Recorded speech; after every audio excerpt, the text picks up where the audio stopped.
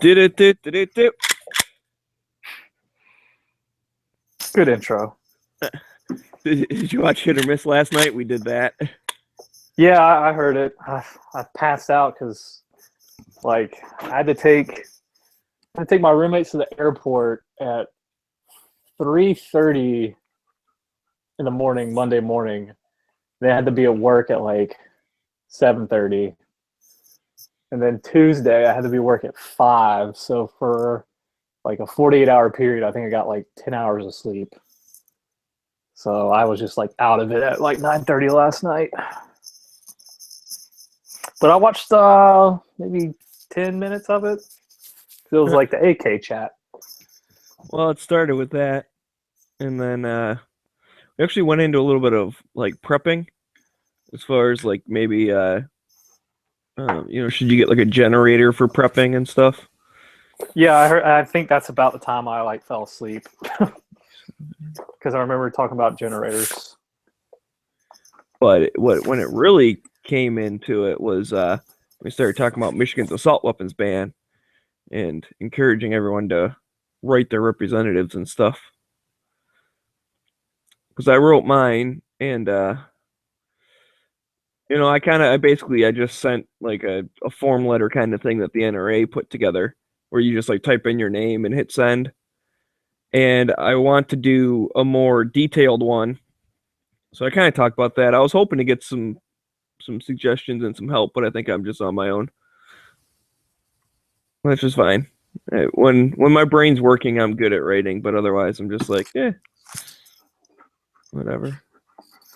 Yeah, I think during Sandy Hook, I did one of those draft NFA, or not NFA, NRA letters, but then I think I actually emailed the two of my senators, and Richard Burr, he was in there at the time, and I think Elizabeth Dole was in there, maybe. No, it was Kay Hagan. So I knew she would vote on any, proposal, but Richard Burr wouldn't, but I still wrote them both. And then one of them actually responded to me. I'm sure it was an auto response, but he was the only one that actually did it. Right, and that's what I got back was it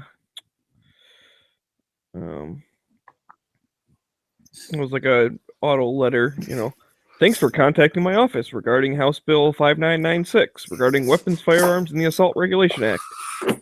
Blah blah blah. It's got some stuff about it. It says it's in the what did it say? It's been referred to the Committee on Criminal Justice, where it'll receive thoughtful deliberation and discussion. Should this bill come to the House floor for a vote, I will be sure to keep your concerns in mind. Your insight and feedback on these very important issues and topics in Michigan are helpful for me while I am determining how to best serve you and other residents. Thank you again, blah, blah, blah. That's great.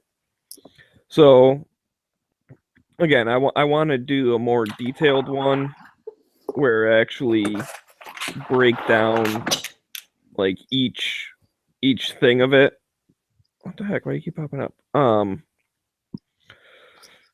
And then just kind of, I'm thinking of doing something, because I've mentioned this before, the whole yes, I believe, okay, shall not be infringed means shall not be infringed, that kind of shit. But at the same time, when you start saying that kind of shit, Second Amendment's for killing tyrants and blah blah blah, they don't listen. Yeah. So. Yeah, they definitely don't want to hear, the government people don't want to hear that you need guns to forcibly remove them from office, if need be. Right. So I'd rather just explain why the things are ridiculous. And one of the things in there is keeping a spent shell database or whatever, which I know other states have done and have scrapped because they're we don't solve any cases with it. So why, how much money it's going to cost to task the state police or whoever with this thing that does absolutely nothing to help. So it'd be nice to get some data behind it and prove that it does absolutely nothing to help. Because the way I look at it is, if it does come up for a common vote or whatever, if they have discussion on it, Like maybe she'll speak up and be like, I actually just recently found out that they spent millions of dollars and never solved a single crime in the other state. So why should we do it here? Like Michigan's bad enough with their money and shit, dude. Like we're just starting to kind of get back on track. There's no reason to like waste a bunch of it again. Yeah, I think when I wrote the Sandy Hook, Military Arms Channel did a video saying like Feinstein. I think it was Feinstein's like bill exactly like what would happen. So like, I put that examples of that in my letter. I was like, if you have an AR-15, she wants to put that on the NFA. Like, how many millions of people have AR-15s, have pistols that can take a high capacity magazine? Like, it would take years for the ATF to approve all that shit. Not including how expensive it would be. And how pointless it would be. Oh yeah, it's absolutely pointless. It's like what 400 people are killed every year with long guns. It's like 3 something. It's not even. It's like 380 or something. And other than like a really bad Orlando or Sandy Hook, I bet like 10 of those are from like an quote assault weapon. Oh, exactly. Yeah, and that's I guess it's in the thing, but like in Michigan, it goes down to like whatever. There was like 12 people or something that were killed with a long gun. And so like as far as when you look at the state level, like I bet you, I don't know what, even if you round up and say they're the majority, that's still like 6 or 7 people. I mean, maybe it sucks, but that could be, 1 incident or 2 incidents or something. Like, what the fuck, dude? You're never gonna stop that kind of stuff. No. In fact, the worst school killing to date is still in Bath, Michigan, in like the 20s or something. Oh, the guy caught the school on fire. Yeah, he caught the school on fire and locked the doors from the outside. Yeah. So we've had bad things. It's the worst school killing ever, but he is a crazy person. I wonder what Dead Horse is making. At first, I thought it was a patch machine. I was like, "Oh, is G-Webs in here?" No, it's a 3D printer. Yeah. You can see all the goop. Yeah, like every time I, try to explain something to my parents, because my mom's like wicked anti-gun, like doesn't, can't fathom why anyone needs not only like an AR but just a gun in general. And I was like, Mom, if you take all the deaths from so-called assault weapons, it's probably like 20 or 30 on average per year. And she was like, well, would you rather not do anything at all? And I'm just like, no, but I'd rather not pass a law that's not going to do a damn thing, that just has some ulterior motive behind it. Like if you're going to pass, like we have enough laws already. If you're going to pass a law, make sure it fucking works and it doesn't infringe on someone's rights. Right. Yeah. If you want to do something, okay, well, increase mental health and, try to improve impoverished areas and, do all sorts of other stuff. Maybe keep people locked up for a little bit when they do something wrong. Yep. So it's like there's plenty of things you could do, but banning one of the most common freaking guns in the country isn't going to help. Because that's the thing. Even when someone does use it poorly, okay, well, there were millions of them that didn't kill anyone today. Exactly. So 1 out of a million, like that's obviously people are able to own them and be responsible with them. Yeah, it's like I have one sitting in my safe and it hasn't killed anyone. It hasn't been pointed at anyone. It hasn't doesn't leave that safe unless I physically take it out of there.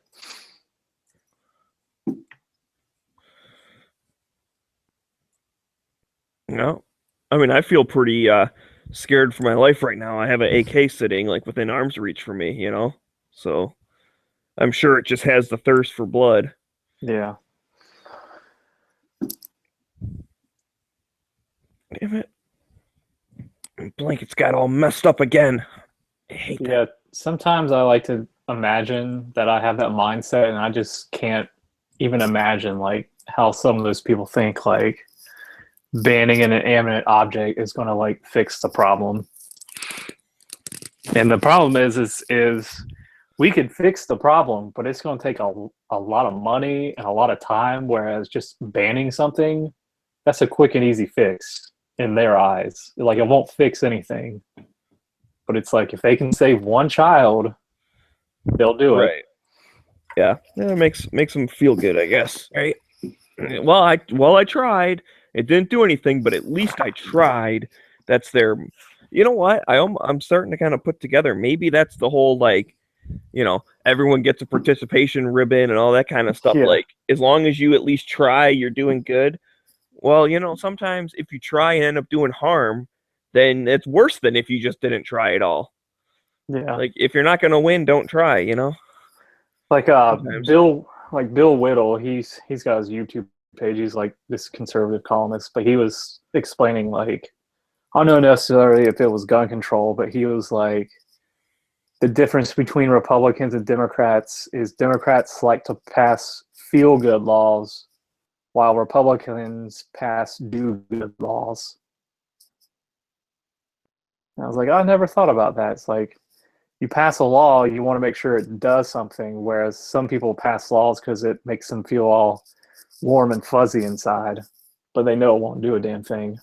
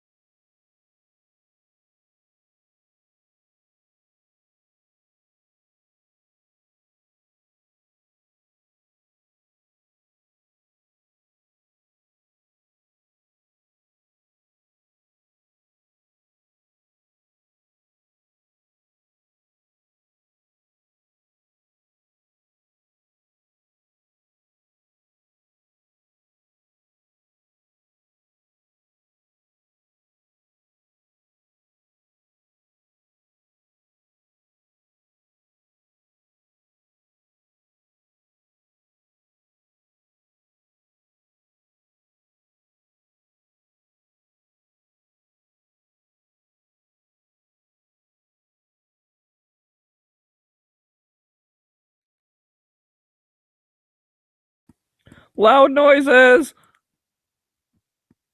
Did I startle anyone? No, I was just about to type in the chat. I'm gonna need another beer if I'm just gonna sit here and mumble to myself.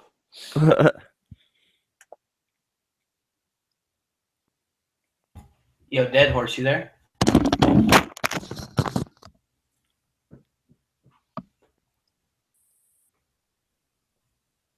Caballo de Muerto, you there?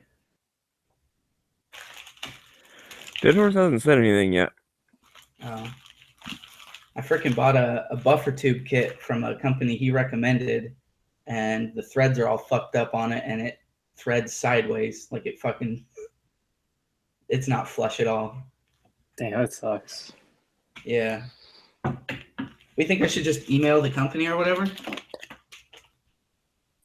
You should pull a Flippy and see if you can get some free shit out of them. I don't want free shit. I just want the shit I paid for. See, that's the right response. Not the, oh, whoops, they accidentally sent me 2 things. I'm just not going to say nothing and keep the extra. Yeah, I told Flippy to do what was morally right in that situation. But how do you do something morally right when you don't have morals? Well, we all told them the right morals. I was about to say the same thing. I don't know. We might have guilted him into doing it. He hasn't mentioned it He did recently. the right thing, though. I worked with a guy that he got one of them Jimmy Buffett margarita machines, and it like broke down on him. So he emailed the company. The company was like, "Oh yeah, we'll send you a new one right away." And then he took the broke one back to Bed Bath and Beyond and replaced it. So then he got 2 free margarita machines. He was like, "I don't feel bad at all," and I'm just like, "That's because you're an asshole with no morals." I'm okay with that because fuck Jimmy Buffett. What dick. Son of a bitch, motherfucker. Yeah, Dude, all of his songs sound exactly the same. You mean I mean, it doesn't matter. They all sound exactly the same. is that Pina Colada Berg? Yeah, I don't know, man. But I was out sailing, and it was like a 3-day regatta, and this dude had a CD player in his sailboat, and like, I don't know, let's say it was a 9-disc CD, 8 of them were Jimmy Buffett. And I was able to like convince him to put one of my CDs in there. I'm like, please, you're killing me. Like, can I just put one CD in there? He's like, okay, fine. So I ended up having like kind of like a mix thing. So I figured that way I'll get the best, I'll be able to hear a little bit of everything. So, and it wasn't anything super bad. I mean, it was like Metallica and I'm trying to think what the hell else was on that CD. Probably some Disturbed and I don't know, like Linkin Park and Green Day and shit. I mean, it wasn't all like crazy stuff, but he's like, oh my god, oh Pantera, that was on there too. But he's like, man, it's such heavy metal, it was crazy. I was like, dude, you're old. You need like a death metal CD, so when like the seas get rough and you're like fighting for your life. Yeah. It would have been cool if I would have had the Metal Apocalypse, the Death Clock CD. Because that's got the go into the water, live there, die there. So yeah, that'd be a good one for a sailboat. Like, yeah, just go in the water and like die there. That sounds good. Is it a nice sailboat or just kind of a cruising around like the waterway type? It was more of a cruiser. It was a 30-foot Islander. So it had like the cabin, the space to live in and whatnot. Yeah, it was 30 foot, so it's not crazy. I mean, it's not a little small one, but it's not big. It was fun. Like I said, we were in the cruising class like of the race. They have all the different divisions or whatever. So ours was like, you get the most, and every boat gets like a certain number of points. It's like the handicap for golf, right? I mean, you get like certain points on your time, and then you all start at the same time, and then whenever you cross, that's the end time. And then you subtract off like 30 seconds or a minute or 2 minutes or like whatever it is. And it's well, there's two different ways of scoring. It's time over time or time over distance. So time over distance is like every mile you get 30 seconds or something like off your thing. And then the other one is like for every hour you get like a minute off your time. So that one is kind of weird. There's a debate on which one's better and whatnot, but I don't know, it gets kind of crazy. Or sometimes you're like, if it's a really fast race, like the wind's going crazy and you actually do really well, well then you don't get as much of a handicap, so you end up like losing. Whereas if you would have taken longer, like if everyone took longer, then you would have gotten more time off your time and you would have like passed the guy in front of you, so you would have won. It's kind of crazy. But it's fun, dude. I like sailboat racing. I haven't done it in a few years though. Was this on one of the Great Lakes? Yeah, well normally we race on Lake St. Clair, which that's not really a great lake. It's like the lake in front of the start of the Detroit River. But then the one that was a 3-day regatta was down in Put-in Bay, which is a bunch of islands off of Ohio. And so you race all during the day and then you come in at night and the whole island is pretty much bars. Like that's all it is. There's like a little park and there's like just a row of bars that like make an L shaped. Like that's it. That's all that's on the island. What else is there to do on an island like that though, other than drink? Right. Yeah, their whole thing is tourism. I mean, they have a big shuttle that comes over from, the Ohio coast. I think it's pretty cool. But so people will come over and like party all day and then go back. There's always boat stuff like that. When the sailboat thing was finishing up, the motorboats were coming in for their week-long thing. And apparently the motorboat people are like way more partiers than the sailboat people. What's the island in Michigan where there's like no cars allowed? It's a huge tourist destination. Oh, Mackinac Island. That's it, yeah. That's between like the lower and upper peninsula. Yeah. Yeah, they make fudge there. It's like world famous. Mackinac Island fudge. Fudge cakes. Hi guys. Hey Knives, what's up? You heard fudge and you just had to run. Chocolate fudge. So I'm not a big fan of like stuff that's super sweet like that. It's just too sweet for me. Yeah, I don't like sitting down with like a chunk of it. Like, okay, I'm gonna like eat this chunk of fudge now. Like I'm with you. That's too much. But I can take like a sliver. There was That's it. ice cream that was Mackinac Island fudge, and that was like one of my favorite flavors of ice cream. Because then it was in like what do you call it, like liquid form kind of stuff. That was good.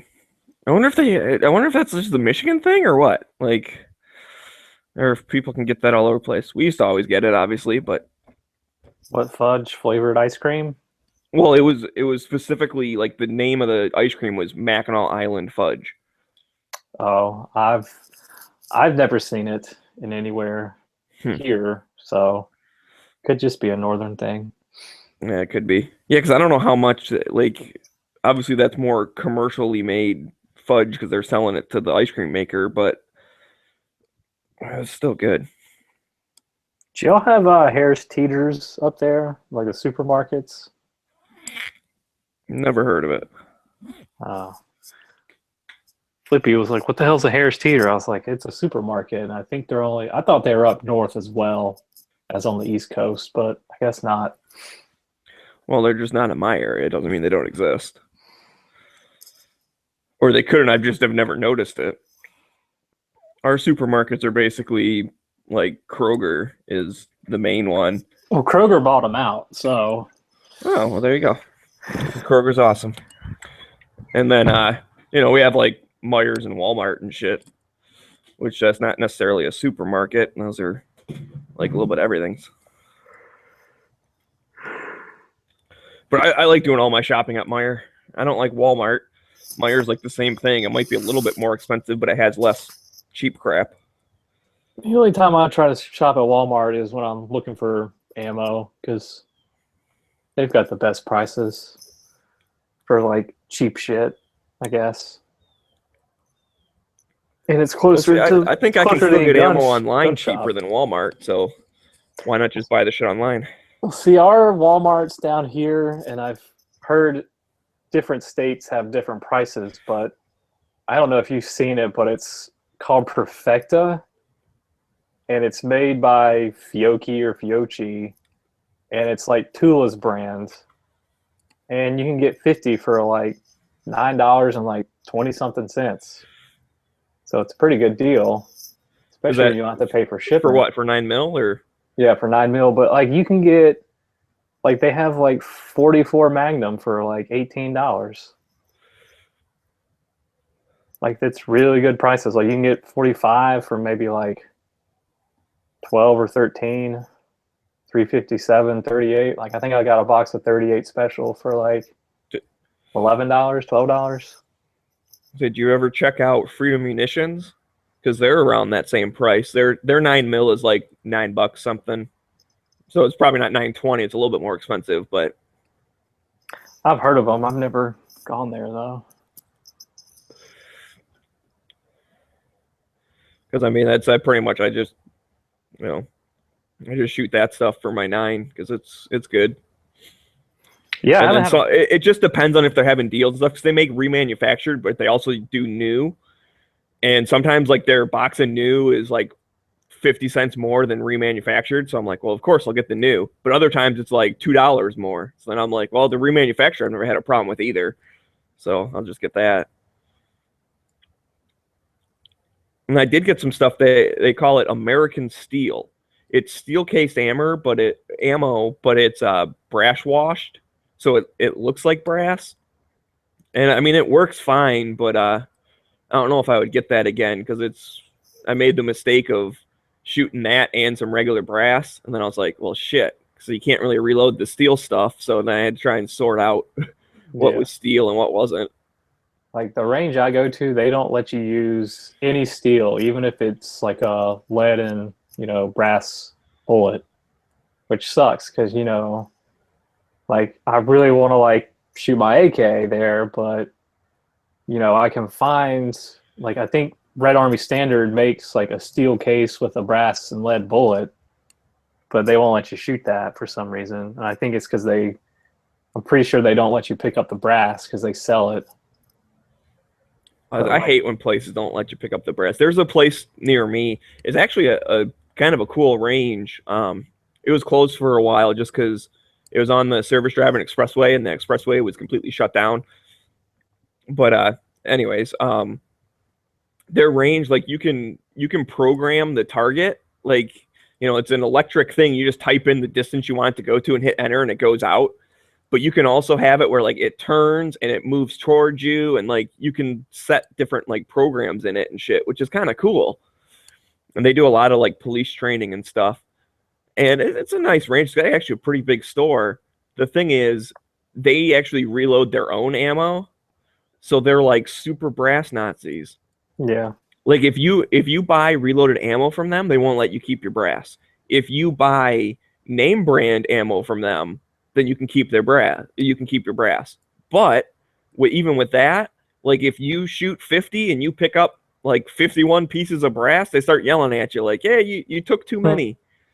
I've never had them like count specifically, but I was scooping up a whole bunch of shit that was flying over into my lane. Basically, the way I look at it is like you're supposed to clean up your area before you leave, right? Well, my version of cleaning up my area is picking it all up and putting it in my bag.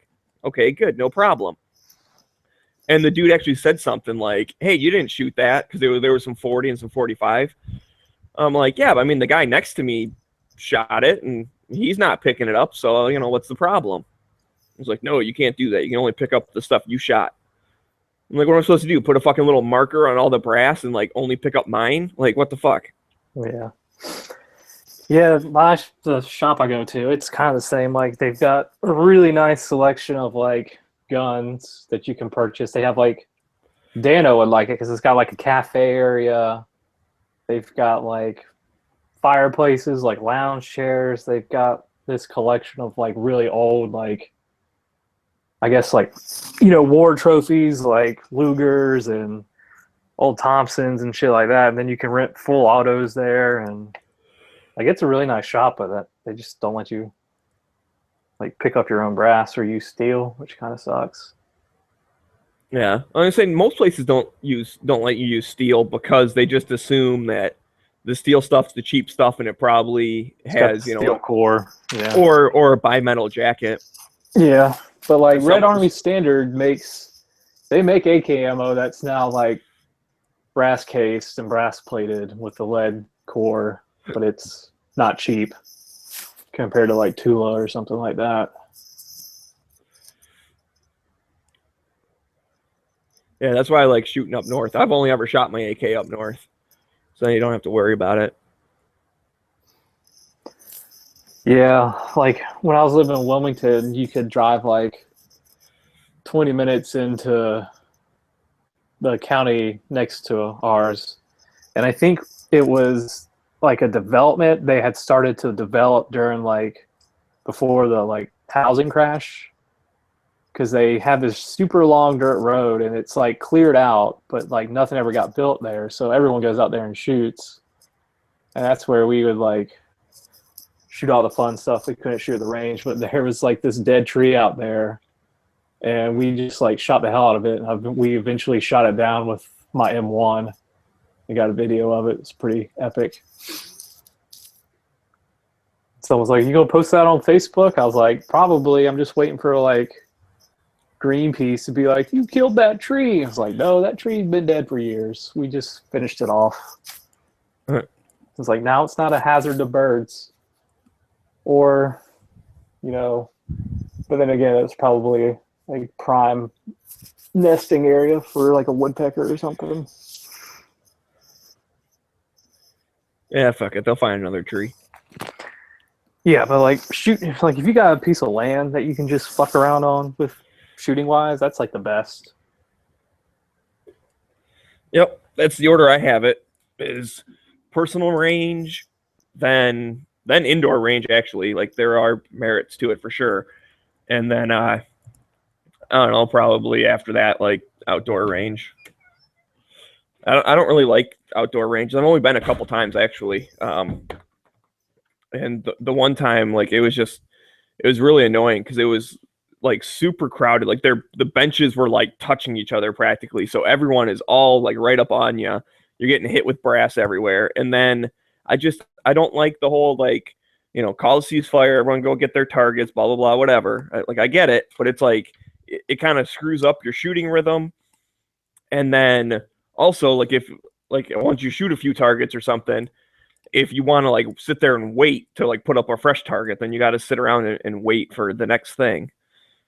So, especially because I really like I'll shoot a little bit and then go check my target, then shoot a little bit, check my target, shoot. I can't see very good, so I need to like walk up to it to see it. So up north, I'll shoot a magazine and then okay, let's go look at it, and then come back, shoot another one. Okay, let's go look at it.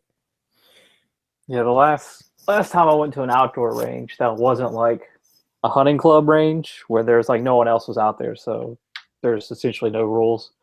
Like I was doing like a mag dump in like my Ruger 1022, and like the range officer came up and was just like, "You're shooting too fast." I'm just like, it's a 22 LR. It's not gonna like fly out of my hand and like kill somebody.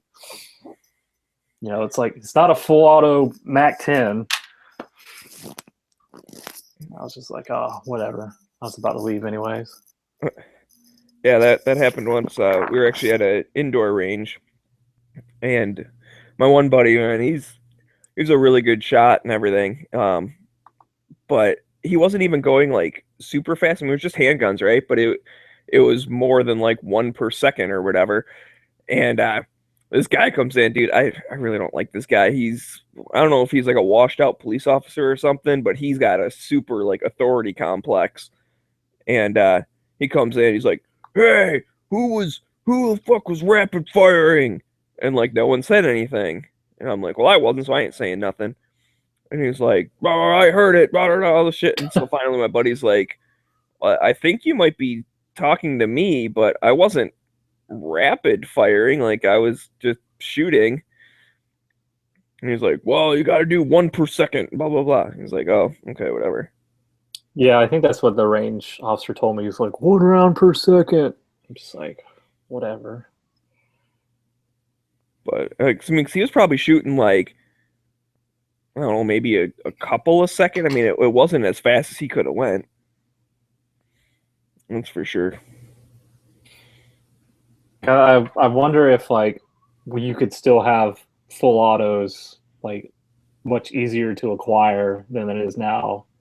If like a lot of like ranges would be like semi-automatic only, no full auto. Because like every range I've ever been to, it says like no bump firing, no bump stocks, no anything fun like that. Yeah, I don't know. I think some might and some wouldn't. Because, I mean, there are some ranges that rent full auto. So they're obviously okay with it. Yeah, like So you would just get that. You get some ranges that would be semi-auto only, and you get others that allowed, full auto. And I think that the ones that allowed full auto would just have more business. like the I'm okay, range. run your range however you feel like, but you know what? There's actually a specific reason why I don't go back to that one. One of them, the one I don't go back to is because they are brass Nazis, and that's annoying. And then the other one I don't go back to often is because that one dude's always there. Like the range that rents our full autos, like because I asked him, I was like, oh, how much is it to rent? He's like, well, it's yada yada per hour. And I don't know if they provide you with at least one mag of ammo or you got to like buy the ammo for it.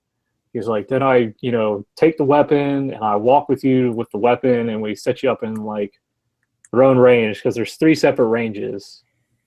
And each one, depending on how busy it is, like 2 will never be used. And there's like one range that's always in use. And he was like, yeah, until you get to the firing range, I can't let you touch it because you don't have like a class 3 and it's an NFA item. I was just like, all right, I understand it's an NFA item. You just don't have to go all like, safety Sally on me, with it.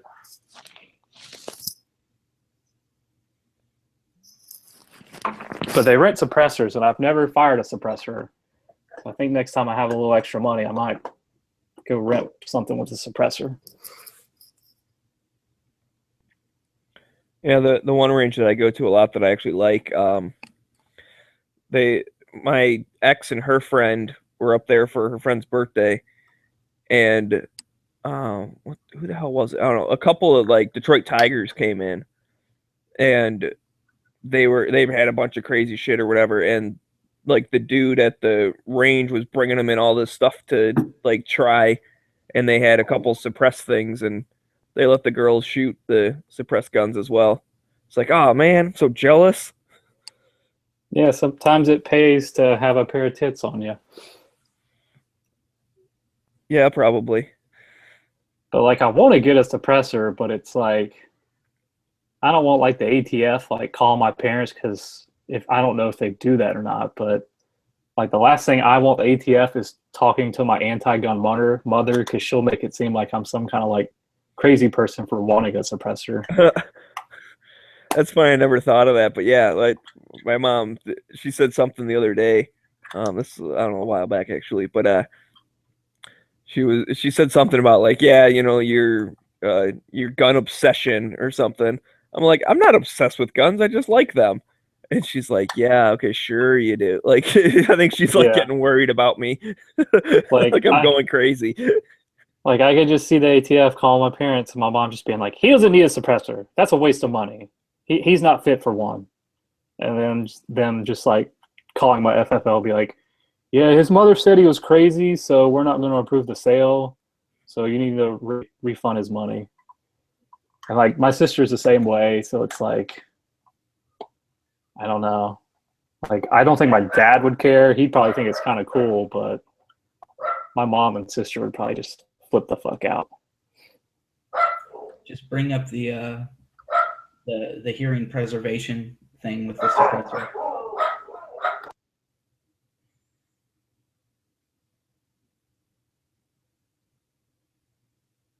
Anybody that hates guns usually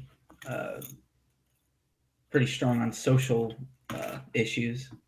Just tell them that you get headaches and stuff, and you're losing your hearing from shooting without a suppressor, and you want to get one for preserving your hearing. Well, there's definitely a case to be made for hunting with suppressors as well, because Yeah, I don't I want fucking one. wear ear protection when I'm out hunting. I No, figure while I'm outside, it's only gonna be one shot, like whatever. I want I'll one just for deal with duck it. hunting. Honestly, like a 12 gauge suppressor, because like that would be great duck hunting because you're less likely to scare off other birds around the area, and you don't lose your hearing for a minute or two. Or just tell them that you don't want the other animals to lose their hearing. Yeah, see, it's all about the animals. Think of the animals. No, I'm just really hoping they eventually just remove them from the NFA because, like, Hollywood's done a good disservice to suppressors, saying like, oh, you put a suppressor on any gun and you can just shoot anybody and no one will hear it.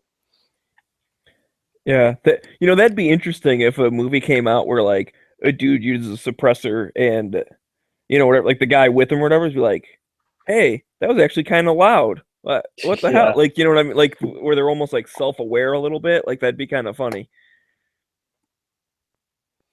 maybe John Wick will do it.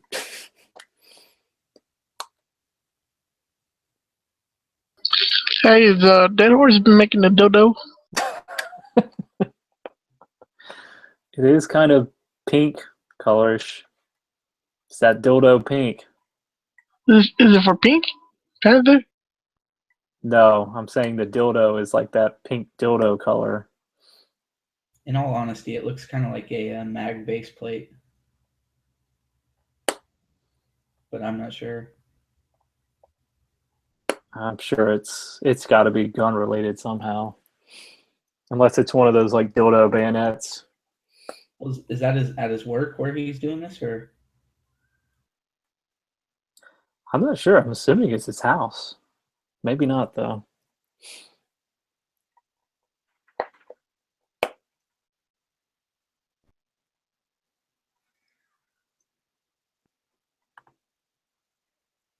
He's building one of them ghost guns, man. We gotta watch out.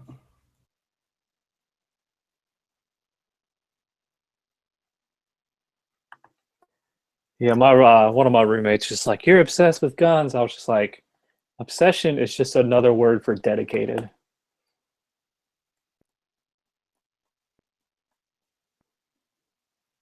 Bitch, you like shoes.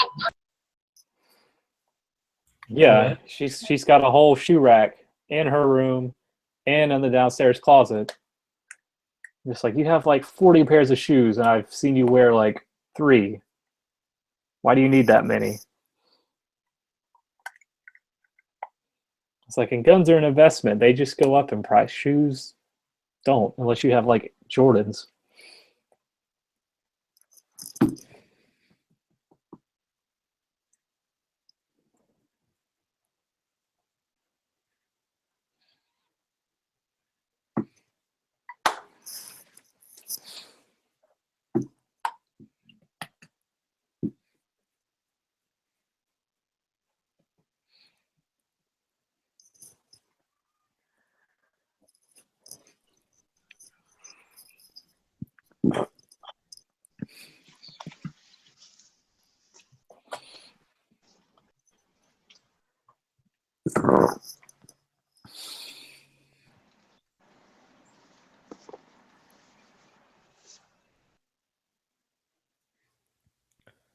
Hooray!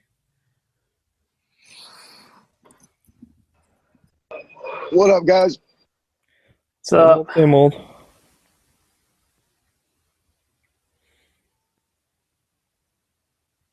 I'm being lazy. Should I walk to the store or drive to the store? Drive, man, drive.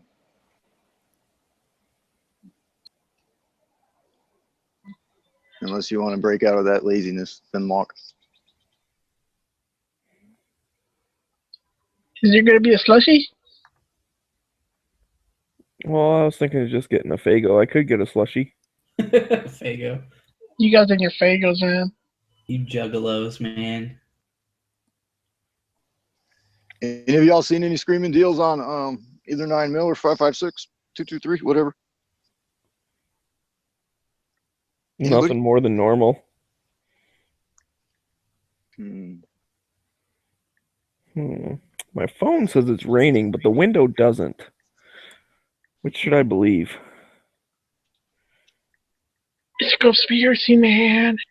Go with the phone, man. It doesn't know. You can't believe what's out in front of your house. Never believe your own eyes, man. Yeah, you got to believe the media, man. Whatever they're pumping out, they know what's best for you, man. Speaking of conspiracies, I keep seeing reports of voting machines like auto-correcting to like Hillary Clinton when people are voting for Trump. Yeah, I seen that too. A video of it. It's rigged, man. It's rigged. It's a rigged system. as You know Al Texas Gore is would gonna say. stay red. I don't know, man. The polls are pretty close. Hell no, dude. They're going that. They're not doing with the machines. So I did see something interesting on the news this morning saying how if Trump wins all the swing states and Hillary Clinton wins all the states that she's projected to win, and that Evan McMullen guy wins Utah, then none of them will have a 270, and it will go to the House of Representatives, and someone will of those three will get voted in. And people are like, the Republicans, they get the most votes. They're clearly not probably going to vote in Trump, so they're like, this McMullen guy could be like the next president if that happens.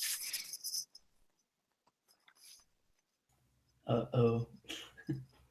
I mean, the guy's like an ex-CIA operative. He's clearly probably got definitely more foreign policy experience than Trump. That name does sound familiar. He's pulling like 2 points ahead of Clinton and like 1 point below Trump in Utah. I don't even think he was on my ballot. He's Saying on like 11 state ballots. Like he essentially announced his campaign when Trump, accepted the nomination at the convention. He was like, well, this guy's terrible, so I'm going to run. And if I can win this one state and throw the whole thing in the mix, it's better than Trump, at least according to him. they're saying if Hillary Clinton wins Florida, that's it. She wins the House. Yeah, I mean, she's got from what I've seen of the map, she's already got 262 electoral votes that are from states that are guaranteed to go blue.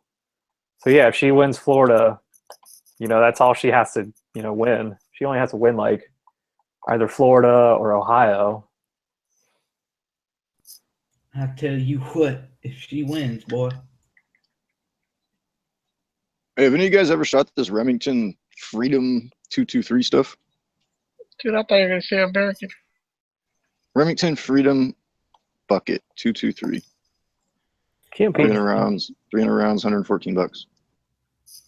It's just range ammo. Why not? Yeah. I'm looking at LAX right now, seeing what the hell they got. What'd you say, 114? I think 113.99. I think I seen 500 rounds for $118 somewhere. Well, shit, where's that at, brother? Let me try to find it for you.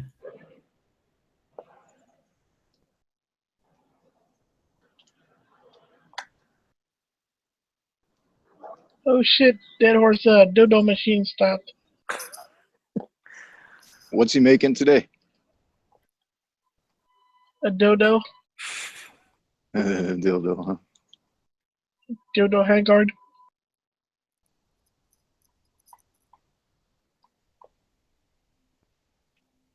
Still ability to shoot out KY jelly.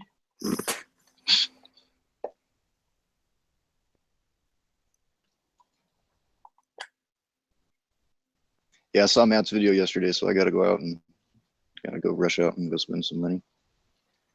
Yeah, my mom's like, "What do you want for Christmas?" I was like, "Well, I want a lot of gun shit, which I don't trust you to A, buy it, or B, know what it is. So why don't you just give me your credit card number and I'll order it?" And she's like, "Okay." So I need to get that number because, yeah, like 13 days, he's still kind of behind in the polls, not looking good unless every poll's wrong. And I don't trust the polls when it comes to that stuff. so I just assume that the day of the election, like if she does win, like as soon as they announce she's winning, shit's just gonna start selling out, if not beforehand. No, I'm still shocked that shit's still out there and available. I know stuff's starting. I mean, when you see good deals on shit, it's starting to be out of stock more and more. But No, should buy I'm stock surprised market. I'm surprised we're not already fucking knee deep in the shit. Well, I feel like I have enough AR mags for like the amount of shooting I do. Like I'd like to get at least 2 or 3 more AK mags and a couple more Glock mags. And I feel like For AR mags, what's your go-to number per gun? I like to have at least 10 per gun. And I think I've got 15 or 16 now, but I've got ACR, so it shares mags. Okay. So I'd like to get at least 20 before the election.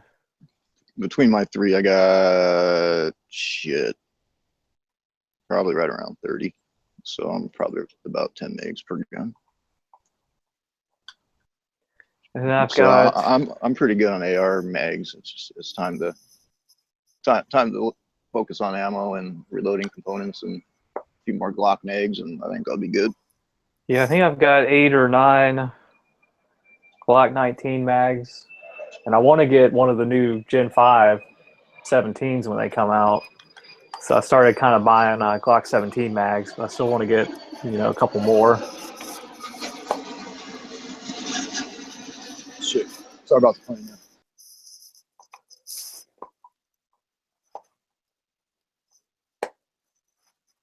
Yeah, I may just go get some of the Magpul Glock mags. I mean, I haven't had a problem with them. Yeah, I've got a couple. They ran fine for me. Like I got one of the 21 rounders a couple weeks ago, and I haven't put many rounds through it, but it shot fine the first time I used it. And it's like those are great range mags. Like I want to use them for like defensive anything, but if you can like save the spring tension life in your OEM magazines and just use the Magpul ones, why not? Right, but I mean, if you had to and you were filling the bag up full of fucking mags and shit hit the fan, I mean, I wouldn't leave those at home. No, you know what I mean? It's not like a pro mag or anything. I know it's going to work. Yeah.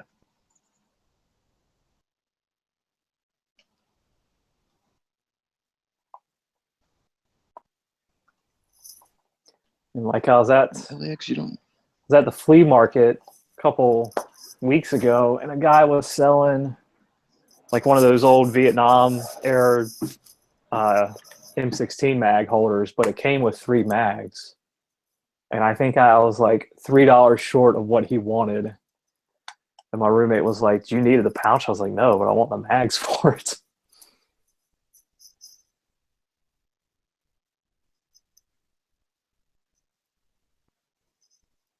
And like I debated about like pulling some money out of the ATM, and then I was like, you know what, I should go buy that. And then by the time I got back over there, someone else had bought it. I was like, well, snooze you lose, I guess.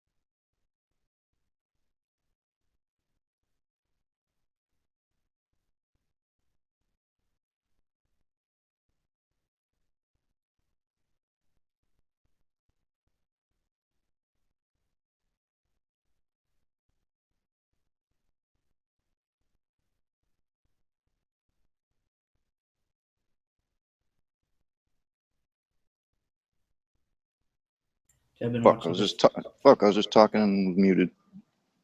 I've been watching the Thunder Ranch defensive pistol video. Is that the 2-part one? Yeah, Yeah, that's in my to watch list on YouTube. it's got some really good information, man.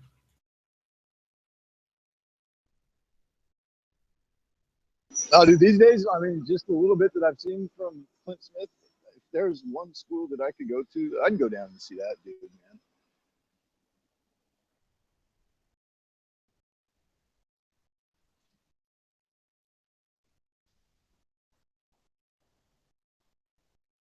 Hell, we were talking about that last night, but it's like if you want to, you got to do it now, or you got to at least get on the list now, and you can maybe go down and see him in 3 years.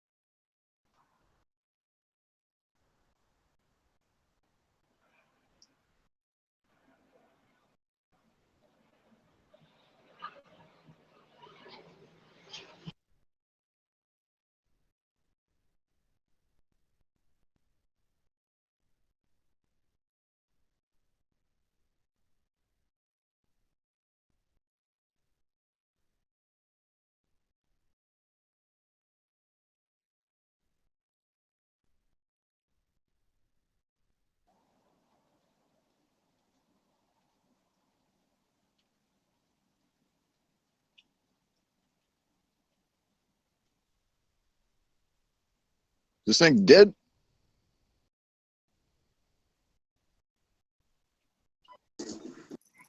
Only if you killed it, man. Oh, well, I didn't kill it.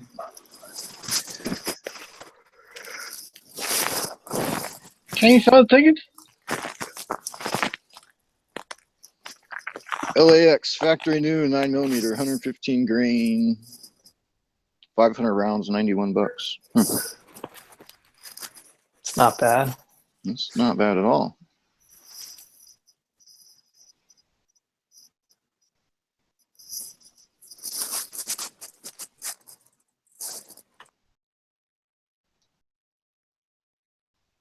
Let me get a couple of them bad boys.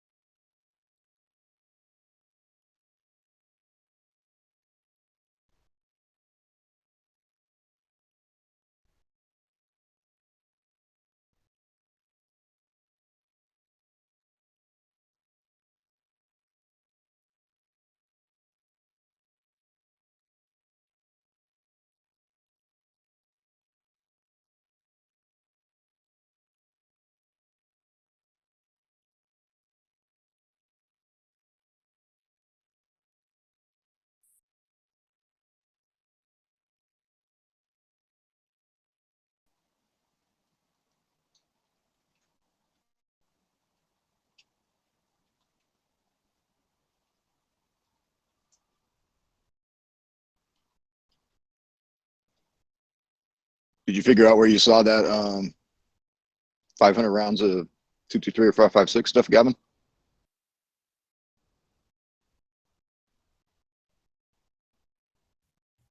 Yeah, it's on a Sportsman's Guide. I'll get you the link here in a second. Oh, cool. Appreciate it.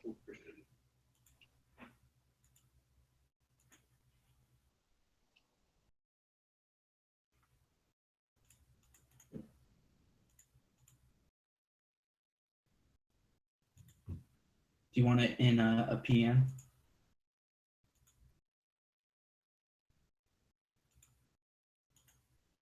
Sure. Either or. You can throw it out in the lobby. And And they got the sweater extra fluffy.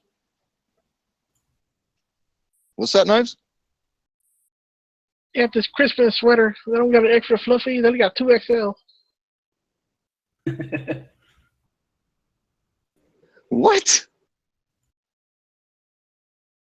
They got a Christmas sweater, and it's only 2XL. They don't got it no 3XL. Oh, you're one of them ugly Christmas sweater dudes? Yeah, I like this one though.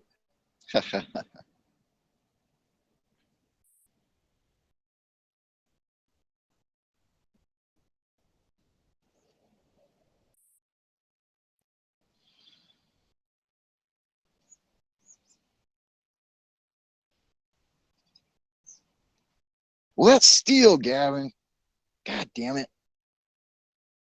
Oh, dude, I got a fucking really expensive AR, and it shoots that shit just fine. Yeah, no, I don't have any problem with steel. I'm a reloader, so I'm not gonna. Oh, I see. Yeah. Really. But if I'm spending money, I would rather spend it on brass so I can at least, recycle that shit and use it up. Yeah. But this one, it's not a bad deal at all. No, it's not, because that stuff, dude, I've shot a couple thousand rounds of that through my ARs, and it's good. I mean, to go, dude. Yeah, if I was going to a training class or something, I would not fucking hesitate to just load up with that shit and go do it,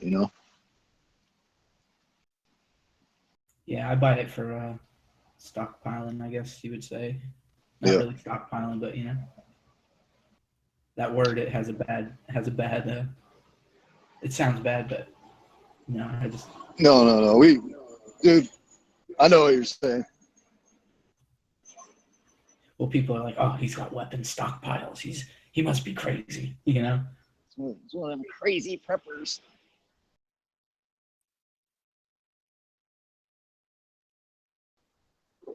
Did prepping for something become like taboo, or being prepared?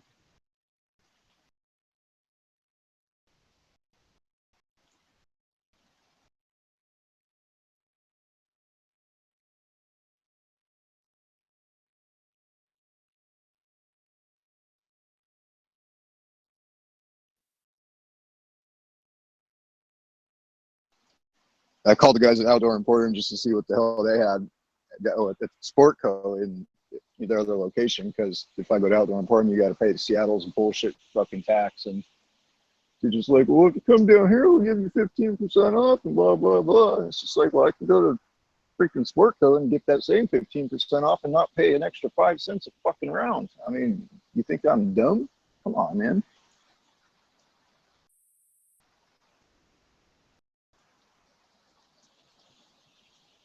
Y'all have an ammo tax? Yeah, Seattle fucking pushed that shit through a while ago. Ammo tax and component, and so every reloading component they're taxing. Yeah. Was that part of the universal background check thing? Yeah, they enacted it with all that fucking bullshit.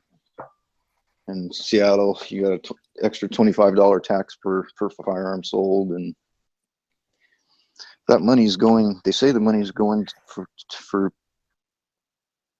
public safety and whatnot. So, which tells you that all they're going to do is take that shit and waste it. Oh, of course. Yeah. That's the only thing the government's good for is wasting money.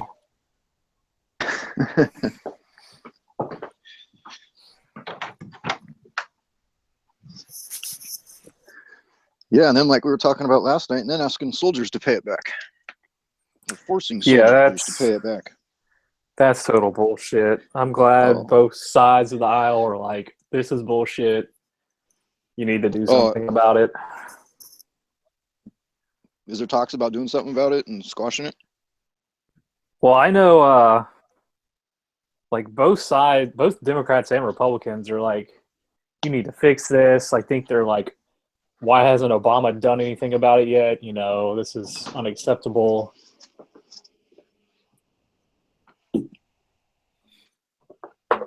Like, I'm surprised Trump hasn't come out and been like, you know what? I'll pay him back. I'll pay the the bonuses. This is what I do. I'm going to do it bigly. Hell, I don't know. He does something like that, he might earn a lot of votes. Yeah, that's why I'm kind of shocked he hasn't done it yet, because they would definitely, like, give him more support. But then when they look at it as then he's buying our servicemen and women's votes. Well, I mean, if Okay. just look at how much, I mean, I feel like the elections are already bought. Oh no, so, shit. I mean, so like, what's the difference just coming out and saying, yeah, I'm buying these guys' votes, or just everyone knowing it happens already? well, what anybody know what the actual number is on what they're trying to get back total out of these guys? Is it like 300 million or some bullshit like that? What are you talking about? What's going on in California? Bonuses. Oh, yeah. So I just read today that the Secretary of Defense told the Pentagon to stop pursuing those. Good. Good. Yeah, because I think it was what they wanted 10 or 15,000 back from everyone they gave the bonus to. Who knows how many thousands of soldiers that was. Yeah. Somebody within the fucking government stood up and is doing something about it. That's I would have actually, take it from the fucking VA's budget that we don't get.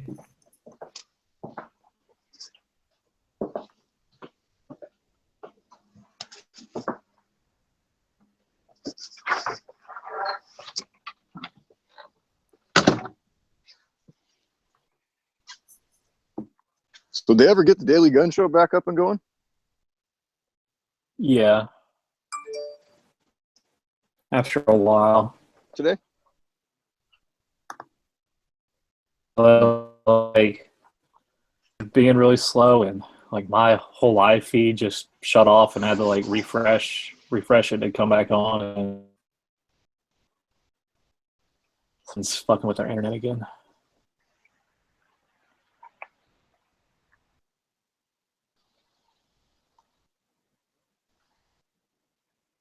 Yeah, somebody was a little pissy, and I thought that someone just pulled the fucking plug and was like, "We're gonna have to have a talk off air." No, I don't think it was anything that bad. I think it's just bad connection. Yeah, it should happen with all this tech bullshit.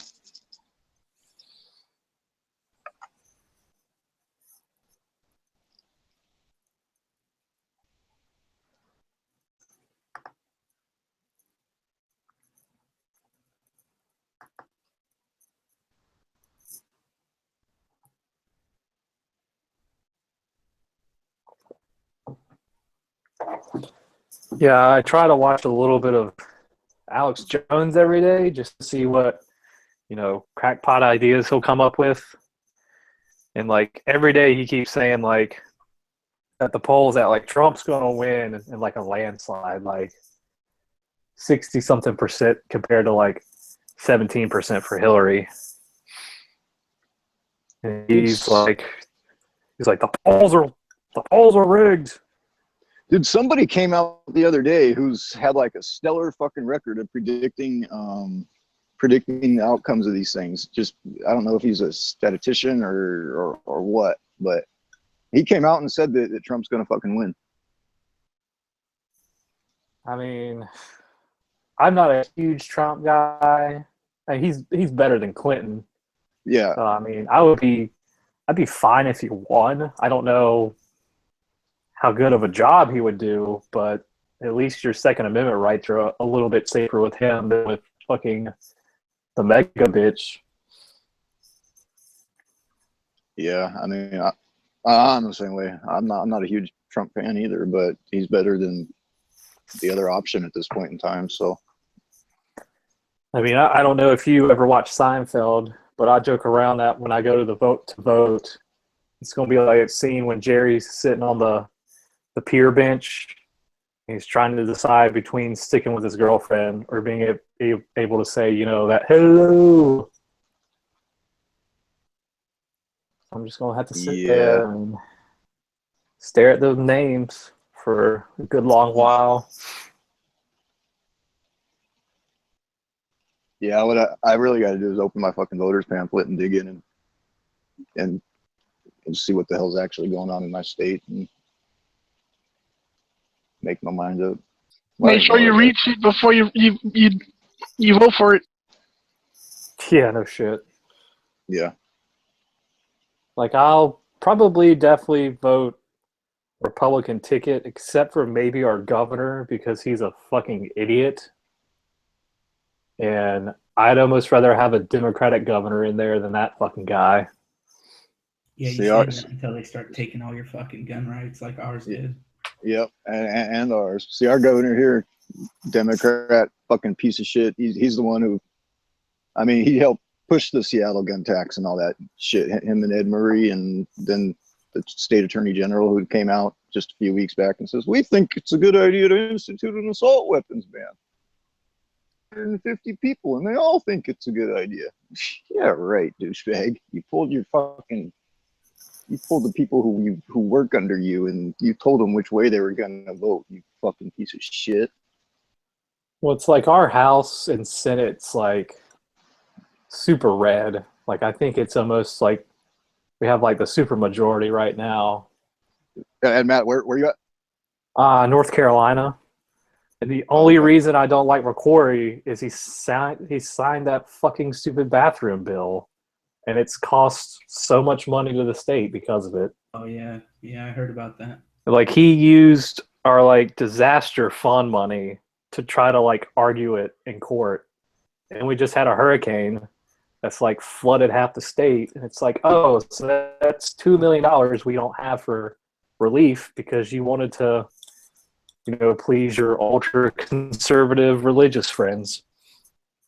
So when that whole bathroom thing, he fought it, and he used that money to fight it. Is that what happened? Yeah. Like the bill, it's like not just the bathroom bill. Like, he made it that you can't use, like, if you sued your employer for like discrimination, you can't do it through the state judicial system. You have to do it through the federal judicial system, which takes forever. And I don't think they hear every case. And he did something else that was just really fucking stupid. And of course, you know, any band or celebrity that's Democratic has essentially said, we're not going to come to your state to do any shows. All these, like, PayPal is going to open up like some kind of center and bring in like $200 or $300 million worth of revenue, and they pulled out because of it. I mean, I think I read somewhere that it's cost the state like $700 million in lost revenue. Yeah, that's no good. And then he also killed the film industry before he signed HB2 in. So that killed a lot of jobs too.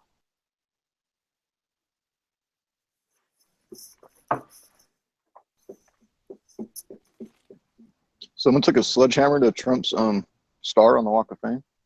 Is that what I just saw here? The guy was talking on the news and shit, saying he did it. Jesus Christ. He said, I'm gonna have more wool in back of me.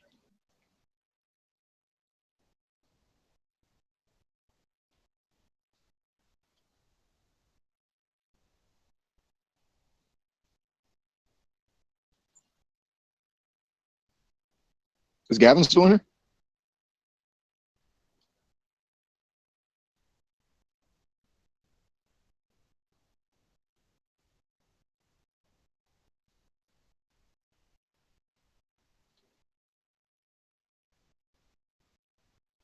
I'm looking in the lobby, and I was gonna buy one of these things that Dead Horse was talking about the other night, the Delta Force Tactical buffer tube and stock.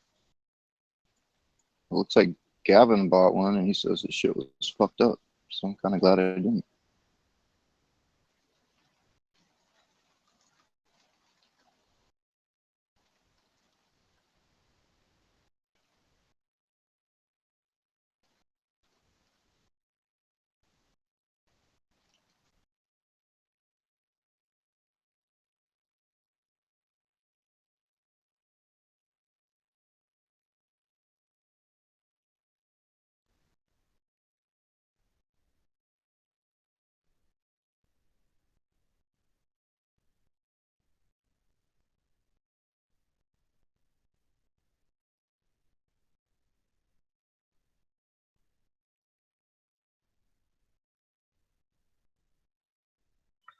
Oh, wee ho, ho. What? Dead Horse is hooking his dog up with a plate carrier?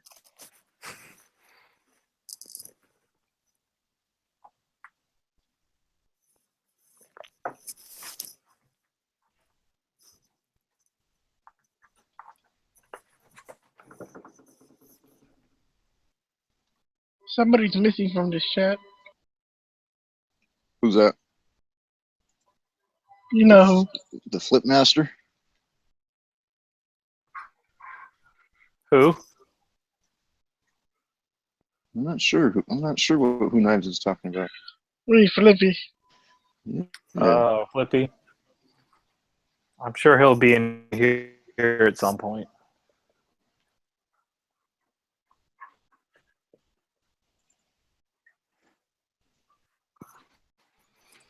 Yeah, I wish Flippy would be in here when Mika comes in here again. That shit was hilarious. I can't believe that lasted like for 2 hours and 34, 36 minutes. Where I don't know. I know I've heard about this, but was this the Are You Even Real guy? Yeah. Okay. Essentially, this Mika guy just doesn't think Flippy owns any guns, and he's just total bullshit. So then Flippy was texting Heavy, and so Mika was like trying to get Heavy to text Flippy to send Flippy a picture of his gun, so then Heavy could like show it on the screen, and they're all just fucking with them. They're like, I'm not gonna do that. Nah, he took a picture of him giving the finger with his big ass screen. Who, Flippy did or Heavy did? Flip it, then he sent it to Heavy. And then like man. DB there's came good- in here and I was dying laughing No, there's good shit that goes on in these chats, man. because there'd be like a 30-minute period where like Mika wouldn't say anything, and then he would get on there and be like, you know, it's like, I don't think the panda has any guns.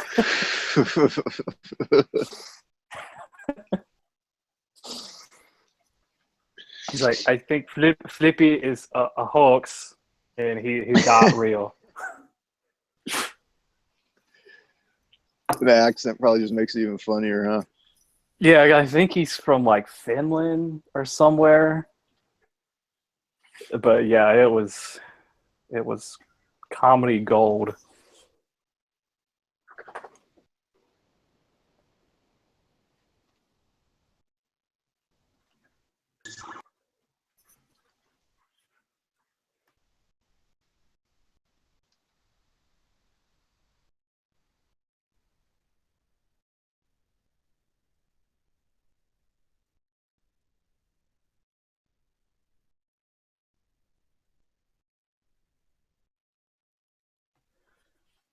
Like it was just one of those epic lobby chats.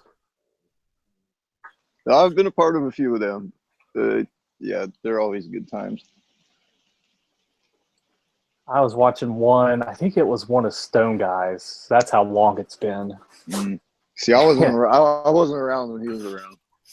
And they Tack Daddy was on there, and they were talking about that Farmers Only like dating website and just how ridiculous it is. Well, Tack found this commercial of this furniture store in North Carolina called the Red House Furniture. And it's just like, I think it was like some film students' like final project or something. But I thought Statham was going to have a heart attack because he was laughing so much at it. But it's like this furniture commercial, and it's just like, this couch is perfect for a white person or a black person. And it's just like, my name is Johnny, aka Tin Gauge, and I like bass fishing, hunting, and extending credit to all people.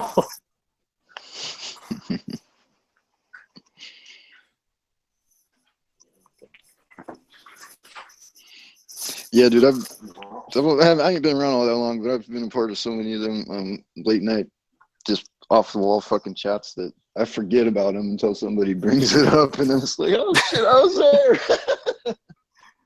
Yeah, I haven't been on gun channels that long, but I've been watching those guys on YouTube probably when they started doing, like when Google started doing the live chat or whatever, and they started doing it, I started watching them. So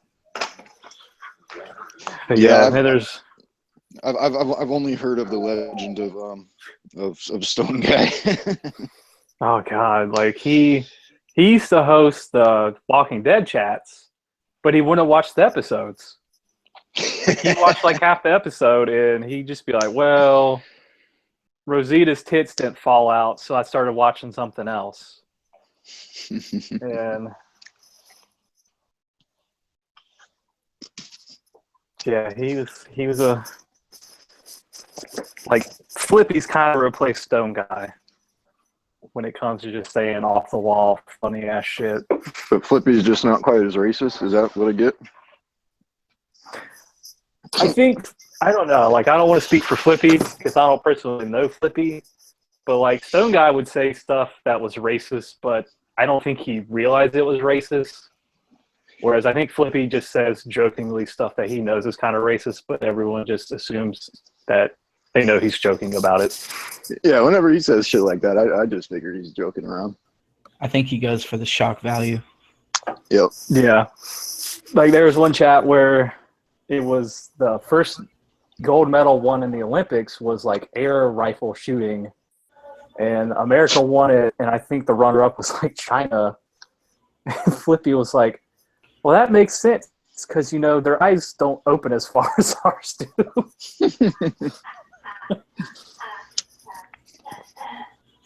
Well, I Hey, did. Gal. Oh, my What? bad. No, go ahead.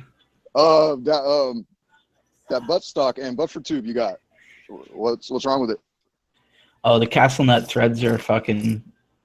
They start too early, so when you thread it on, it goes kind of not cross-threaded. Like it'll thread all the way, but it's canted. So like when you go to tighten it up against the receiver, it's one end is touching the receiver and the other end's about 1/8 of an inch off the receiver. Oh fuck, that ain't good. No, I emailed them. So, dude, is it the actual threads on the castle nut or the threads on the? No, I checked it with 2 other buffer tubes. Mm. Yeah, because I ordered 2 kits from them. Right. And one of the castle nuts is fine, and the other one is all wonky and shit. Mm. It's an honest mistake, you know, and I'm not in any rush to finish the build. So it's not something that I should worry about if I'm going to buy one or two. Just give them a shot. Honestly, the one that I did install fully is fine. I noticed For the price. the actual buffer, they didn't put any. I don't know if you can hear this. Can you hear that? Yeah. Yeah, so that's the buffer inside, and usually from what I've seen is they'll have the little weight, whatever it is, be it lead or whatever's in there, and then they'll have like sand or something in there to dampen the sound. And these ones don't have it, but I mean, like I said, it's not a big deal to me. Because if that started to bother you, you could just you could just buy a PCM buffer or some bullshit and throw it in there. Yeah. It'd be good, right? Yeah. I just really hope if I ever run with it, that noise doesn't piss me off. Well, But, I mean- even when you're shooting and shit, you still have buffer tube noise. I Yeah. mean, that's what. Yeah, like in the Marine Corps, all those M16s, you can hear the buffer cycle, and it, like when you're shooting, because you have ear pro on, but your cheeks on the stock, all you hear is shishing, shishing, shishing from Yep. that buffer cycling and shit. It's like everybody's like, man, are those M16s loud? I was like, I don't know. I just hear the buffer tube all the time. Yeah, when my first AR when I got it and started shooting it, it was different to get used to because I was out shooting my mini all the time, and you have that M1 Garand style action, and you get the little ping and all that, but it's up front in the receiver, and then when you load up an AR and do that, it's just right there, right by your ear, right on your cheek, and Yeah, I mean, it don't bug me. nah, it don't bug me either. Different weapon, different system, so It's just a sound of freedom. there you go. No, I emailed them. I'm pretty sure they're gonna get back to me and fix it. I mean, it's like a $5 part. You ordered that was that late last week or early last week? Thursday last week, Uh, and it just got here. That's pretty quick. Yeah, they took 2 days to ship it out though, which was weird because Dead Horse says they always do it same day or the next day if it's late in the day. He knows Edge though. Oh,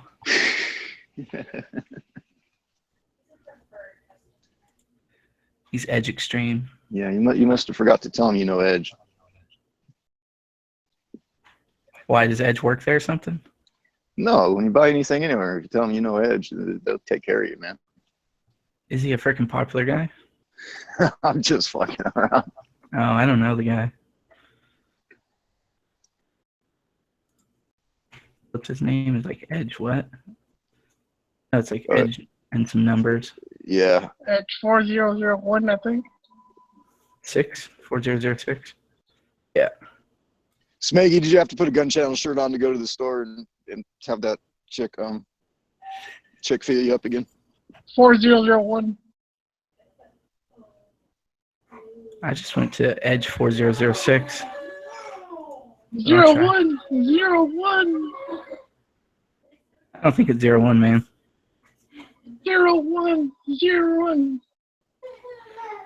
So confused. No. Did the bitch come out of the closet? What?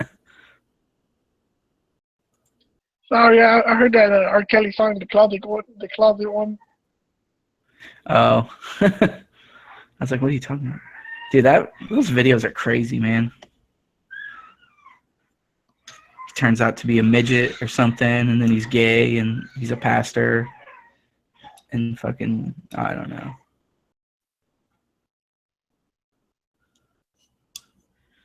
R. Kelly, that's one fucked up dude. Yeah, I liked him better when he was singing back in the Space Jam days. Before he was pissing on old girls. Yeah.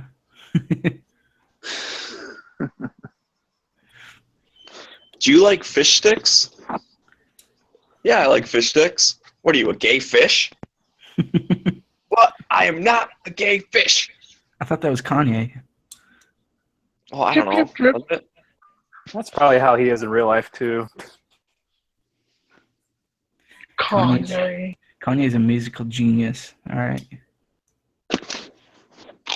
He's just a whack job. Yeah, but what famous artist isn't? Yeah, true. Fucking motherfuckers cutting their ears off and shit. Cutting their ears off. What's his name? Van Gogh? Cut his ear off for a girl or some shit? Like the painter Van Gogh? Yeah. I don't know. The dude has talent, but personally, Kanye West is a dickhole. But it's always like, like look back into school, the really artistic people have, not so good social skills and all that shit. That's true. I mean, I'm by no means on Kanye West's jock about it, but I mean, some of his music is really good, you know. But personally, he's a fucking psycho, a little weird, and a little into himself. But I don't know. I'm sure Albert I'm feeling Einstein wasn't. myself. Who's that, Mac Dre? Oh, the Fizzle dance. Distance. You're not Bay Area. I lived up in Sacramento for a while. Oh, Sacktown, baby. The Ville. You're Long Beach, aren't you? Yeah. Yeah, buddy. Sublime, huh? You listen to Sublime a lot? Yep. Dude, Long Beach has a lot of good. I don't cry when my dog runs away. Don't get angry at the bills I have to pay. I remember reading something that Cameron Diaz went to high school with Snoop Dogg in Long Beach, and she used to buy weed off of him when they were in high school. Probably high school.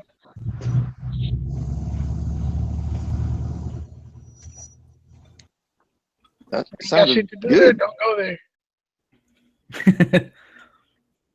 That's like any neighborhood. You shouldn't be there if you ain't fucking got a reason. So I waited too long to go to the store because now the phone was right and it is raining. So I was about to walk, but now I guess I'm going to drive. So what have you been doing this whole time? Fapping. Yeah, dude, I thought you were gonna go do that like an hour ago. Put your phone on your booty call. And I'm coming to bus. Hey, Matt, where at in North Carolina do you live? I live in Durham now, but I'm originally from Jacksonville. Damn, I was stationed in Jacksonville for like 6 months. I was going to ask if you were stationed at Camp Lejeune. I was in New River for my schooling. Oh, nice. Yeah, that town kind of sucks, man. Oh, God, it's terrible.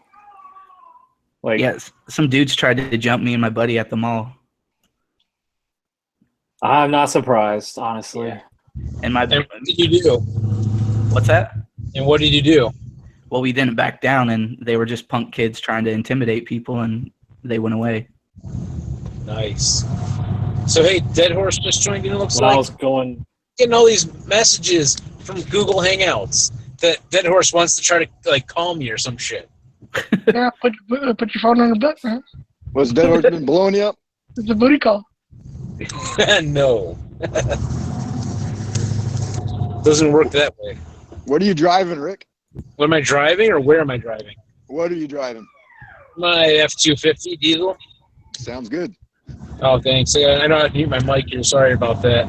No. It sounds good. I'm just stuck in friggin' traffic. And I kept getting those notifications. I'm like, you know what? I'm going to go see what the hell's going on in gun channels on my drive home. You ever change the spark plugs on that thing? Ha ha ha ha ha.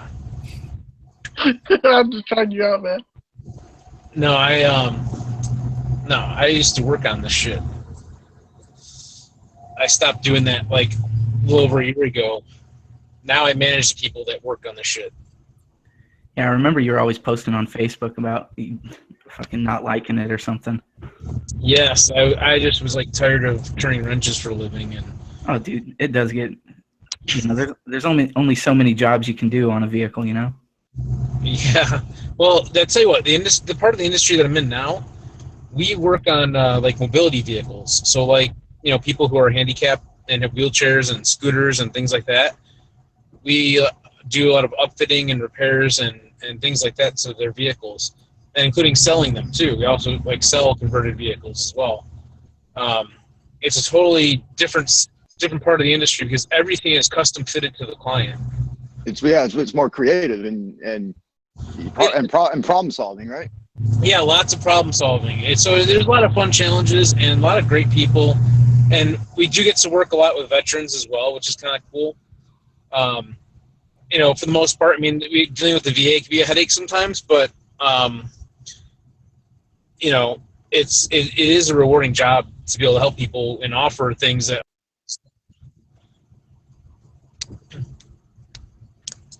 So, Yeah, totally. That sounds like a cool part of the industry to be in. yeah, it was kind of, As opposed to being a technician and turning wrenches all day. oh yeah, absolutely.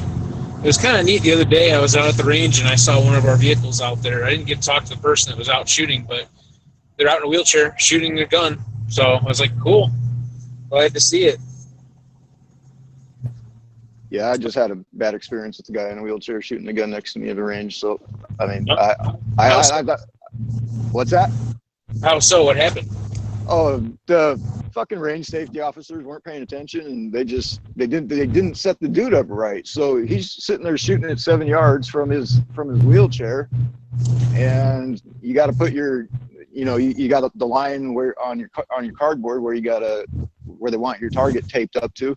So just the angles, I mean, and they didn't lower the shooting bench. So just the angle, he's shooting up into the fucking baffles and hitting the brackets and the baffles. And I'm getting fucking pelted with pieces of 45 jacket and fucking fragments. And I mean, I picked a handful up off the ground and walked out into the office. I'm like, dude, is this shit fucking normal? Come on. And the guy, his eyes light up and he looks at me like, how the hell is that happening? And I basically have to break it down for him and be like, look, I mean, what the fuck are you guys doing? You're not paying attention. I mean, you could have set this dude up right. Yeah, exactly. And that's one of the things, like my local range here. We just, you guys watch my show and stuff on YouTube. I always mention the range 355 in Bolingbrook. You can check it out at range35.com if you want to know about what I'm talking about. It's a new shooting facility in my area in Bolingbrook, Illinois. They set up all their stuff to be ADA compliant so that they can get people in with wheelchairs. In fact, which I think is really cool. And in fact, before they opened the place, we had an older guy that's a neighbor of the range. That's I think he's a World War II vet or something. He's a real old guy on a scooter, but one tough old guy. And he was talking about getting him out there to the range and shooting a little bit. And he was like, really? Like, his eyes lit up. Like, I can actually get in there and shoot? Like, that'd be awesome, Yeah, that's totally cool. It's cool that they thought about it. I don't know what the legal requirements are and that kind of stuff, but they put some thought into it regardless of whatever the requirements were, which is really cool. Yep, because if you sit down and think about it, I mean, us as gun guys, I mean, we want somebody who's rolling around in a wheelchair to fucking be armed. You know what I mean? Those are the guys who fucking need it the most. Exactly. You know what? It's a very valid point that we had last night on the show. On my show, we had James Yeager on, and we were talking with him, and I kind of been wondering for a while, because back at the NRA show when I met him, he invited me to come out and do Fighting Pistol with him. And I'm like thinking to myself, I'm a big, heavy guy. I mean, I do shoot competitively and stuff, but to do stuff repetitively for all day long, like, you go to a competition, a stage lasts like 2 minutes or less or whatever, right? And to do physical activity for that short time is no big deal. But if you're doing grueling physical activity all day long, I don't know. I'm not sure if I'll be able to do it or not. So I asked that question to him. I said, hey, James, like, so what about basically, I mean, I kind of worded it differently, but what about, for us fat guys that maybe aren't in the best shape, or people who might have some kind of physical limitations and things, can you work with them like in your classes? I mean, is that an option? And he's like, yeah, he's like, we do it all the time, because he kind of summed it up in the sense of, the people who are most challenged need training the most. They need the most advantage they can get. And so it was kind of a cool thing to have that discussion with him. Absolutely. Yeah, I was I was watching a couple of them Raw Clint Smith episodes that he's putting out, just the little short ones, and he said something that just made me fucking crack up. So there's this, I don't know if you guys have seen it or not, but there's this chick who's been coming out and seeing him, once a year for however many years. She was shot years ago and paralyzed from the waist down. So she comes out in her wheelchair, and first day of class, when he's teaching when he's teaching the whole class, he takes her and fucking dumps her out of his wheelchair and says, "That's how you're gonna fight. Because nobody is gonna fucking, that's how somebody is gonna fight you. You know what I mean?" So he said in front of the class, he takes her and just dumps her out of her wheelchair and says, "Fight on." And I guess the guys in the class just kind of eyes open up and they're like, dude, what the fuck are you doing to this lady? But you know, she's It's a valid point. yeah, I mean, you're rolling around in a wheelchair. Someone's not just gonna, you know, oh, he's in a wheelchair and I'm gonna fuck with him, so I'm gonna, you know, let him. You know what I mean? I'm sure you get where I'm going with it. Yeah, right. No, I totally get it. No, it's just funny. It's just funny to hear him and hear how he put it. He's just like, no, that's how it's gonna happen. So I'll dump her ass on the ground and make her fight. Nice. So, Dead Horse, what are you making there? It's like pink. No, it's red. Just red lights inside the machine make it look pink. Oh, I got you. So, what is it? It's a real bright red. It's a pistol grip. For what? For an AR. Oh, cool. Really cool. Yeah, speaking of that, I've got this red anodized grip for the Arizona rifle. That's from GunTech USA. From China, kinda cool. USA. Yeah, GunTech USA. Dead Horse, you got Little Red Riding Hood done yet? No, I'm building Little Red Riding Hood, I think, tomorrow night on G-Web's show. Are you? Cool. Nice. Tomorrow night on G-Web stuff. What's he doing tomorrow night? I have no clue. I think I'm just, I talked to him a little while ago, and he said, I think Thursday on one of his shows or something. I don't know. Right on. I should probably do that on someone's show, build one of the 50 States rifles live.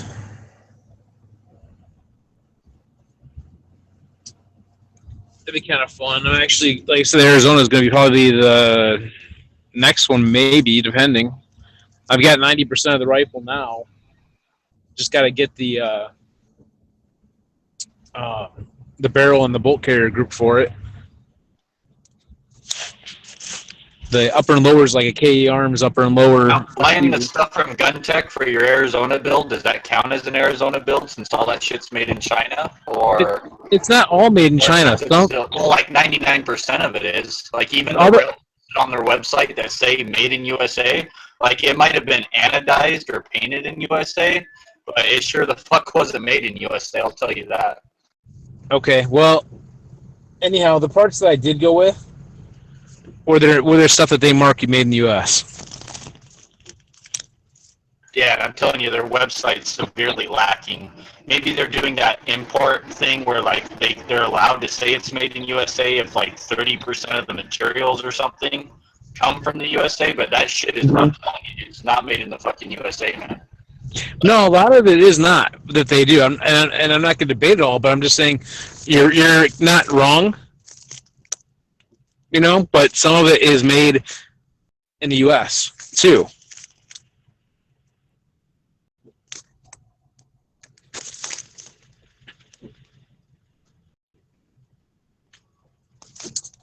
But either way, they are a U.S.-based company, and so we're going with a lot of GunTech stuff, and also with KE Arms, like I said, they're out in Arizona.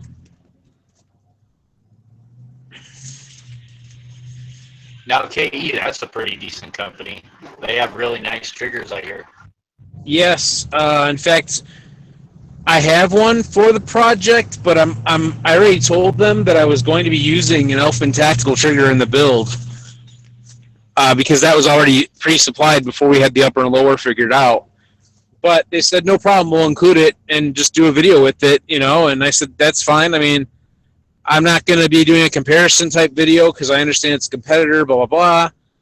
I'm just going to be doing a video, maybe like an install unboxing type video for them and just talk about the trigger a little bit, you know, as individual components. Because obviously everybody can get into a pissing match about what's better and what's worse and blah, blah, blah, blah, blah, blah. And in the end, all that really matters is what are the features of it and, you know, is it decent quality and, you know, that kind of stuff. It's not necessarily. Well, everybody. personally, I think I would choose that Elfman trigger over a KE trigger also. But are you a southpaw, Rick? No, I'm not. I'm right-handed. Okay, when you install that Elfman safety, I was going to tell you the other night, like that Elfman safety is great, but it's great for left-handed shooters. Like for a right-handed shooter, it's not so great. You'll see what I'm talking about once you install it.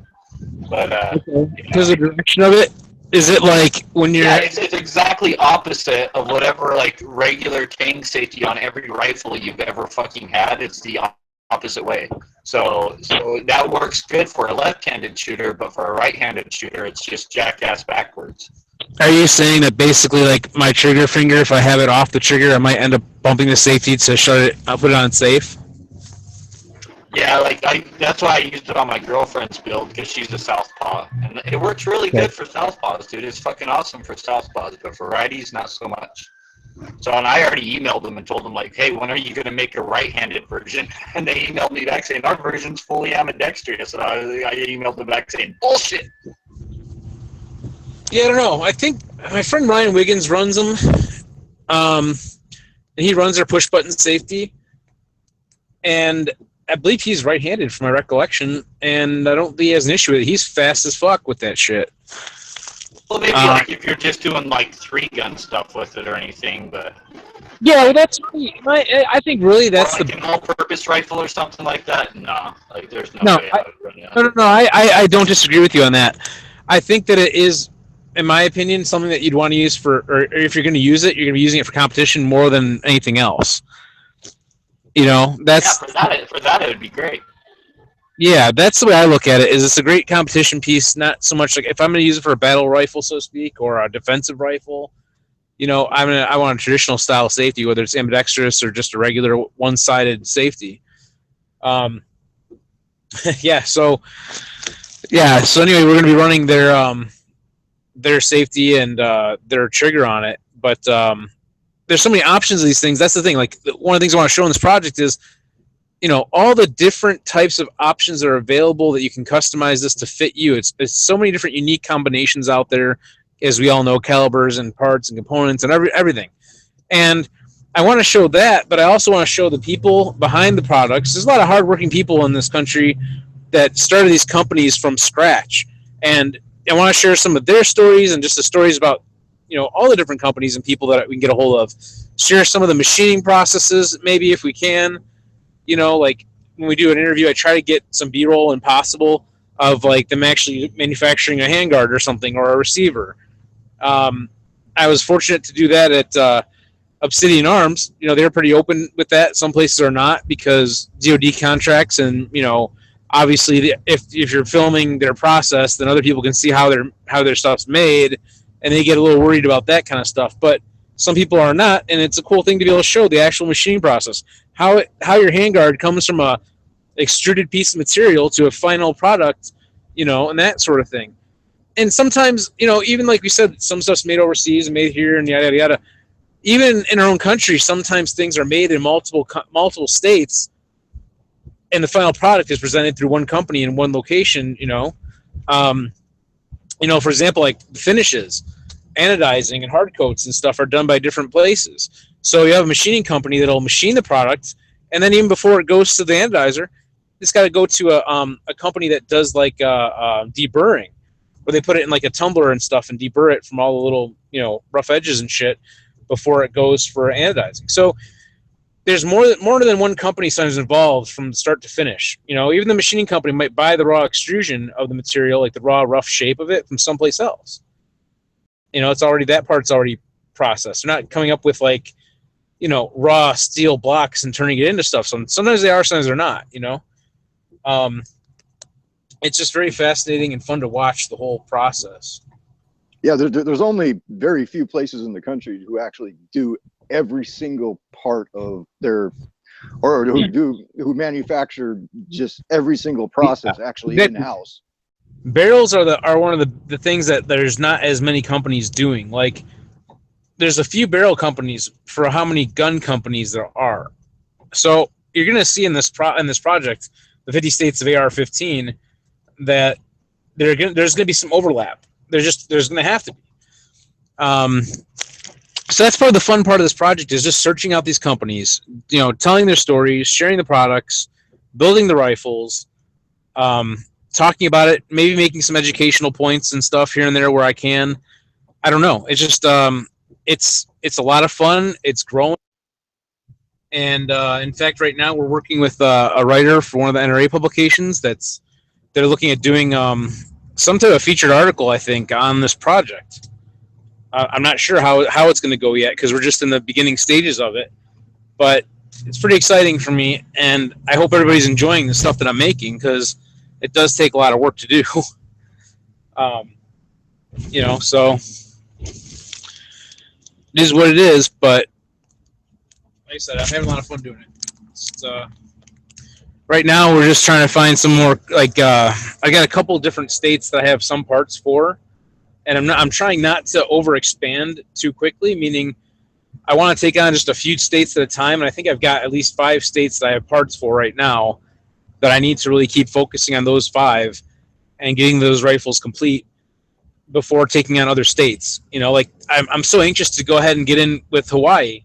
I found a company in Hawaii that I've been emailing and talking with and stuff, and that's an ongoing That process. link I posted for you, Rick, on the Hawaii billet lowers and stuff. I don't remember where was it at? I sent you links to like Alaska, Hawaii, and like some of the harder to find gun states for like parts and stuff. I forgot. Where did you send them to me at? Because I know you did. I vaguely remember this was a while ago, right? Yeah, it was a while ago. Okay. Because I started looking at both of those. I remember like a couple months ago, I think, and I found a couple, and some of them might have been the stuff that you sent me too. I don't remember for sure, but yeah, I kind of put those on hold right now. They're the more challenging ones because I gotta get the ones the states that I already started with that I have parts for. I want to get those kind of going first because in some cases I purchased products, but in many cases I've had parts donated to me from these companies. I don't want them hanging out waiting for this thing to be built. I'm just if I was you, I would almost concentrate on getting all my lowers from all the states first, just because the election and Hillary and I don't know what the fuck's gonna happen. So I'd be really outsourcing lowers from everywhere. That's a valid. All the other parts can come later, right? That's a valid point. Maybe I will have to shift into that mode. I mean, I just picked up 3 more lowers this weekend for the project. And one of the things I ran into, for example, one of my companies that I've been talking with and I did an interview with already, that's going to be supplying an upper and lower from Colorado. They're having issues right now, and the issue they're having is an interesting story. We might have him on the show to talk about it very soon. When I initially did an interview with him, that was around the time he's like, okay, we're about 3 to 4 weeks out, we believe. We're waiting on the variants to be approved, and then we can go, And when I say variants, because the company doesn't have all the machining equipment themselves, so they have another company that does the machining near them that'll make their receiver sets for them. And that's a very common practice in the industry because not everybody can afford to have all the equipment and stuff. So what they sorry, I'm just moving around here. I'm driving too. So this story was this. Basically, he had an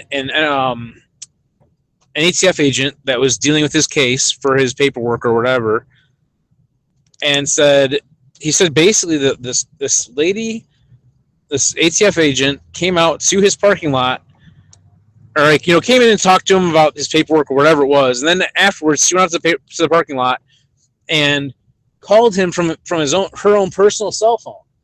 So not from regular phone she was calling on previously, from her own personal phone, and said basically the gist of it was, look, you might be waiting a long time to get this. They're trying to push your paperwork and possibly other people's paperwork off as long as possible to after maybe this election, and so you may not get it approved. He said, basically the paperwork's the same as when I did my first and my second generation receivers. Everything is basically worded the same, checked off the same. It's just the difference in the how I word it, the serial numbers and that kind of shit, the basic stuff of the difference between the actual component. And he said, she's like, well, we'll do what we can, but she's like, yeah, basically they're trying to push the stuff and come up with any reason to delay it for you. And after that conversation, he said, then the following week, you know, I call in or whatever, or they call me, and it's a new agent, and that other agent's no longer at that division or whatever. He's like, it's fucking weird. He goes, I'm not a conspiracy theorist, but something's going down. This is really messed up, he said. And I'm like, interesting.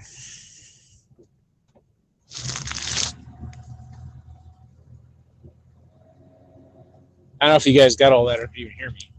No, I got all that. It's yeah, like, you know, I am a conspiracy theorist, and I buy that. I'd buy that for $1. And the other issue with getting lowers right now, because I'm still working on a couple of them, like our friends who are at Tactical Edge Arms in Tennessee are planning on doing the upper and lower for their company. If I wanted to get one of their triggers, I could buy it from them at a little bit of a discount, but it's tough to spend all the money on all these things.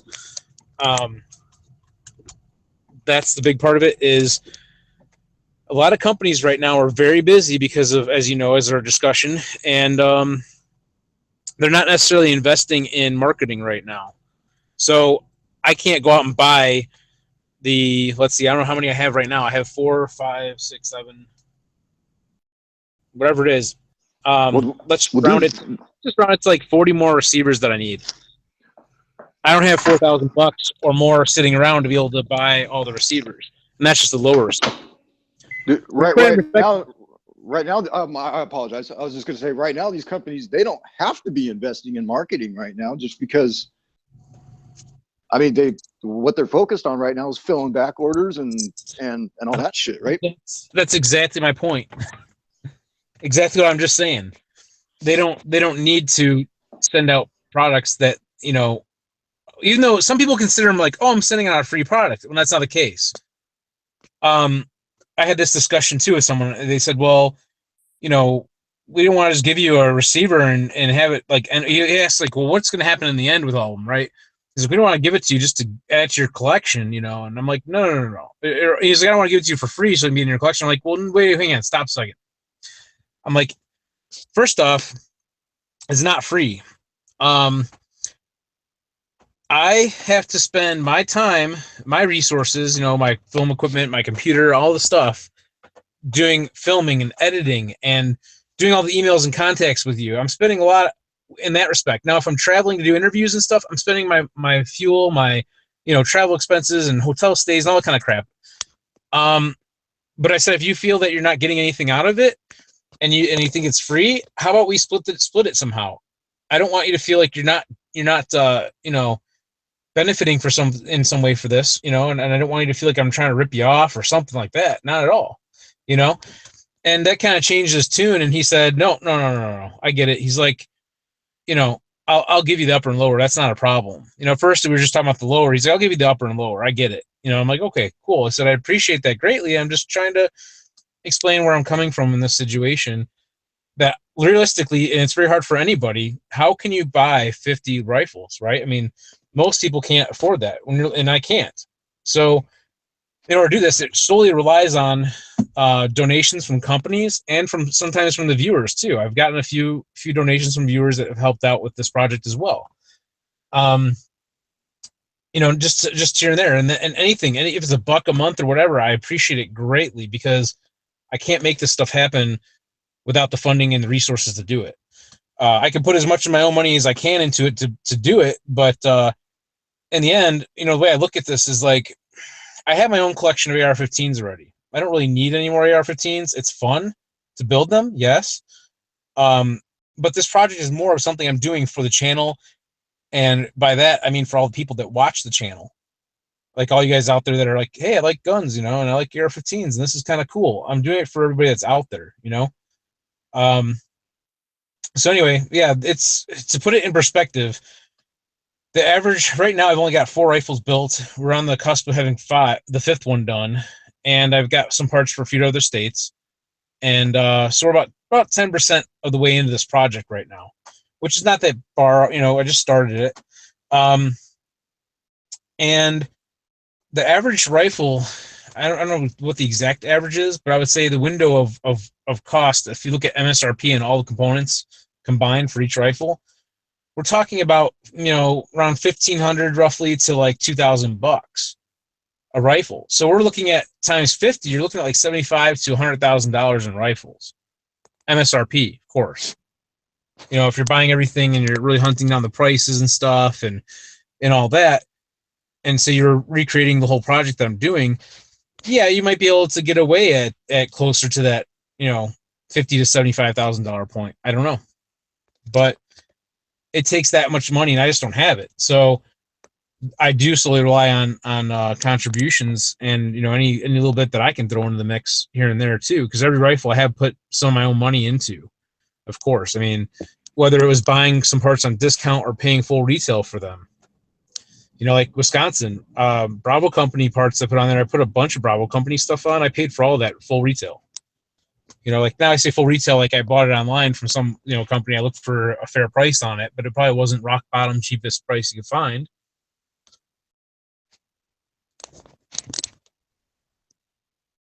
And everybody's quiet and watching the script being made. I had a pretty cool contact not too long ago. Someone out in Pennsylvania that is a manufacturer, but he mainly does AKs, and he's like, hey, for your Pennsylvania rifle, he's like, I'm kind of thinking about sand casting a AR stock and machining it. And he's like, would you be interested? I'm like, that would be really cool. That'd be unique and different. And I said, I'd be really happy to check it out and see about using it in the project. Because I've always thought, I've seen some of these videos on sand casting. What is sand casting? Sand casting, it's basically like molding out of like liquid metal in a sense. You basically It's how canics are made. What's that? It's how canics and high points are made. Maybe. So sand casting isn't just a different word for MIM, is it? No. Well, I don't know what. Wait, say it again. I says not just a different term for MIM, is it? Oh my god, I forget No, what. sand casting is not MIM. Okay. What is that again? I thought I used that hashtag MIM. Like, what is it? Metal and, yeah. Metal injection molding. Metal injection molding. Metal injection molding. Injection molding. I love MIM. MIM is my favorite ever.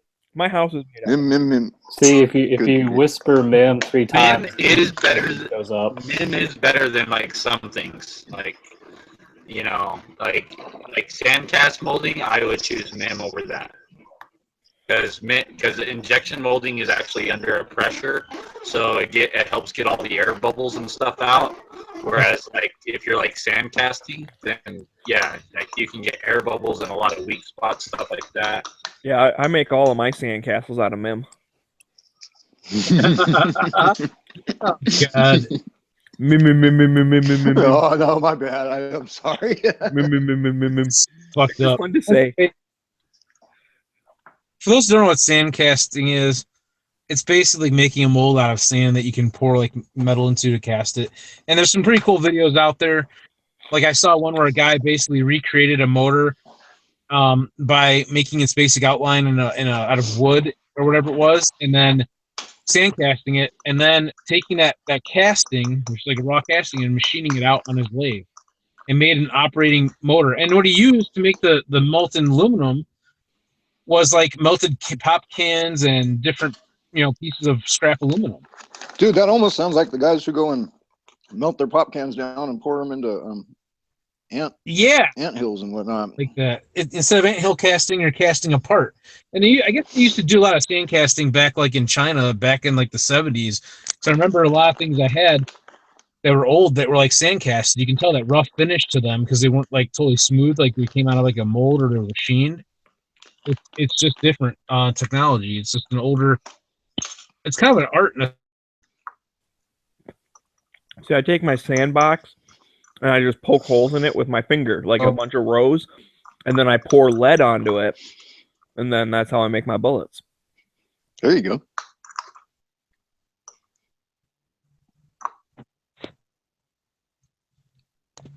Didn't quite catch that question.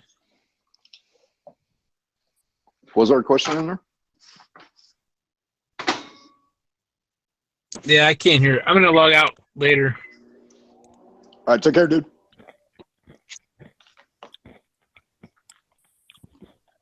Yeah, I certainly wasn't saying anything important. It's not like he missed anything.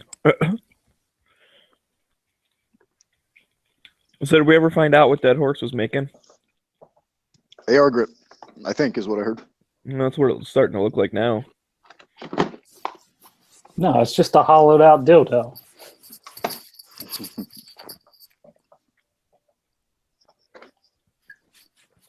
Oh, so whoever said fleshlight was halfway correct? I guess people see what they want to see. Yeah, I was gonna see if Gavin was still listening because before they got on a roll, when I was in school finishing up my major, we had to go out to New Mexico to do some field mapping, and we ran into another college group.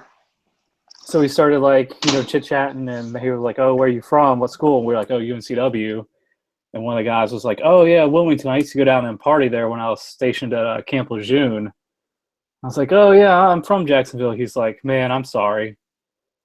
I was like, "Yeah, every person I run into that's ever had to stay in Jacksonville just talks about how bad it fucking sucks." And they're Yeah. totally right. It did suck pretty bad.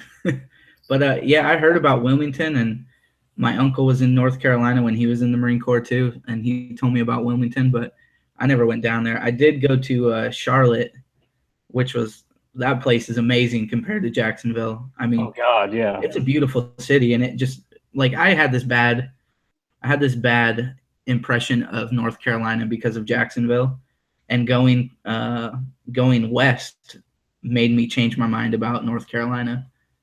Yeah, Jacksonville.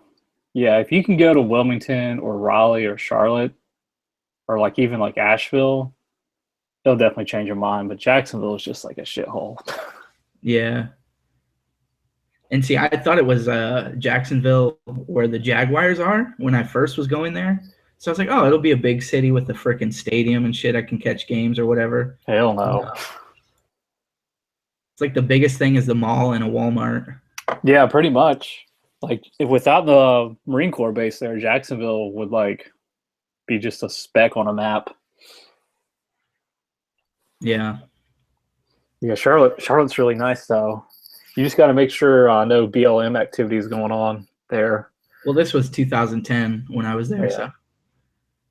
So we went to a Panthers game the week they were protesting, but we didn't really see any of them. But the police helicopter literally just hovered over the stadium the entire time. And we were like, either they're watching the game for free, or there's some shit going on outside the stadium. yeah, I went there for a NASCAR, the Coca-Cola 600 or whatever. Yeah. Shit was fucking wild, man. I didn't even like NASCAR, and then I went there in person, and I thought it was pretty awesome. Yeah, it's definitely. I mean, I've been in a couple NASCAR races. They're definitely a lot funner in person than on TV.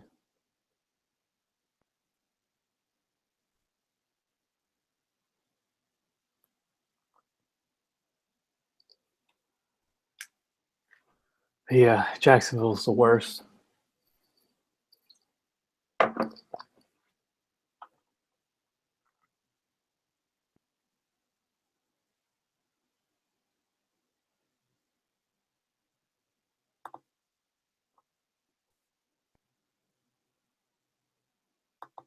Dude, you could almost make a fucking Glock lower off a 3D printer if you just put fucking metal reinforcement in there somehow.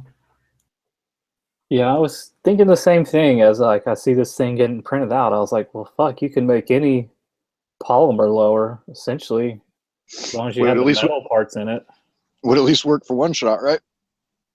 Hey, one shot, maybe all you need. Well, if Hillary Clinton has her way, that's all we'll have is one-shot muzzle loaders. If that. Hopefully her security detail only has that too then. See, I would love if they ever pass something like that, that they just at the last minute, like they did with the Hughes Amendment, just throw it in there and be like, oh yeah, this also includes, Secret Service. Dude, it should.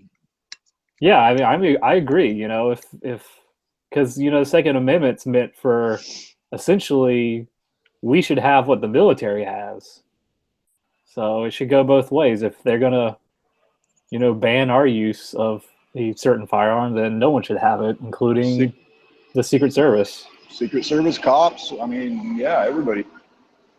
Put us all on an equal playing field. Well, that's like when I talk to my anti-gun friends, they're always like, well, it says right there, well regulated. I'm just like, yeah, but regulated in like the 17th century meant like equipped.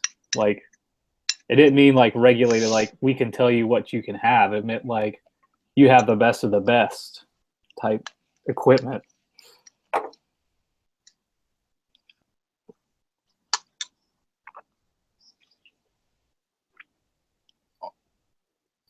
Sorry, guys. I thought I was muted. I'm probably chewing in your fucking ears. My bad.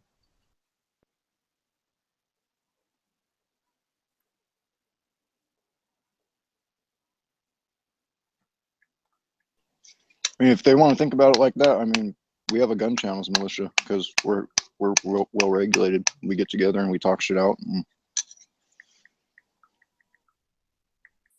Yep.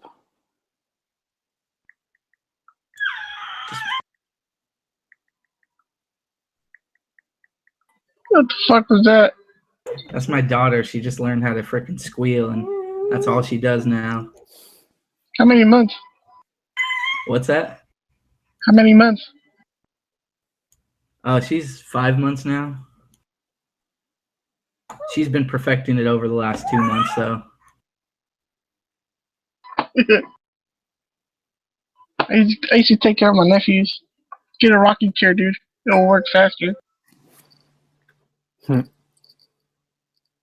Yeah, this thing she sits on is like it's angled metal, and she just sits there and she rocks back and forth in it.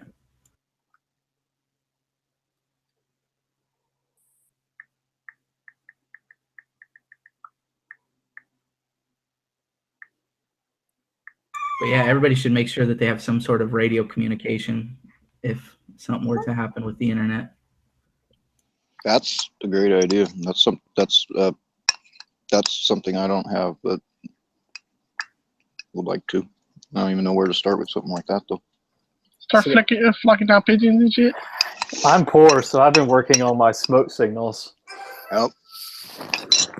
Get some pigeons. Smoke signals and rape whistles, huh?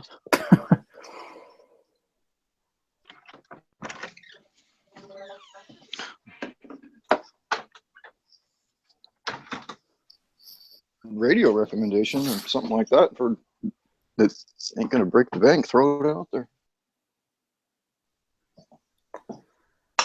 Just get one of them Baofeng radios. One of them what? I don't know how it's pronounced. Baofeng or Baofeng. They're little handheld ham radios. Oh, okay. I want to say they're UHF. Yeah. But you can get them for under $80. Like I think their most expensive one's like around $80. Really?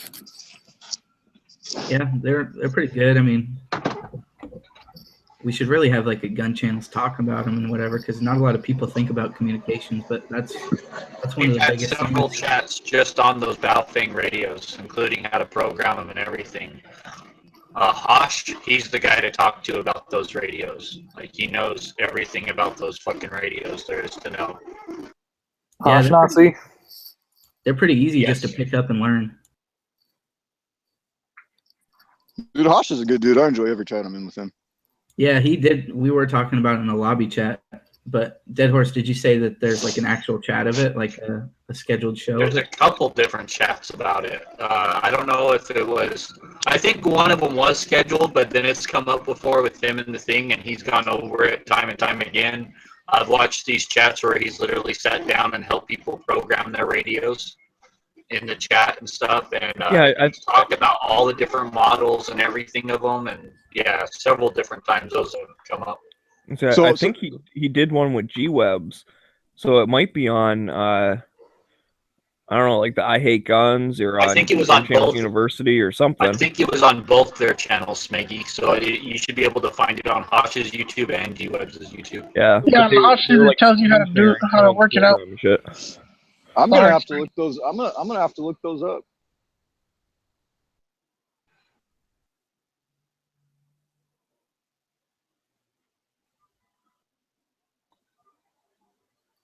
Yeah, that would definitely be a asset if the internet ever went down for any reason. Well, and then just through our gun channels, friends that we've made, you figure out who's in the area near you and figure out what, I don't know how the shit works, whether it's a certain frequency or certain band that you want to be on, and have all that shit already planned out so that if shit does hit the fan, that you can get in contact with. So say I could get in contact with Gavin down just state away from me and figure out what the hell's going on down there.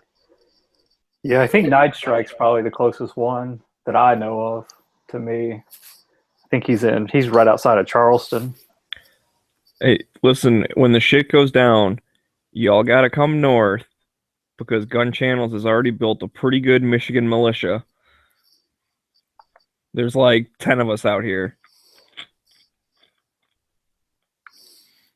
So that's where our home base will be, because we got all the lakes, so we can get plenty of water, and then we'll just protect the entire fucking state. Be our own little like peninsula, and all we got to do is kill people from Ohio, which is totally easy. So is there gonna be cake? You promised punch and pie. If you bake cake, there will be cake. So we'll have like regional gun channels, militia groups or whatever you want, whatever name you want to give them.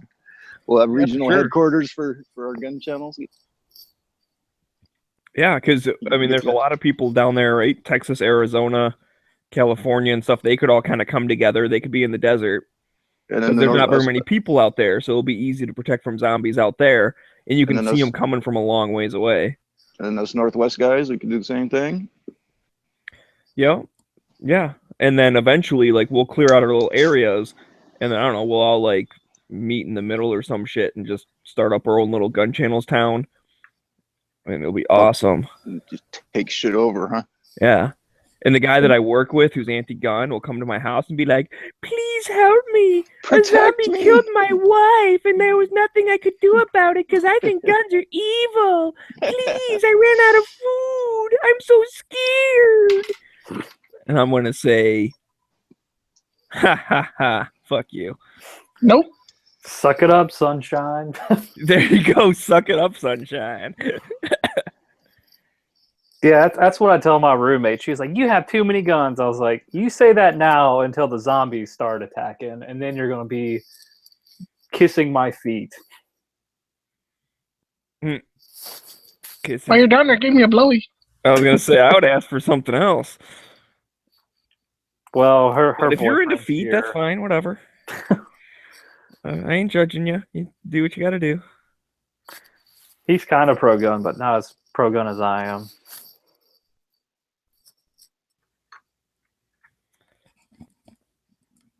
Yeah, I think people who are kind of pro-gun, then they're okay, because they'll learn the errors of their way. But people that are like go out of their way to be anti-gun, fuck them. Yo, so who gets Texas? Holy shit, we got 2 Ninja Turtles in here, 2 dead horses. It'd probably be Sean or Edge or Flippy. They can duke it out for control of Texas. Dude, Flippy ain't controlling nothing. Dude, imagine that. Flippy, the leader of the... yeah. I mean, he'd be like... My first decree, go find girls with big ass titties and bring them to me. Well, no, like the zombies would be coming, and he'd be like, "Hey, never enough ammo. Can you sight my rifle into 200 yards? Because I sighted in at 100 yards, but they're kind of far away." And then when they get closer, he'd be like, "Oh, I don't know what to do now. They're too close. So will you like change the sights again?" because I don't know how to change elevation and account for. And windage. And, Yeah. Isn't Dr. No up in Texas too? I think there's a bunch of them in Texas. Well, if you listen to the Daily Show, you'll find out because I'm pretty sure that's the theme this week. Yeah, that's what I think the theme is, for sure. What? Texas? Yeah. Yeah. Because Gotcha. Edge never enough ammo and Sean so far. Nah, Dr. Nova smacked the shit out of everybody.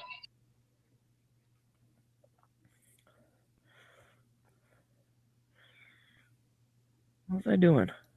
I was doing something. Don't you hate when that happens? Thought you were going Weren't to you- the store. That's what I was just Well, gonna I say. already did that. I ended up Oh. driving because it was rainy. So I joined with my phone, but it's not as much fun being on your phone when you're driving.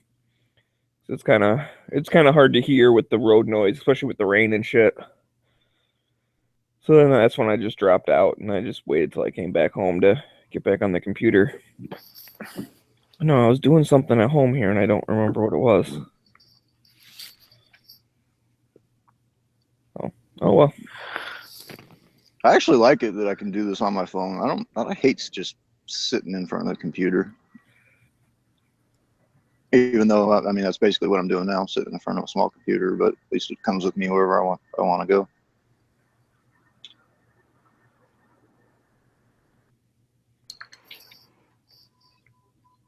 Yeah, the phone's pretty useful. I use the laptop now though. That's the only thing I can't do with the phone is start up a Hangout on your phone. Yeah, That's the only really thing. annoying. Yeah, the only thing I don't like about the phone is you can't see the internal. Yeah, that's true too. So quick, everyone talk shit about him. You won't even know we're doing it. Hey, y'all probably do anyways, because I'm 90% of the time I'm on my phone, so I don't give a shit. Do, do, do, do, do, do, do, do. Oh shit, there's another turtle up in this bitch. That's what I said a few minutes ago. Jesus Christ, dude. I like my AK sitting in my living room. Whenever I want, I can just kind of reach over, and play with it. Didn't you hang it up one time? I did when everyone was doing those alien abduction pictures. That was pretty neat. Yeah, I'll be back. I'm gonna kick this other turtle's ass.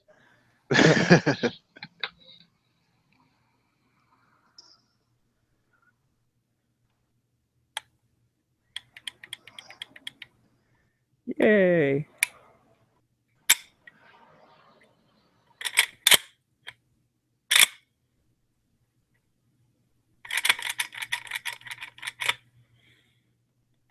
I like my AK. It's fun. Yeah, DVI, milled receiver, Hungarian parts kit. I still haven't pulled the trigger on one yet. I don't know if I really need one. I I'd like one, but I don't need one. still need to get a cleaning kit for it though. Did you Because they guys? got the little tube, like little like cigar tube. It sticks in the butt. You gotta stick the tube in the butt, and then you can be clean. Dude, if I did get an AK, it's just one more fucking caliber I gotta worry about.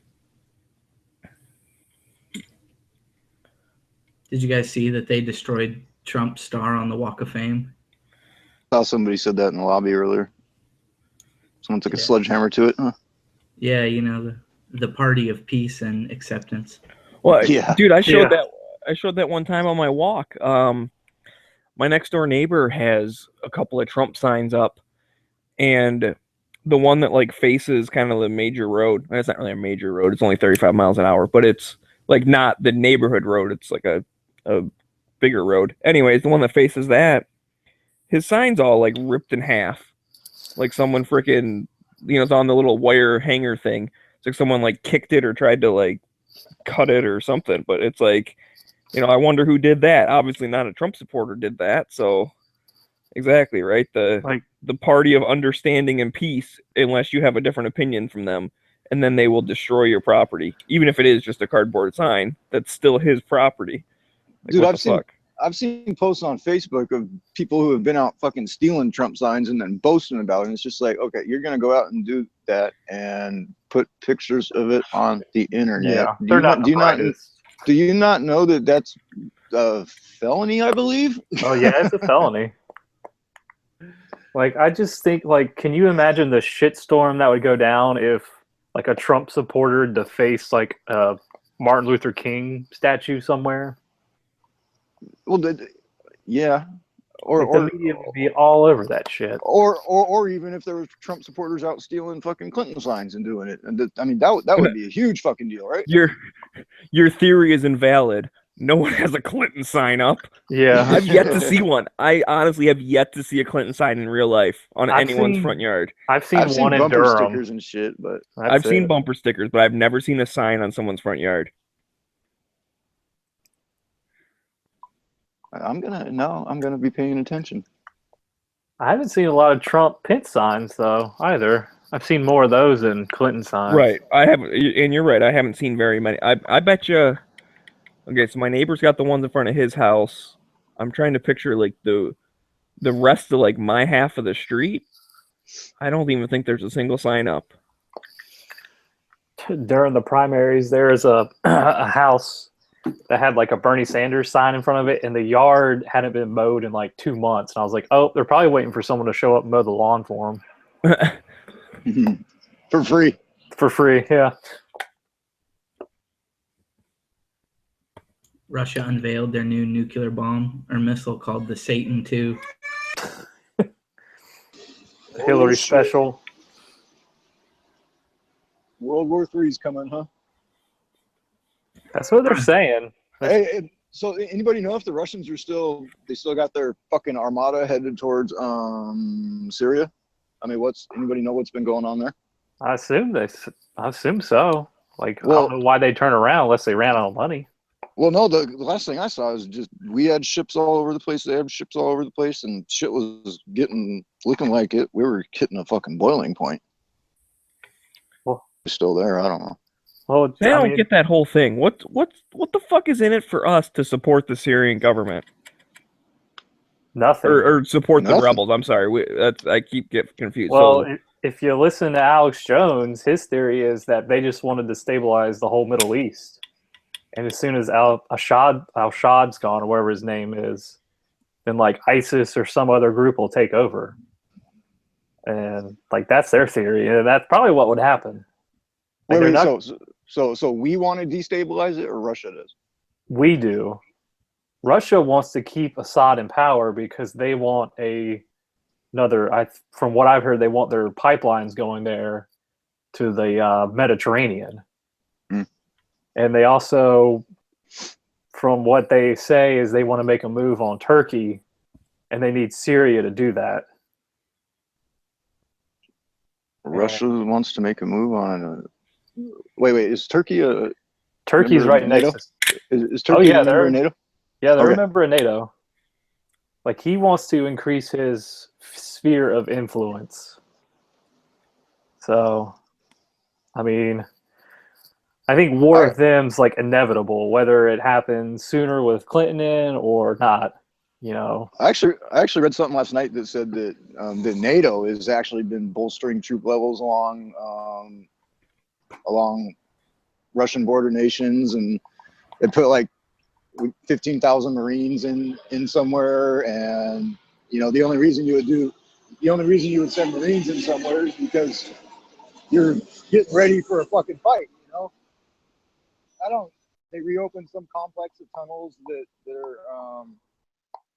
that have enough equipment, guns, trucks, all that good stuff for 15,000 Marines, and they're moving some guys in.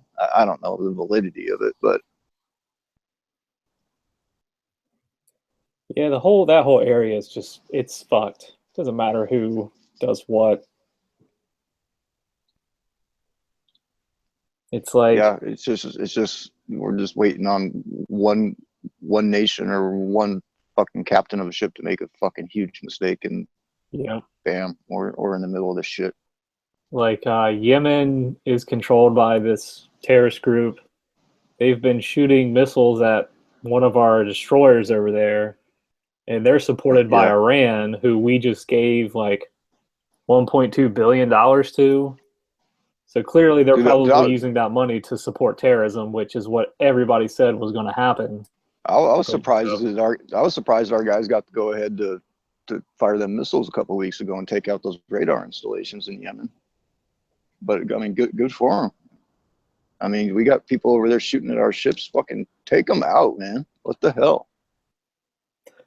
I can't remember who. Someone said in a chat the other night, they were just like, you know, they're just waiting for like ISIS to, like, if ISIS bombs Moscow, whatever country they came from, Russia would just completely wipe off the fucking earth because they won't give a shit. Putin has already stated that if there is an attack in Russia, he's gonna fucking wipe out the.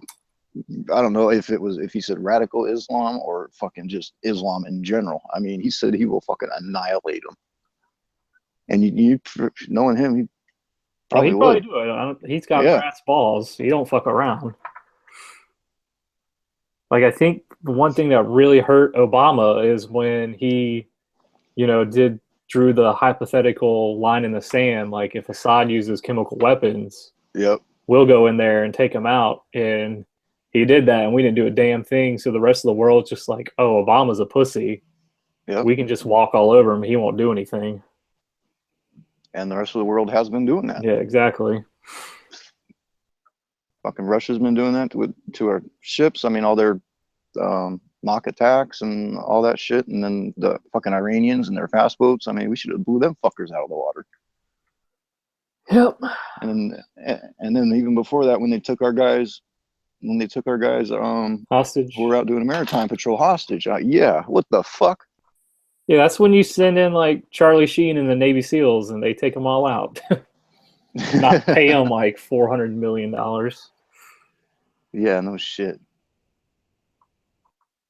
It's like I've always. But that was an old arms deal, and all we did is make good on that. Yeah, shit. Yeah, right. That's money. That's money we owed them. Yeah, fuck that bullshit. See, I've always heard from movies we don't negotiate with terrorists, but I guess Obama never saw any of those movies. Oh, yeah. Yeah, I think we've been doing quite a bit of negotiating with them bastards. I don't know. It's crazy. Actually, I don't even think I know. Like, if you look at pictures of Iran in like the 50s, it looks like Southern California. And then the Ayatollahs took over and fucking took that place back to the fucking Dark Ages.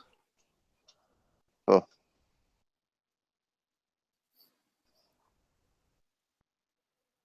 Yeah, that whole area is just a fucking quagmire at this point. It's all because they have oil, and that's like the only reason we give two flying fucks. Well, and then there's all the other areas. I mean, you got China and the South China fucking Sea building up their islands and building military bases. I mean, yeah, there's a lot of shit going on. Well, see, I always thought they were doing that because of like the maritime territory water law. Like if you, I can't remember the exact like nautical miles, but it's like 20, 30 nautical miles. And then you have like a 100 or 200 nautical mile area where you can do economic resources collection, like fishing, natural gas mining and whatnot. So I always thought China was building those islands to increase that sphere. No, they're doing it strictly for military power and muscle.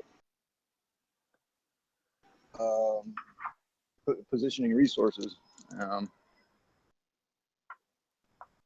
We'll probably fight them fuckers at some point too, which we probably won't win.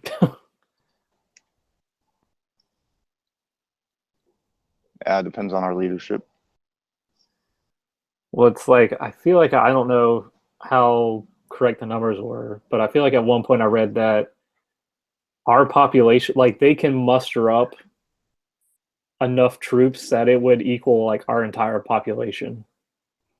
Like they have like 400 million troops that they can call up if they need to, like go to like, war.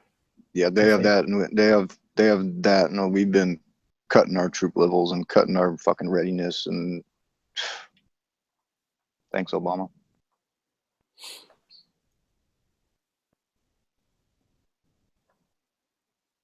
Yeah, interesting times to be alive.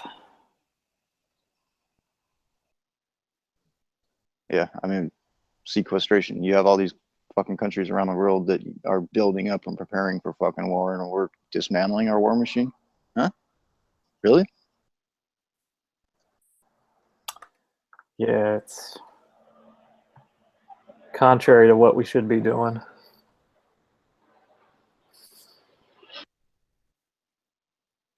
Wish we were like Sweden, where they use their citizens as an army, so everyone like has their service rifle in the house Yep. with enough ammo.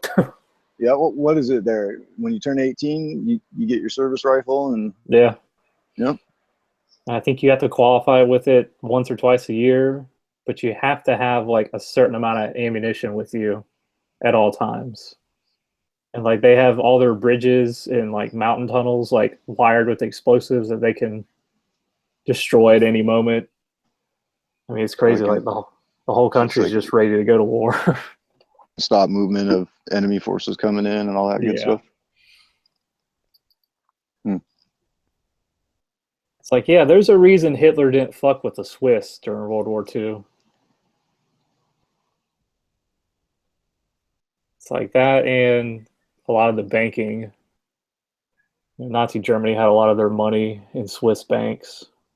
Didn't they steal their gold?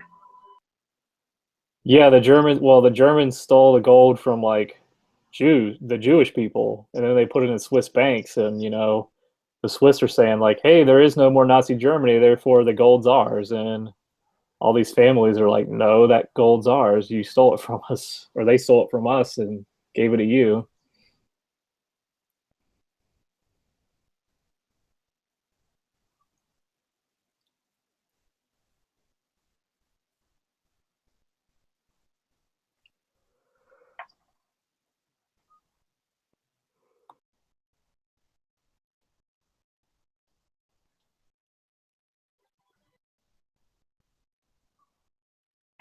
Yo, did the other turtle leave? No, there's still two of them bastards in here. Yeah, them slimy fucking subterranean shitheads. Hey, easy, motherfucker. I can't tell if it's Raphael or Donatello. I don't know. The thing about China though is you have to understand that, like, they may have millions of troops, but they don't have the resources to sustain them with ammo, fuel for their vehicles, fuel for their jets, fuel for all their tanks. It's a lot more than manpower comes into play in a war. Like North Korea, for instance, all they have is nuclear missiles.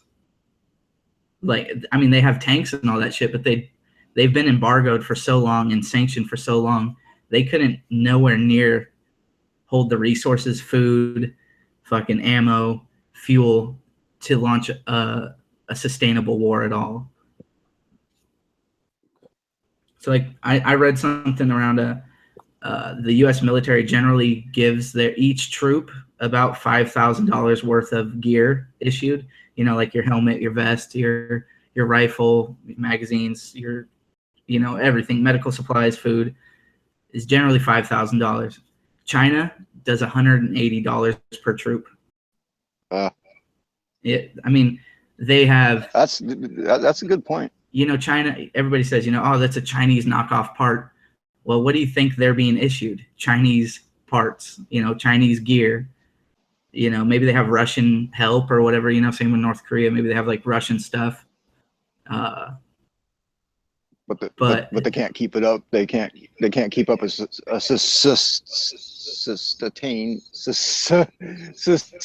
fight for long. Yeah, like see, the thing that fucking hurt us in Vietnam and Afghanistan and Iraq is that war lasted so fucking long, or those wars lasted so long. Like, we were just basically shelling out money by the fucking trillions to sustain the war. Do you think North Korea has billions and trillions, or China, to fully sustain the war? Plus, I don't think Chinese people hate us as much as, like, the people themselves. The people themselves don't have a hate for Americans, you know?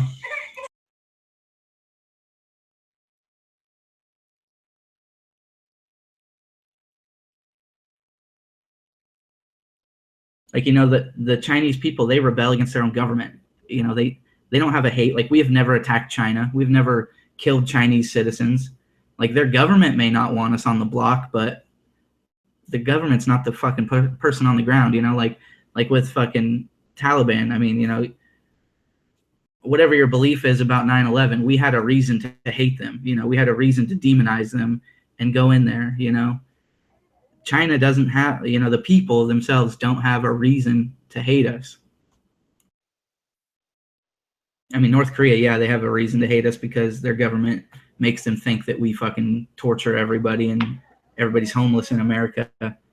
And then Russia, you know, they just hate the fucking, I wouldn't even say hate, because I met a lot of Russian citizens that don't hate us and stuff. But, I mean, there's always that fucking two toughest kids on the block thing, you know, from Red Dawn. Yeah, with that. I mean, hell, the North Koreans can't even produce enough food to feed their own fucking citizens. So Right, what makes anybody think that if they find themselves in the middle of a fucking war, an all-out conflict, that they're going to be able to keep up any sort of fight if they can't even feed their own people? I mean, Exactly. And most of those people, once they realize, you know, say that they did deploy soldiers to America, once they did come to America and see that everything they were fed about us was lies, you think they're really going to be like, oh, you know, I still hate them? Or do you think they're going to be like, wow, I've been lied to my whole life by my own government, saying that these people eat their children and fucking do crazy shit like that? Bring out the tequila. What's that? Give a North Korean some tequila. Yeah, dude, you just fucking teach them about Mexican food and Italian food and all this shit, dude. They'll be like, oh, fuck. No, but I mean, there's more levels than just manpower in a war, you know, or you know, saying a country hates us so they're going to attack us. I mean, like, there's way more factors to it that a lot of people don't think about. Well, I don't think anyone other except for maybe the Russians have the balls to like straight up attack us. Like, I think it's going to be something like we impose like a no-fly zone, or they impose a no-fly zone like over Syria, and someone's jet gets shot down and they just can't work it out, and then it just boils over from there. well, I mean, even if something like that happens, I mean, we all know that what Putin says and whatnot, but do you think he'd really go to fucking war with us over a pilot, one pilot? I mean, I would hope not, but you never know. I don't know. I mean, and same vice versa. I mean, do you think our president would have the balls to fucking launch an all-out invasion on them if they shoot down one of our pilots? I don't know. I'm not even saying it. I'm not even saying landing force by anybody to invade America. Like, you have to think of like the logistics in that, how many ships they'd have to bring, how easily they'd be spotted early on radar with that big of a fucking landing force. You know, like, totally. I mean, there's a reason why the Japs didn't invade us back in. I mean, what was the famous quote? I forget who said it. There'd be a rifle behind every blade of grass. Yeah, exactly. Yeah, I think that's something that's lost on people nowadays on the Second Amendment. And I was just like, we haven't been invaded since 1812, and I think a big part of that is everyone was armed. And people do forget that the armed citizenry is the fucking first line of defense when it comes to that sort of shit. Yeah. I mean, you guys were talking about Switzerland and all that shit and how awesome it is or whatever. But we have a way better system. You don't even have to qualify with a rifle to buy one at 18 and buy as much ammo as you want here. You know, like sure, you know, sure, there's men and women that don't like guns, but I think the majority of people that have, 2 or 3 guns in a house outweigh the amount of people that don't like guns, so. Right, but the thing with the Swiss is they mandate it. It's law. They have to. Yeah, that's what I'm saying. That's the thing they have going for them. Everybody has one. But here, I think, I may have, just 20, just say I have 20, every other person that has fucking 20 rifles, that ratio covers the people that don't like guns and all that shit. So, or can't afford them, or, whatever the situation is. Right. And I myself, I only need 1 rifle and 1 pistol, if shit goes bad, I don't need all my other shit. So of course I'm going to help people learn and fucking as best I can or whatever, and give them what I don't need. Yep. As long as they're helping to fulfill, whatever you know what I mean? Yeah, I know what you're saying. Yeah. And you got to think too, if there was even a civil war in America, you know how many other countries would try to fucking benefit off it? Like, people that are anti-American government in America. What's to say that fucking China ain't sending you guys fucking Javelin missiles and fucking all this shit, and Russia's not having, putting their foot in there to like support the, quote unquote rebels in America. It is not a law. That is false. What? Yeah, what? Are you talking about the Swiss? Yeah, it's not a law. That's a false statement. What it is that they can apply for basically like a fucking permit and then carry it in their house. But we actually had a guy from Switzerland in the chat who told us all about it. And that is a false, like, misrepresentation. Like, it is not a law that they are required to have it in their home and all that shit. Like, I've seen that on a documentary, and I've seen that stated a lot of times before. But a guy straight up from Switzerland, like, schooled us all and told us the real deal, and it's not like that. That helps my argument even more then. But I got Swiss friends, and this one friend of mine, he went to the military, because they mandate like 2 years of service or whatever. And if you don't do that, you have to pay basically a higher tax rate or something for so many years or whatever, I think it is, or it's one flat fee or whatever. So I have a friend that joined and a friend that didn't join. And the one guy, he has to pay taxes, like I said, or the fee or whatever. And the other guy, he just went and got out and he kept his rifle. But I mean, we have a way better system with gun ownership than Switzerland does. The only difference is some of those people get to carry it, everywhere they want and load it, and nobody gives them grief. Just like Israel, those guys on and off duty, they can carry their service rifle with them loaded and fucking, and nobody gives them shit about it, Well, because Israel's been in a constant state of war since their inception. Yeah, that's true. It would take a huge amount of money and a huge amount of manpower to even invade America by any other force.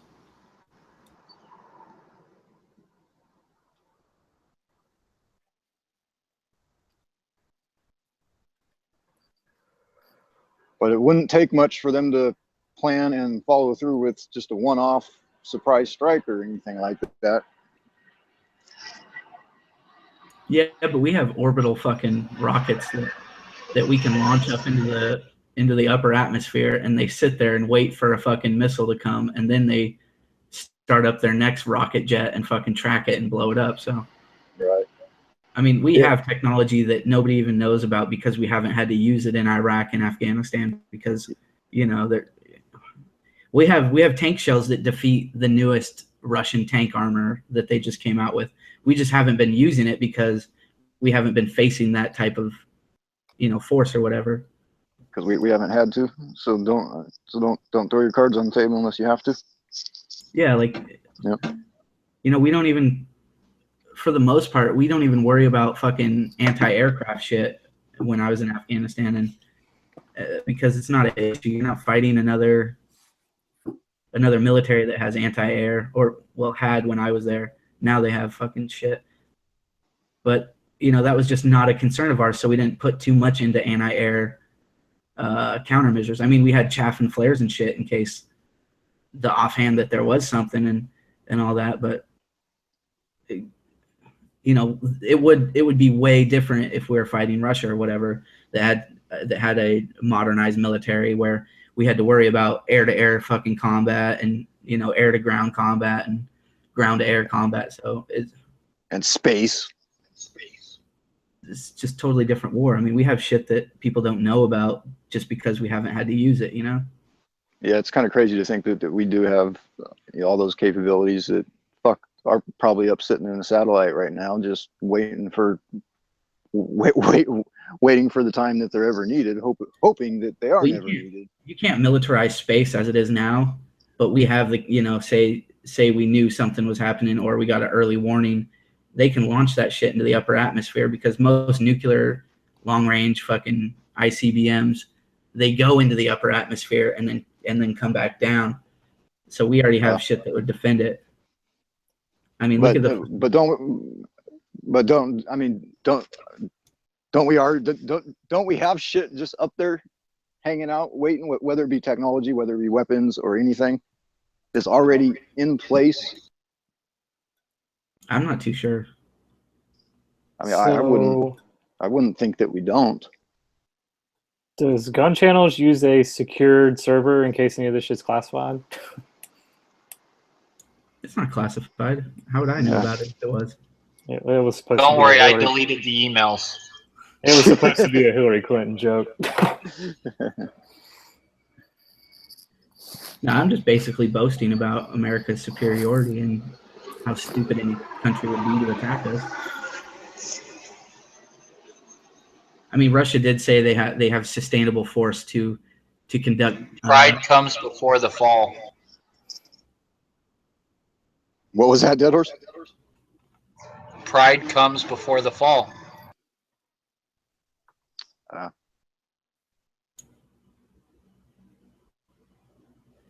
But Russia did say that they have sustainable resources to conduct ground operations in Europe. So I mean, it would be stupid to do a amphibious assault on America, you know?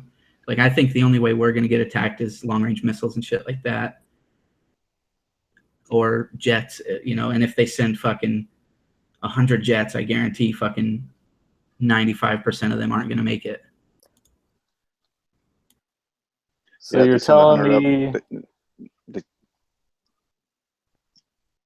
So you're telling me the classic 1984 film Red Dawn is not possible? Oh, it's possible. I mean, we fucking took Normandy and shit, and nobody thought that was possible.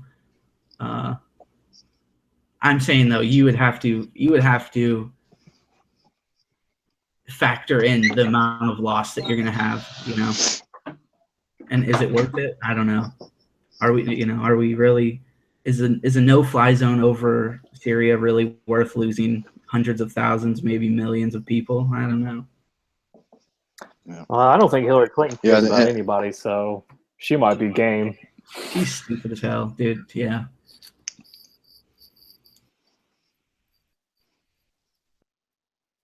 Because, like, somewhere she's got her secret little bunker that she can hunker down in if shit ever went, you know, really real. I got a question. Is Sarah tries to provoke a war? We just hand her over? On a fucking goddamn silver coffin. I don't give a shit. Here, you guys can have her. We got another one. They probably want to accept Take her. her vice president while you're at it. Take your whole family while you're at it. She would be a drain on their resources, and they would probably just, like, throw her in the ocean as soon as they left. Yeah, dude, they don't have enough drugs to pump in her to keep her alive. They don't have the biotechnology to, like, keep her exoskeleton going. Right.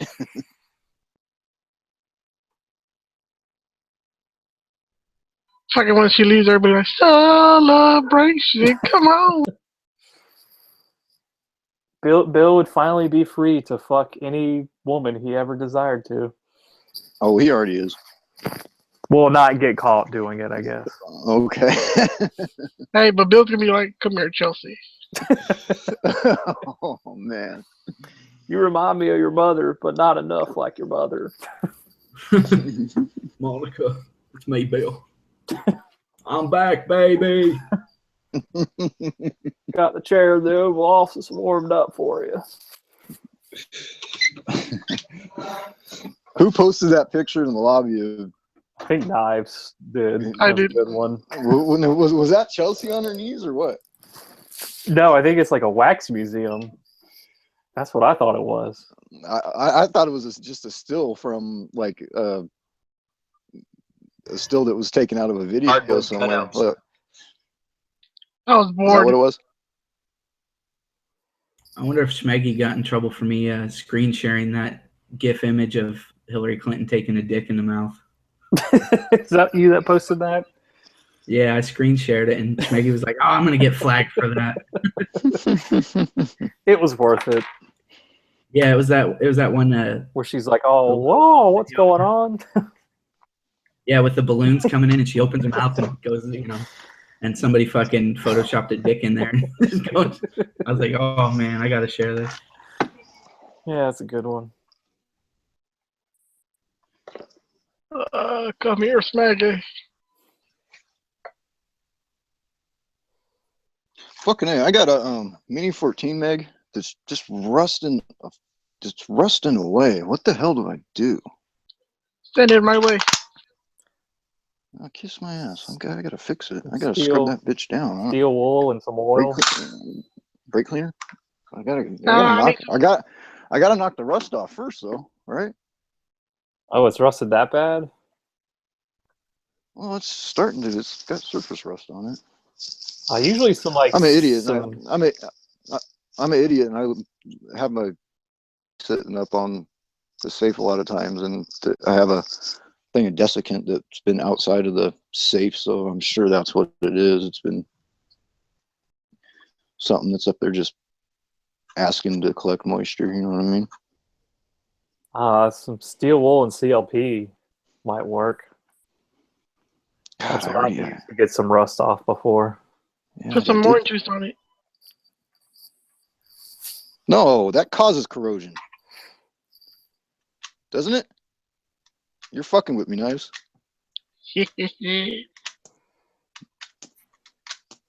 I don't expect that from you. I clean my guns with salt water.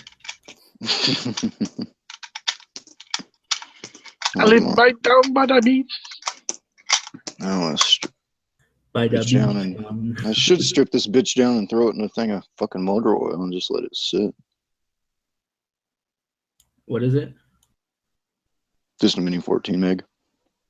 Oh, man, I hate how they're different from M16 I mags. know. I had a Mini 14, and one of the reasons I got rid of it, other than I need the money, was the fucking magazines are like $40. Yeah. Sucks. But other than that, it's an awesome gun. Not the most accurate, but there's something about it, man. I love my mini. First centerfire gun I ever shot. I mean, not this one, but that's probably got something to do with it. But first centerfire rifle I bought.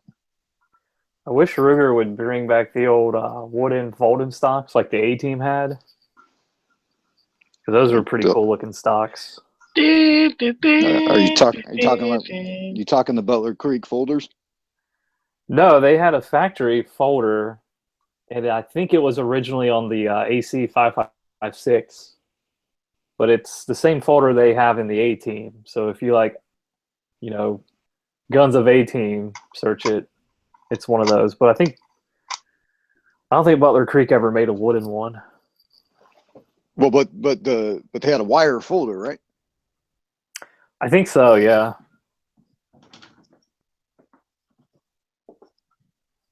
Now I got the song in my head. Because you got to think, like, before the AR platform really took off, like, that kind of was the, like, tactical gun back in the day. Back in the 80s and whatnot. Yeah. The old AC 556. Yeah, I would love to have one of Oh, those. yeah. Fully auto ones. Yeah. or Select Fire. I had it on Vice City, dog. You have what? Grand Theft Auto. Don't forget the Voodoo. Yeah, they got that in GTA 5, dude. Because they got They a brought back the lowrider. Voodoo. Yeah, they got a lowrider shop in there now in the game.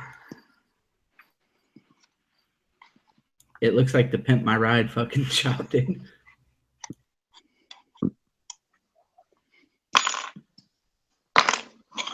I hated that car because they were everywhere in Vice City, and I hate cars that are everywhere. Like, it doesn't feel like it's a cool car if it's everywhere. It's like a fucking Honda. Hey guys, what's going on? Nice What's up, drink. mate? What up? Now I heard 80s. So you want to talk about awesome guns from the 80s? How about the Core Jackhammer? The what? It was an automatic That automatic doesn't count as a shotgun. gun from the 80s because they made, what, 3 of them? E4. Yeah. Concept. Forgotten Weapons did a pretty good video on one. Yeah, that's the only working one left, actually. Wonder who the lucky bastard is that got that. You know how much he probably paid for it? Probably up close to $1 million for it. Oh, I'm sure. Badassery only comes around once in a while like that. Though there's no one's made, tried to redo the design and make it into like how what's this? Atkinson made the AA-12. Yeah, that's another sweet auto shotgun. I'm surprised no one's just tried to redesign the jackhammer and produce it as a viable concept. Well, If they could do the AA-12 and sell that to just like everybody, why not? Well, I'm not 100% sure on this, but I think those got classified as like any other weapon because it was, I don't know, just G-Wed probably knows more about that, but I feel like that was one of the issues is it was, not only was it off, full auto, but it was like an AOW or something like that. What's on your show schedule tomorrow? Night Strike? What do you mean show schedule? Isn't Hit or Today Miss is. on Thursday? No, that was a That was a one-off. special edition. Yeah. That was the 1 year anniversary that I totally forgot until the next week. Wait. Are you? Fuck. I'm forgetting the schedule. Are you Tuesdays or Thursdays? Tuesdays, usually. Tuesdays. Oh fuck. I missed you yesterday. I thought the Thursday episode was the Hurricane special. It was also the Hurricane special. It had a double meaning on that one. So, anyways. My bad. I'm out of loop. Been a minute. Did you guys see that picture of that panda that G-Web posted the other night No. I think on the main so. channel? With Oh, like- that was Flippy. Yeah, he said, hashtag Flippy something or other, and I said hashtag Flippy sightings. He had a Noveski. Are we sure that was a Noveski? Did it say Noveski on the side?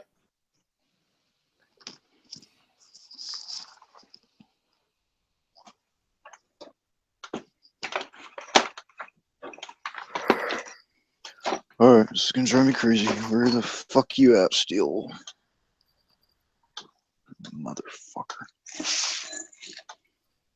What in the butt? Did anyone find out why Jaeger was looking for a lawyer in Texas? Legal trouble? I don't know. I mean, he was on Rick's chat last night. Did anyone ask him about it? He got somebody in the pussy.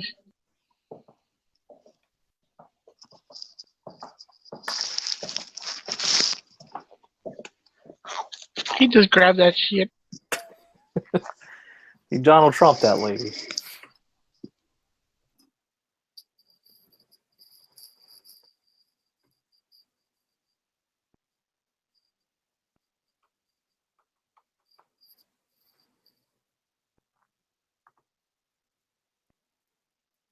Hey, what movie was that when the guy grabs a a chick that ends up beating a dude.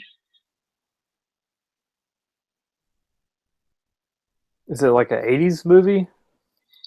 Yep. He's in New York.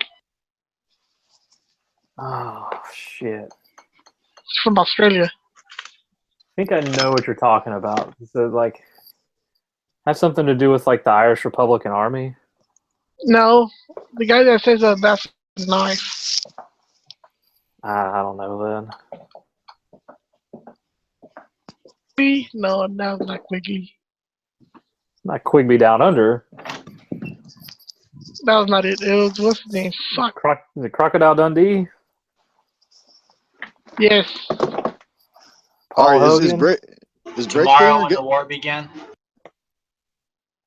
hey, is brake cleaner gonna take the ballooning off my magazine? I What do don't you know think? about brake cleaner. That's a dead horse question. I Brake would cleaner just does use not take off oil. nothing. Only brake fluid will. Brake fluid will.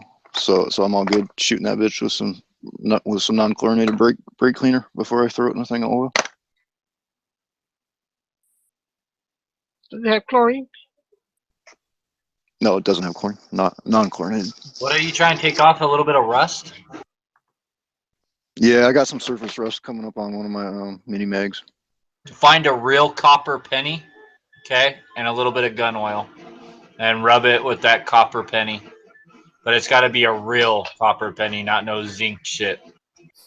So I'm gonna have to do some research and find out when Just take a penny they from made like copper. the 50s and rub it over that. Yeah. I think pennies Well, had I could- copper in them until like the 80s. So if you can find like one from the No, 60s I think it was or the 70s. Oh, was it 70s? Yeah, if you can find one from the Dude, I got 60s, you'd be all right. pennies around from. I got pennies around from the 40s Wait, and what's shit. your- So. What's your issue, Scott? Oh, just surface rust on a mini mag. It's been sitting Oh, on dude. top. It's been Alcohol? sitting. Want to save the Huh? finish? What's left on it? What finish is left on it? I'm telling you, gun oil and a real copper penny. I was a corrosion controller for a while, and for surface rust, we use rubbing alcohol, isopropyl usually, and something that's abrasive to scrub it, Scotch-Brite, a scudge brush, something like that. I may just have that. Unless I Nobody burnt, collects pennies no more. unless I burnt all my isopropyl alcohol on my alcohol stoves. Fuck. Anything stronger than 50% should be good. Oh well, shit. There's got to be alcohol like that around here. Then. I'm not a drinker anymore, so I can use it for. Yeah, I mean, I'm sure Russians use vodka to clean their weapons. It cleans out their insides as well as their, guns. Yeah, when they're cleaning out their barrel, they have somebody at the other end drinking all the fucking. If not, they're just wasting it, right? Did you know that I think it was beer in Russia until 2011 it was considered a soft drink? No shit. Yeah, I just read an article about that. Them Russians are hardcore, man.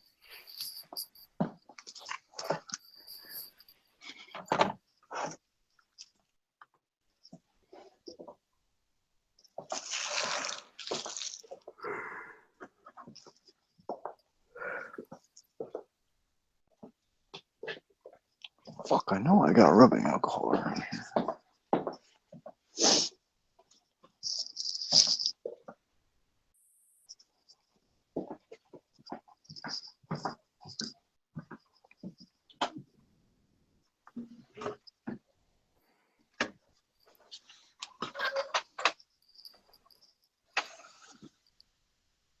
I do have acetone. Basically same shit, right? Fingernail remover. That's acetone. I don't know about acetone. It might not do anything, but not supposed to use it on polymers. I know that much.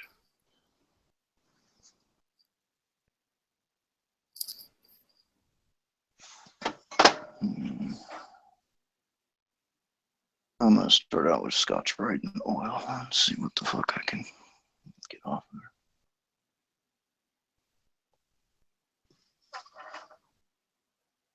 Kick it up a notch if I have to, but I don't want to go crazy.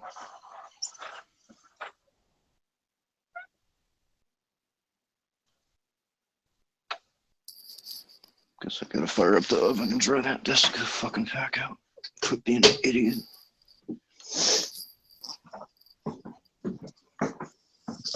Yup. No, this time of year, moisture in this area is just a fucking stay on top of all my reloading dyes and all that shit.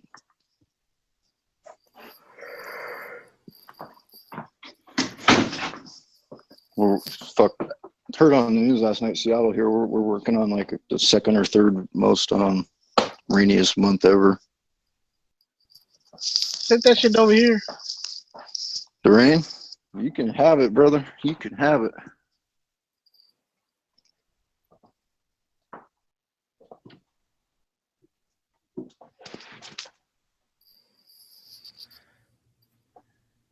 As long as it does its thing so we get our mountain snow, you can have the rest.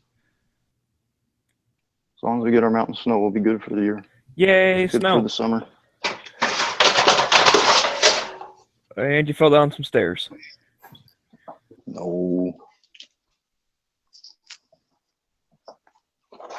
Cookie seeds.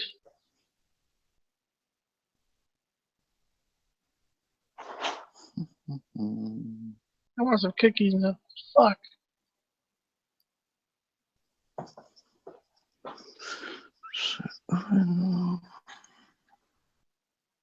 Nope, nobody wants to use this thing when they get home.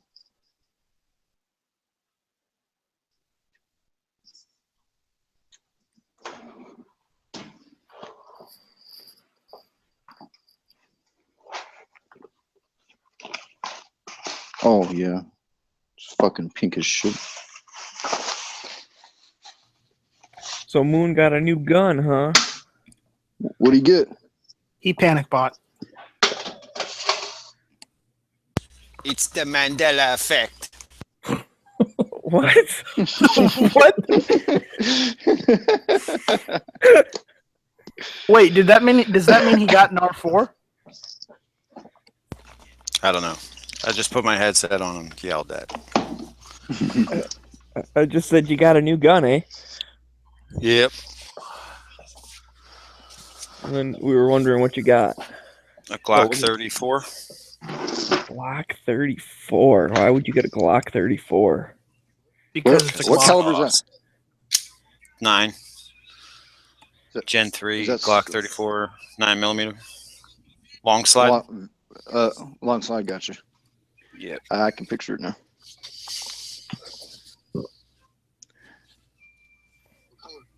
Black. What color? Purple. Well, I asked because Mooney likes to go with the greens and all that sort of stuff, but I don't know if Glock was even doing that back in the day. They back like 2 years ago they had some flat dark earth 34s that were Gen 3 and I kind of missed the bus on those. I guess they were only limited. So I had to get a black one.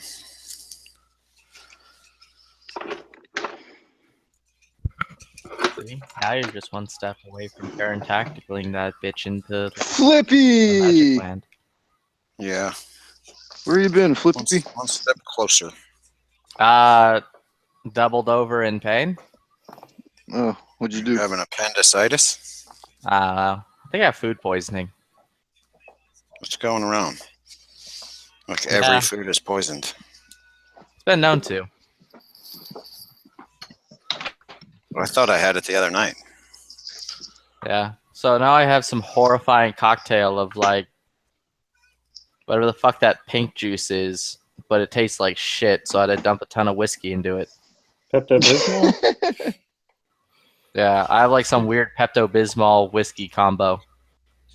Nice. Yeah, how's that working for you? Still tastes like ass, but I drink enough of it, I won't care anymore.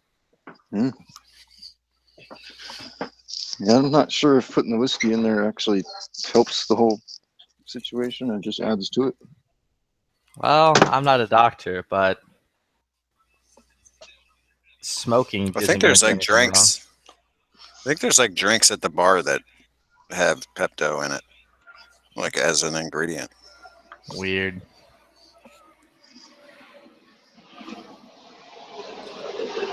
And I'm getting turned on to this aeroplane thing. I think I should invest heavy stock into American Airlines. Was that at me? Because I'm not muted?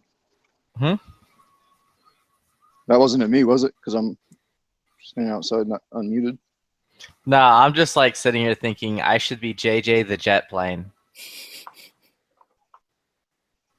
And that maybe that's the way to like sexually identify from now on. Moon, it is a real drink. I went and just looked it up. It's the Pepto Bismopolitan. Nice. Right. Gross. I'm inventing new things, guys. I'm a trailblazer. No, it's already around. So you're just. I'm a trailblazer. Here, I'll link you guys. I went and looked it up. 'Cause why the hell not? I have nothing better to do. And apparently, it's a drink. Yeah, I'm looking at The that right now. It looks like AIDS in a martini glass. That's exactly what you're drinking right now. Dude, I don't see whiskey in this. Where's the whiskey? You got vodka. It's better. No. Oh, vodka ain't better than whiskey. Come on. Bourbon is. Dude, I'm in Bourbon- Texas. bourbon I'd be basically fucking, like, is 6 whiskey. feet deep before You take ever that back. admitting Bourbon to is in dirty its own communist category. drink. Well, Being better than good old-fashioned American whiskey. Flippy, shut up. Fucking blow me vigorously. Okay, I'll unzip my You're not pants. so you pretty can get to enough. it. Go home. Here, hold on. Let me unzip my pants. You can get right to that. Yeah, with maybe a microscope. Oh, I'm sure you're up to the task. Yo, Oh my God, Knives is multiplying. yo, Again? yo. That's what happens. You let them hop the border, and then they start spreading like fucking rabbits. shit. Knives, hablo español? No, See, he doesn't want to get sent back. no entiendo. Double No it. hablo español. Not Nintendo.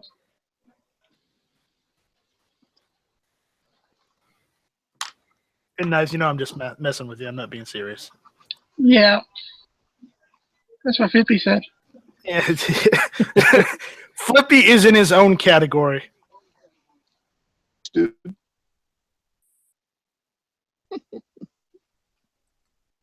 Oh God, you're not bringing that conversation up again, are you? No, I shouldn't. I shouldn't. Hey, Moon, you got your baby today? Yeah. One of them. 34? Yep. The Vickers? No. There's no Vickers 34. There should be. What about There's dude? What did I see in the lobby earlier about a Corey and Erica? Vickers What? made a 30? No. Vickers just makes 17s and 19s. Oh, okay. I'll be back. I gotta go kick this turtle ass again. No, it's Gen 3 34. Feels Knives. really good in my hand. Knives is a very conflicted man. It's Constantly only at one of war me. with himself. So, have you been like finagling around your 34? Yeah. He Yeah, I'm seems to fondling be- it up. Pretty good. Ah,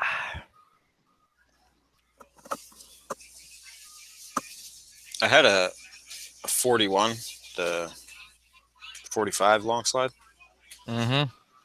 but I sold that a while ago. So I needed more long slide in my life. John Wick gun. Oh, what the fuck is this? I thought Dan Weston was American, not some kind of dirty Czechoslovakian like. They're still Liar. American. CZ owns them, but they're still operating the way they used to, I think. Sounds like some Red Dawn bullshit right there.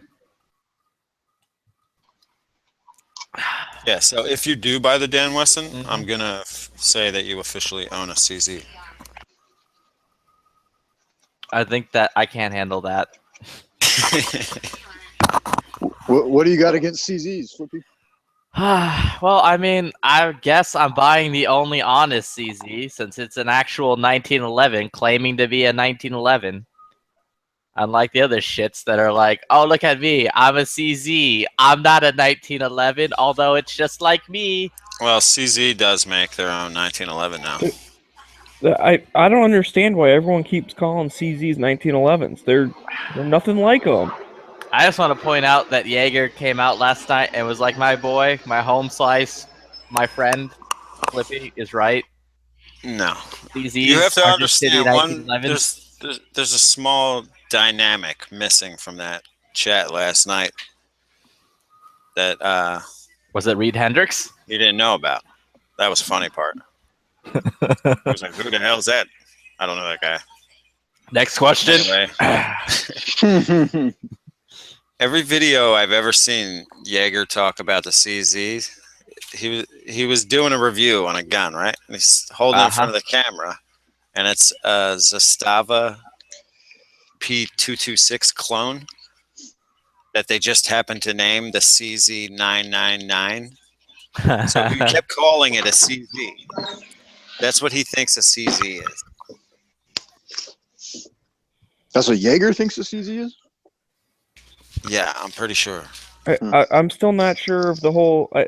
I just don't get it. Why do you keep saying CZs are 1911s? Because they are. They're not single action. They don't have a safety. They don't have a grip safety. Their trigger's completely different. What the fuck is the same about a CZ and a 1911? Everything.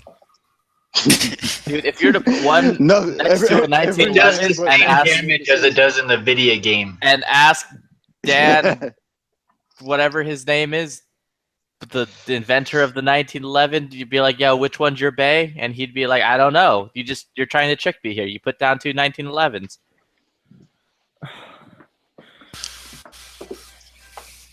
I just don't get it. They don't even look I'd agree the same. with They don't work the same. They're completely fucking different.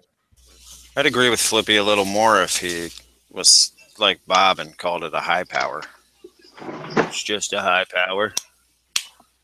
I refuse to acknowledge that bastard. Oh, you Who, fucking Bob? turtle. You call him Bob? Why are you calling Bob a bastard? No. Bob's a lovable scamp of a Canadian. I'm not calling him a bastard. The fucking High Point, whatever. That's just a bastard. Oh, okay. It just takes him an hour just to figure out Kind of like finagled with a Frenchie and a Belgian and produced that weird thing. It was a good old-fashioned American boner and American women. Does the 1911 slide ride inside the rails? The high power. I mean, who doesn't ride inside the rails? Or you know what I mean? Inside the frame, or does it go around the outside? I think it kind Like of. two Trailer Park Girls? I can't remember. Okay. I can't remember I'm what done the talking to Flippy, but similarities. anyways, anyone else who knows anything about 1911? Because I've never fucking really messed around with the 1911. I know nothing about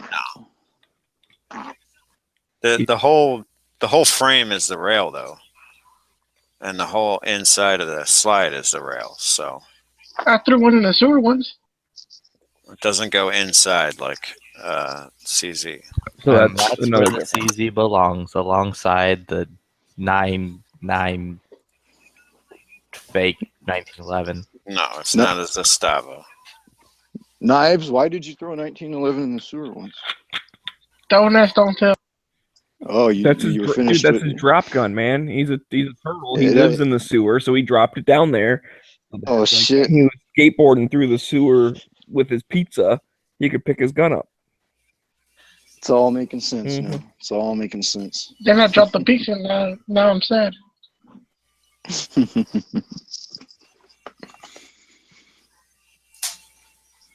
Yo, is there still 2 turtles up in this bitch? Yep. Ah, fuck. I'll be back. I'm gonna go kick this motherfucker's ass. Dude, you keep saying that, but I think he's winning. Yeah, because every time you leave, he doesn't leave. Do you have like another browser open or some shit that's just sitting there? Nope. I mean, I'd kick the other one, but then I'd probably kick you too. That's the thing.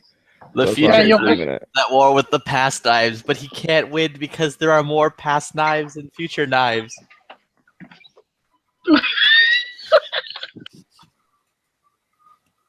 You can't beat the past knives. I don't want the past. Well, just attempt to outrun it, like Tom Cruise and his gay thoughts. Dude, I'm fat, man. I do have a sit-up and I'm tired.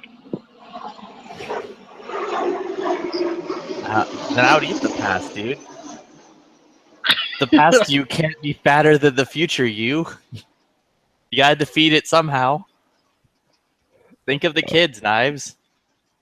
I'd rather fight it, but Daniel says I can't fight worth the shit. Ah, it's okay.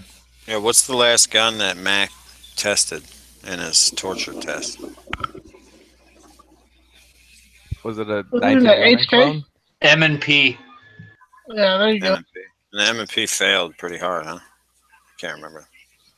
Yeah, but if Yeah, you look on so- YouTube, there's literally 1,000 video responses of people doing the exact same test, and none of their M&Ps hydrolock.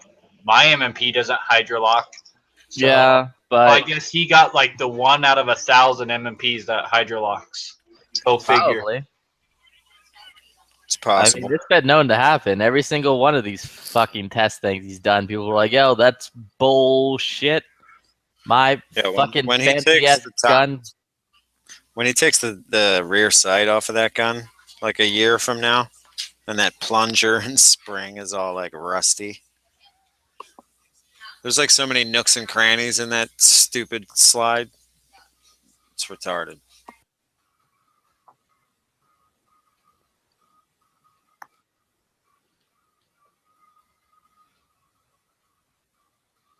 I'm just saying it's gonna rust. You're gonna rust. M&Ps are known for rusting. M&P shields. Well, but someone was telling me to check out the shield for getting it. I don't want no rust bucket. Nah, That's the all you shield check sucks. Just out. go buy a Glock. I tell you to check out the Walther or the Glock, but you don't want the Glock, so Walther. Nah, I'd say a Glock is better than a Walter. Yeah, but Smeggy's not gonna accept no Glock. Yeah, I don't want no scrubs. Oh. I mean, I guess you do if you're willing to accept the M&P into your life. I'm not willing to accept the M&P. I just was told to check it out. Now I'm finding out that it's a rust bucket. Oh, well then go buy an H&K and go be a real man. Well, I think that was just a guy that was real sweaty. That rusted that one that G Webs posted like 2 years ago. I don't even know where he posted it.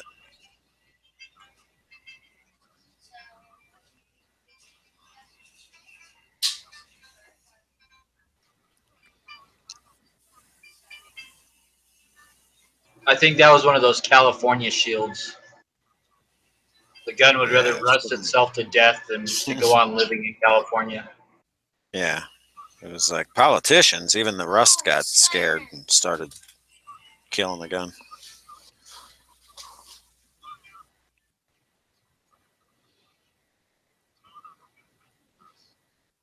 I can't believe this 34 has been sitting around for 3 years. Is that what happens with 34s? How much did you pay for your 34? $648 out the door. Nice. It's in the same shop. 10/21/13 was when the brass was collected and bagged up in this stupid bag envelope. Is it brand new? Yeah. It's still got all that copper fucking lube on the inside, and it's all greasy. Oh.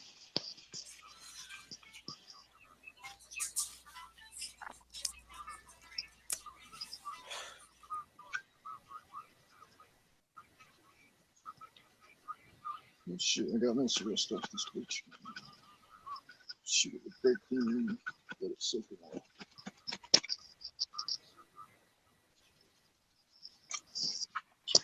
Back in business.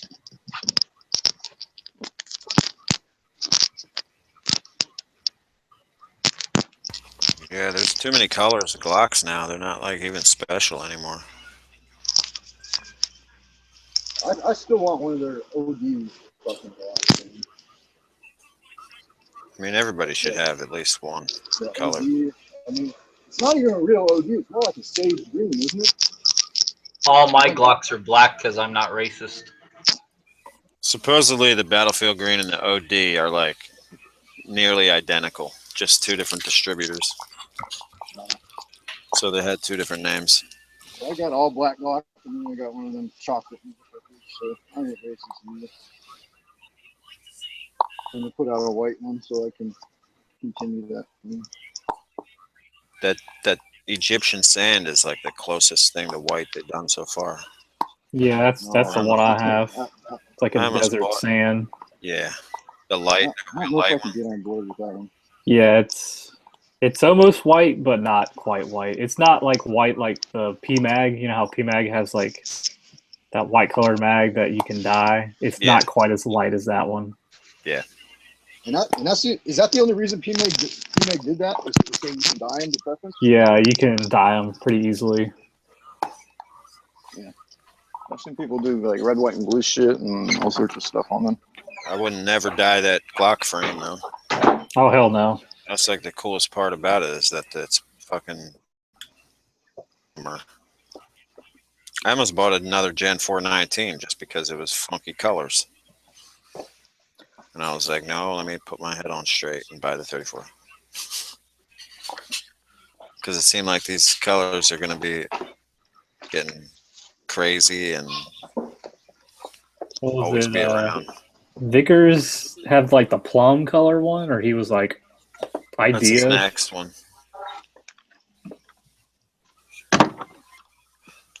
The next one is supposed to be plum. Plum crazy purple. Yeah, hopefully it'll look more like the Bakelite on the AKs than fucking purple. 'Cause if it looks purple, I don't want it. The Bakelite, is that kind of maroonish color? Yeah.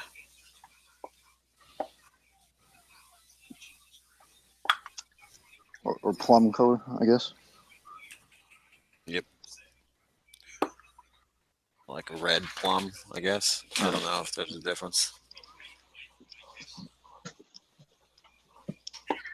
I actually like that color on the AKs. Some of them are that red plum, and then others are the ones where the black dye went bad. Didn't have enough. The mixture was off, and it actually looked like a purple. Oh, what, for the Bakelite? Yeah. Yeah, the earlier shit of that was supposed to be black, and it came out purple, and they're like, fuck it. We're rolling purple, because we're baller. Close enough. There's like different shades of that purple plum. They're like, close enough for this communist work.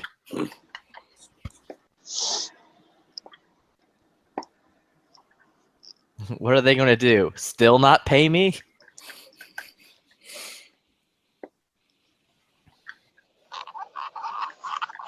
Wob, wob, wob, wob, wob, wob, wob, wob. Whiskey starting to get you? Pepto's. No. Pepto's kicking in.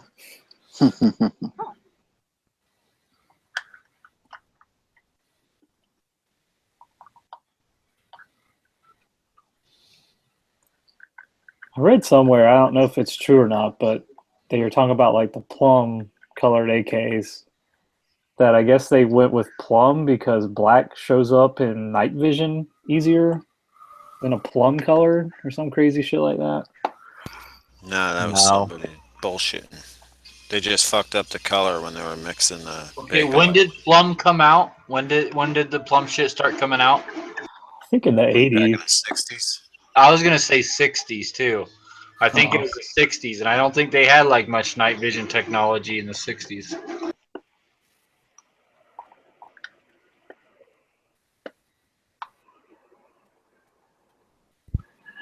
Yeah, no, it straight up was they fucked up the cover. Color.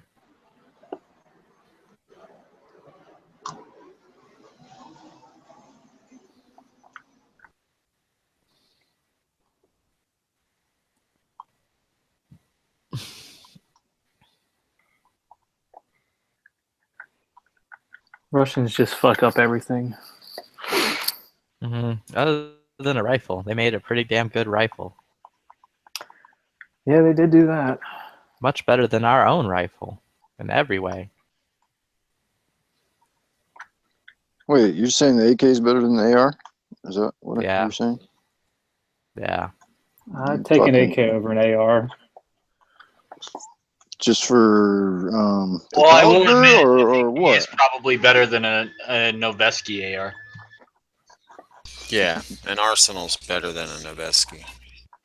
I mean, Arsenal's better than a Hodges or whatever. I don't know about that. I'll take an AR. It's lighter. I used to think that I'd take an more AK. ammo. Yeah, I used to think I'd they're take the an same AK, weight. but it's too heavy. Mags are too big and too cumbersome. Did you fuck with a I have told the 5.5 story. AR? Okay. No, but I would. I've told this story before, but I'd I like got a 104. my parents' friends. One of the guys was on a supply ship in Nam, and they were out for I don't know why a guy on a supply ship was out doing a patrol, whether he was moving from one place to another, but just telling me a story about one of his buddies. That could be. Anyways, the guy walks around the corner and there's this fucking Viet Cong guy, and he lights him up with his M16 and hits him in his chest rig, which his chest rig is full of AK mags, and doesn't even fucking phase the guy. So figures that out and dispatches the guy in whatever way he ended up doing that. He picked that fucking AK up, and that was his gun for the rest of the deployment when he was out doing that sort of shit. He wanted something that was gonna punch through all that bullshit. Yeah, I think like when the SEALs would go out on patrols in Vietnam, they would carry AKs. That's because of the sound that the gun makes. Oh, so it doesn't, so they don't shoot, and it's automatically, oh, the Americans are here. The Americans are here. I would rather get shot with a AK than an AR any day. Why? Just because it'd be over? Well, no, just because ballistically, you're not going to live from a AR-15 round because of what they do internally. I mean, you get shot with a pistol, you could still walk forward. You get shot with an AK, you can still walk forward, but you're most likely to die from a 5.56 round. I thought Or, I mean, like 5.56 survivability, like surgically. If Yeah, say you take a shot in the thigh, right? It doesn't hit anything vital. They can fix an AK bullet wound 9 times out of 10 compared to what the 5.56 round does internally. Once it fucking smashes and starts tumbling inside of you, you can't fix those wounds. The vascular damage and all energy dump and all that sort of stuff. Well, just the cavity that it creates, it's not a straightforward cavity like a AR or like a 7.62 round. I mean, that makes total sense, because why else would the Russians go to the 5.45? And yeah, in that thing, that case, if I had to pick a 5.45 or a 5.56, I don't know. Just shoot me in the head, because, I mean, they call it a poison dart for a reason. Yeah, I've heard 5.45 can fuck some shit up. Yeah, that fucking bullet is long and skinny, and it's fucking tumbling inside you.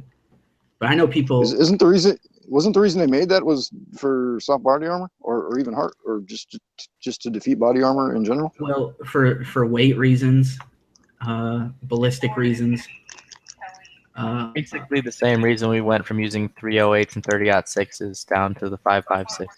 Yeah. Okay. Yeah. Makes sense. Makes sense.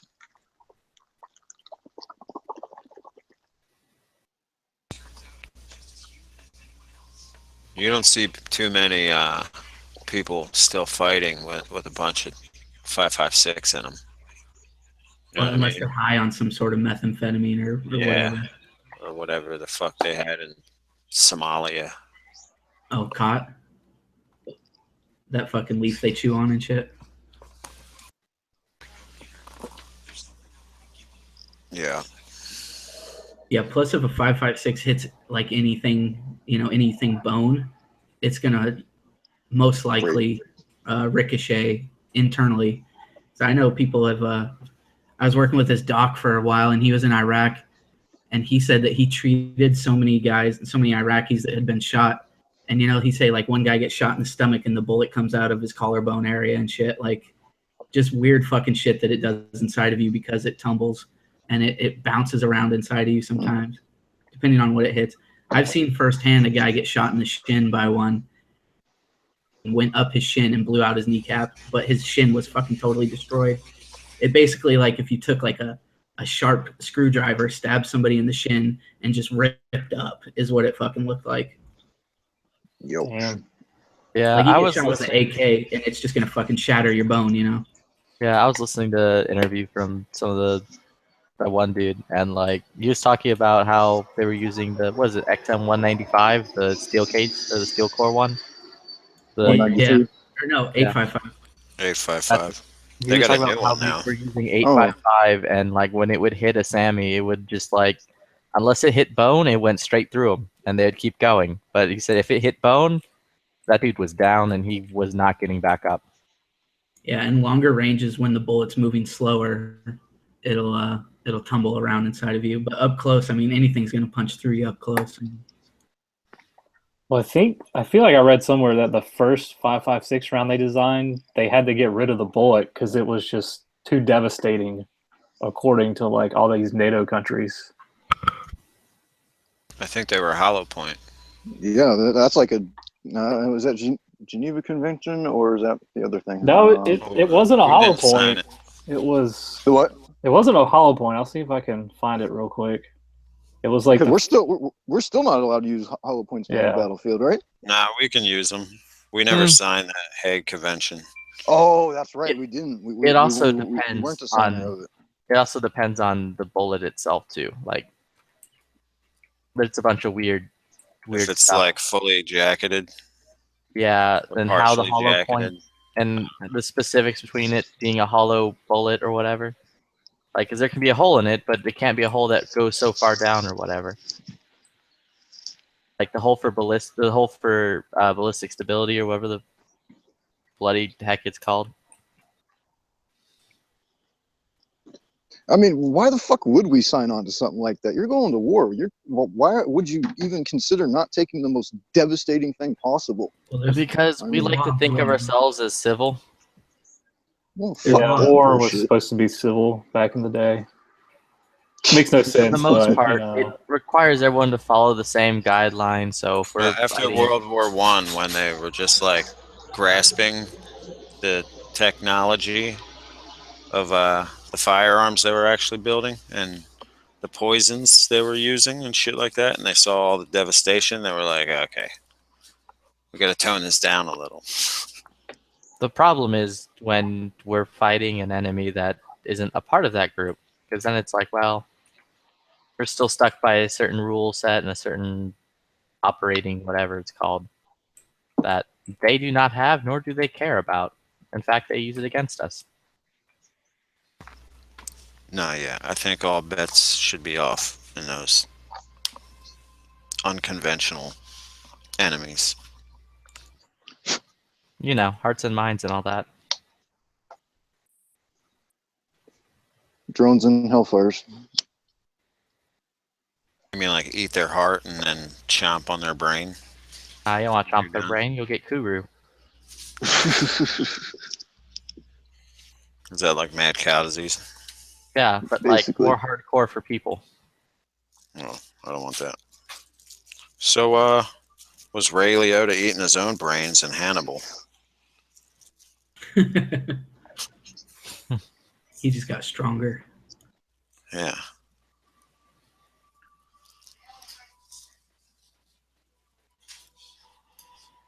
That was like disturbing to watch. I saw it in the theater when I had like 103 fever.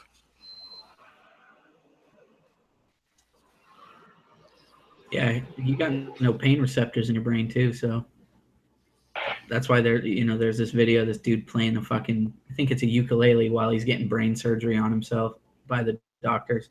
He's wide awake. You can't feel anything up there. That's crazy. Yeah, that makes sense. Yeah, I would be fucked. No, put me out, motherfucker. I ain't feeling no tugging and pushing and pressure. And Like, But what did if you you, just like, go they off touch notes? the wrong spot though? Like, what if they start like fumbling around or they drop the like tool, and now it's like up out of nowhere. I can't remember my childhood. What just happened? What are you guys doing? Why can't? Why is words hard?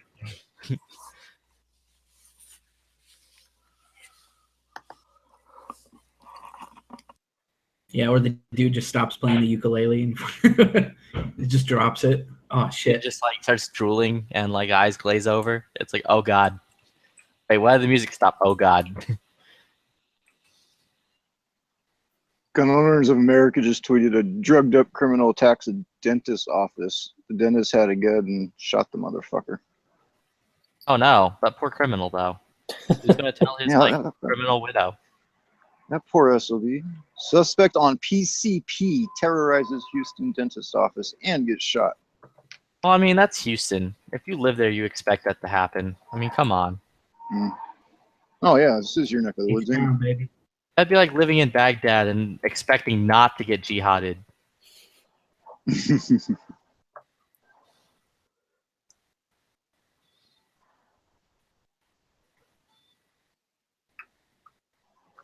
It's weird that Twitter would send me a message like that. Fucking email me.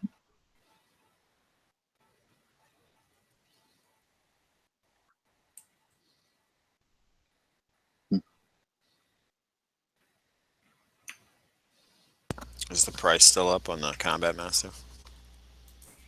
Probably. I haven't looked. I asked earlier, anybody see? It's only going to continue to go up. I'm telling you that right now. They're not going to drop price when it's like their guns splattered all over like TV and like the movie theater.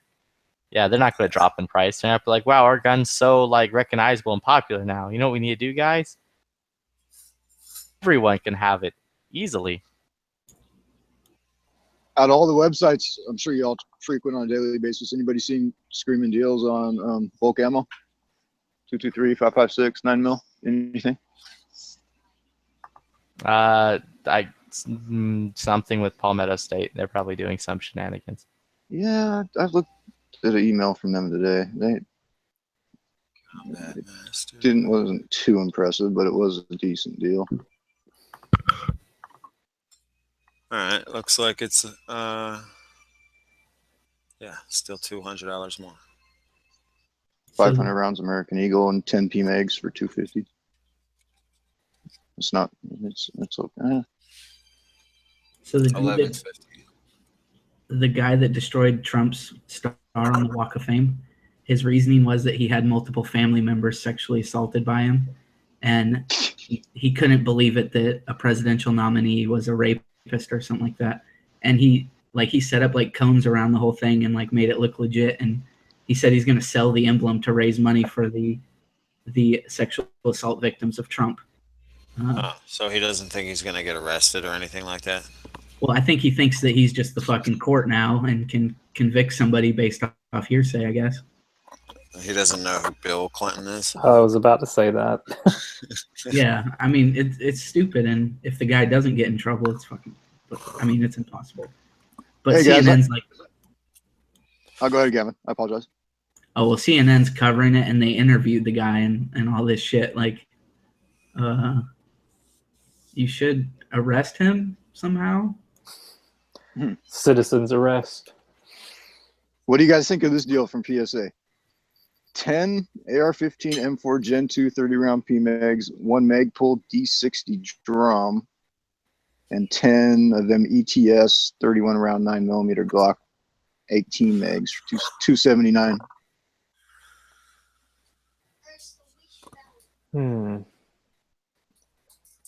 Well, that 60-round drum thing, that's what, like 120 normally? 100, at least $100? It's kind of what I was thinking. But I don't know It's about up there. the EST or ETS mags. I don't really know how much they usually run. Lippy, you just bought like 10 of those, didn't you? I know Primary Arms was selling Gen 2 hex mags for $8. That's pretty good.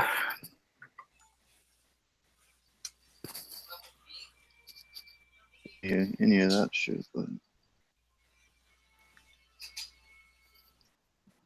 I just saw it, figured I'd ask you.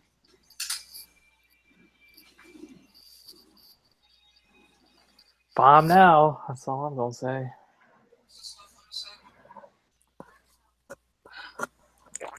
I could just buy this 500 rounds of American Eagle and the 10 PMags and then sell the 10 PMags and then have a pretty good deal. Why would you sell them? Yeah. Load them up with that shit. Dude, I'm pretty good on eggs, honestly. Okay. I guess never enough eggs. You don't have a deal for like 500 rounds? Yeah, that's what this one is. 500 rounds American Eagle and then the 10 PMag. I mean, with like no attached mags or anything. No. Well, not on their daily deals at least. I haven't jumped into their regular website just to see what else they got going. I would just, if you just want 5.56, I would look somewhere else then. Someone else has to have a better deal. Yeah, that's kind of why I asked. Just wondering if you guys stumbled across anything. I might get up tomorrow and go check out Sport, go down the street up to Emporium and Bass Pro and see what they got going. But I also may just sit on my ass and let's see. do If some I internet was searching. really in the need, what are you looking for? 500 rounds? That's kind of minimum that I'm looking for when it comes to 223 or 5.56. Also looking for some 9mm. Should check out Walmart, see if they got that Perfecta for 9mm. There is one of them Walmarts in my area that does sell this shit. Well, only their superstores or whatever in my area sell that stuff. What was that deal from Palmetto? How much would it have been for 500 rounds? If you sell the mags, or how much was it with the mags? $249. Oh, yeah. You like steel case or no? No, I'm strictly brass just because I'm a reloader. Federal 5.56, NATO 55 grams, XM1 93, 33 cents a round. Ooh, where's that at? Smoky Mountain Munitions. Smoky Mountain Munitions. It's the 120 round plastic little ammo case for $39.95. I just saw those on PSA the other day. I'm not sure about the price.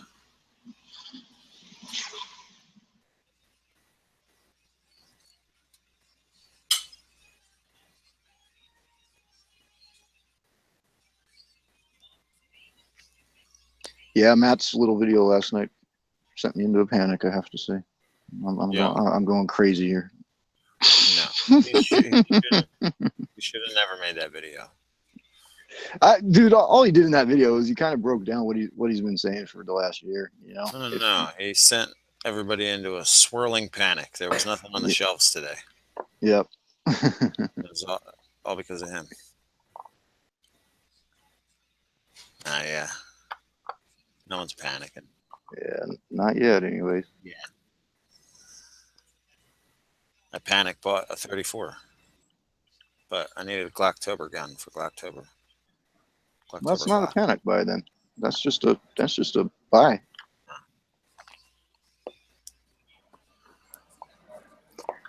Yeah, well, That's just I want it, so I'm gonna get it. I want a new Glock, but I think I'll wait for the Gen 5.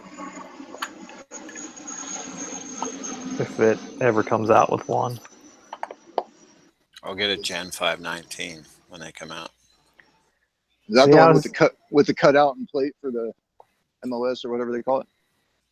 No, No, this one doesn't have finger The grooves. Oh, FBI Glock. okay. Like, I got a 19 already, but I kind of like the idea of a 19 without finger grooves. But then I was like, well, I kind of like the idea of a 17 without finger grooves.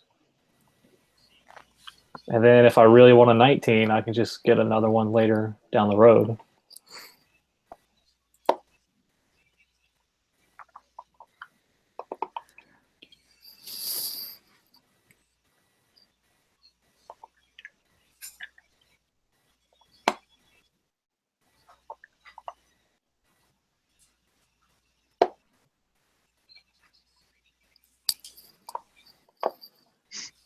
Reloads. Yuck.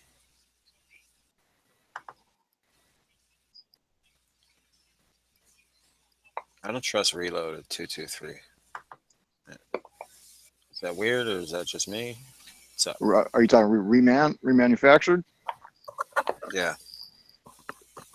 I mean, they were pulled for a reason, but I wouldn't have a problem with shooting remans from a reputable company. Every time Jaeger posts a picture of like a blown up gun, it's from a reman 5.56. Hmm. That's why I don't like them. I don't even want to fucking test them. I feel like I've gotten some remanufactured 30 carbine before, and I didn't have any issues with it. I would trust that. It's more like because there's revolvers that shoot that shit, right? Yeah. Yeah. I mean, it's just like a souped up 38 special.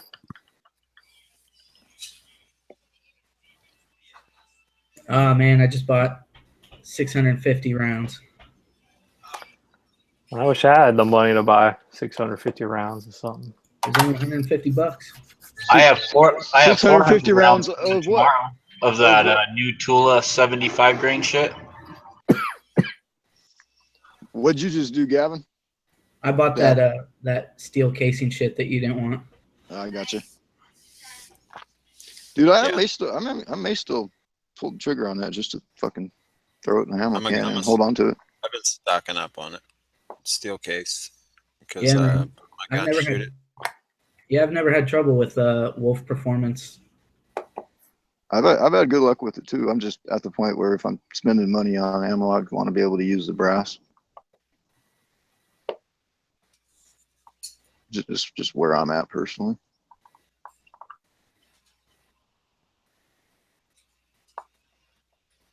Any of you guys shot that 75 grain Tula? Nah. Nope. I don't even know what the grainage of Tula is that I shoot. Usually 55 is like the common Tula, you know, Yeah, 5 grain. 53. I've never seen that 75 grain stuff before, but I ordered 400 rounds of it. It gets here tomorrow from PSA, so I'll find out tomorrow. What twist rate do you think that's optimized for? Oh, definitely 1 in 7.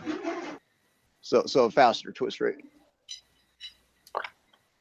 Yeah, I've never seen that stuff before. I've only ever seen the 55. Generally, you want a heavier grain for the least amount of twist rates. That's just like a general, I guess, like a quick reference thing. All right, but the shorter your twist rate, the faster it is, though, right? Yeah, the shorter it is, the more spins it'll get, so it can put a lighter projectile further.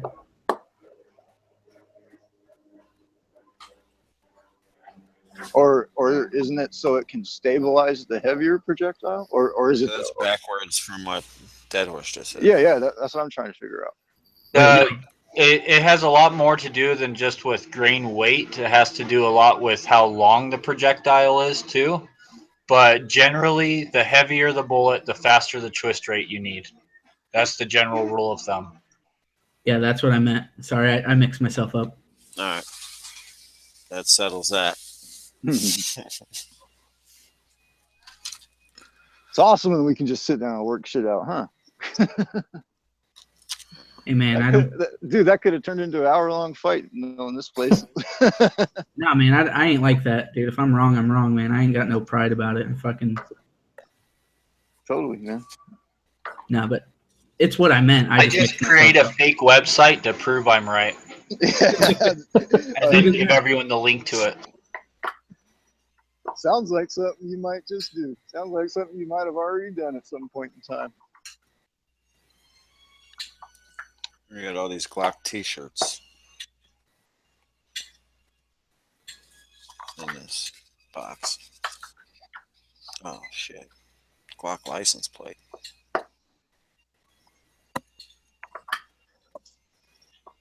You going all out on Glock now that you bought one? I have a bunch of Glocks. Oh. They have like this little catalog that I never got with another Glock. It's got the shovels in it, all the knives, all the colors. Wait, your 34 came with a little catalog inside the box? Shit, I've never gotten a Glock catalog with any Glocks I bought. Got a Glock hologram paperweight. Wait, Knives is out in the lobby. He's trying to say you can't fucking get in here. Anybody know? Glock Perfection Stadium Cup, 6 for $6.50. It's because we put up the wall.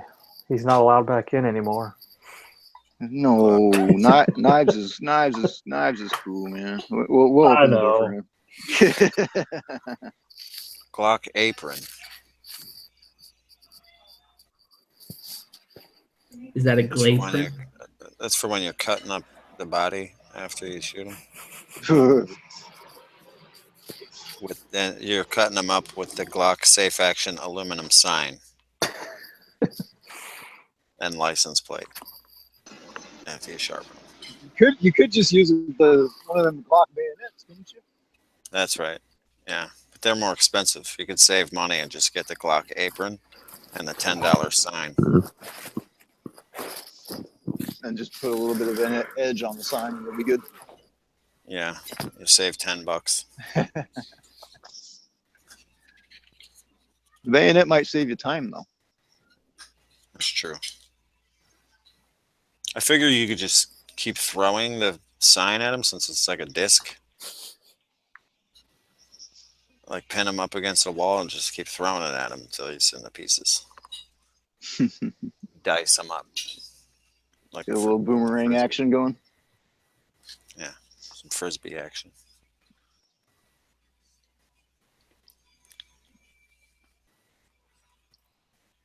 Glock Tac Light.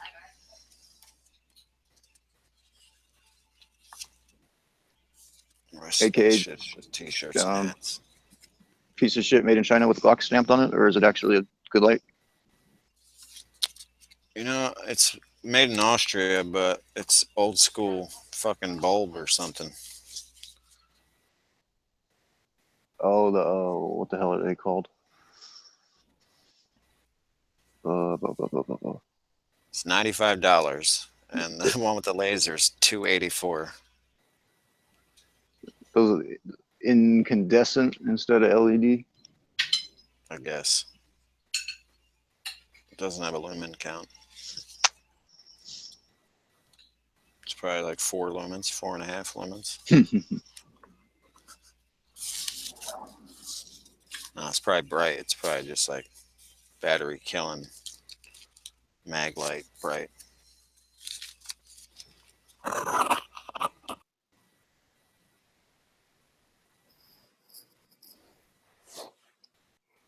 I've been having problems with my little Phoenix LD22 just sucking life out of batteries lately.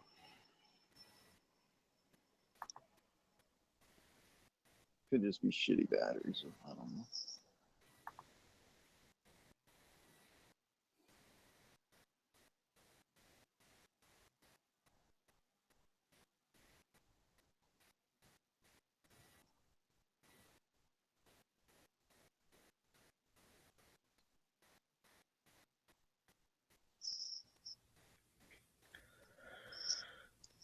Oh man, so I just watched this video of some dude.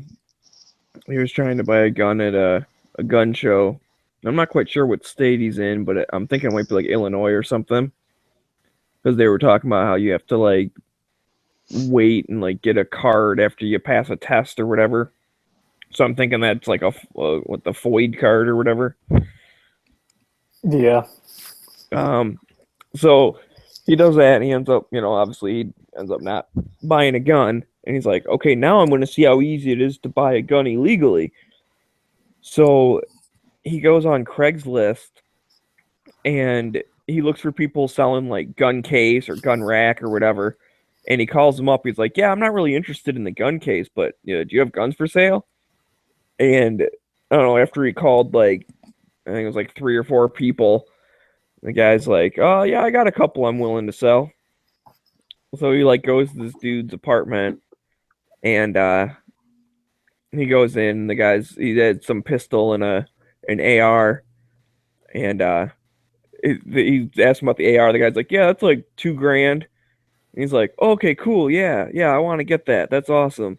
And then he's like, I left the money in the car, so I'll call you and you can buzz me back in. So he goes down, he jumps in his car, he gets the fuck out of there. He's like, I'm not buying that shit. What the fuck? Was it the same guy that was in the chat a couple weeks ago asking about shit? I don't know if you were in there for that or not. I don't remember that in the chat.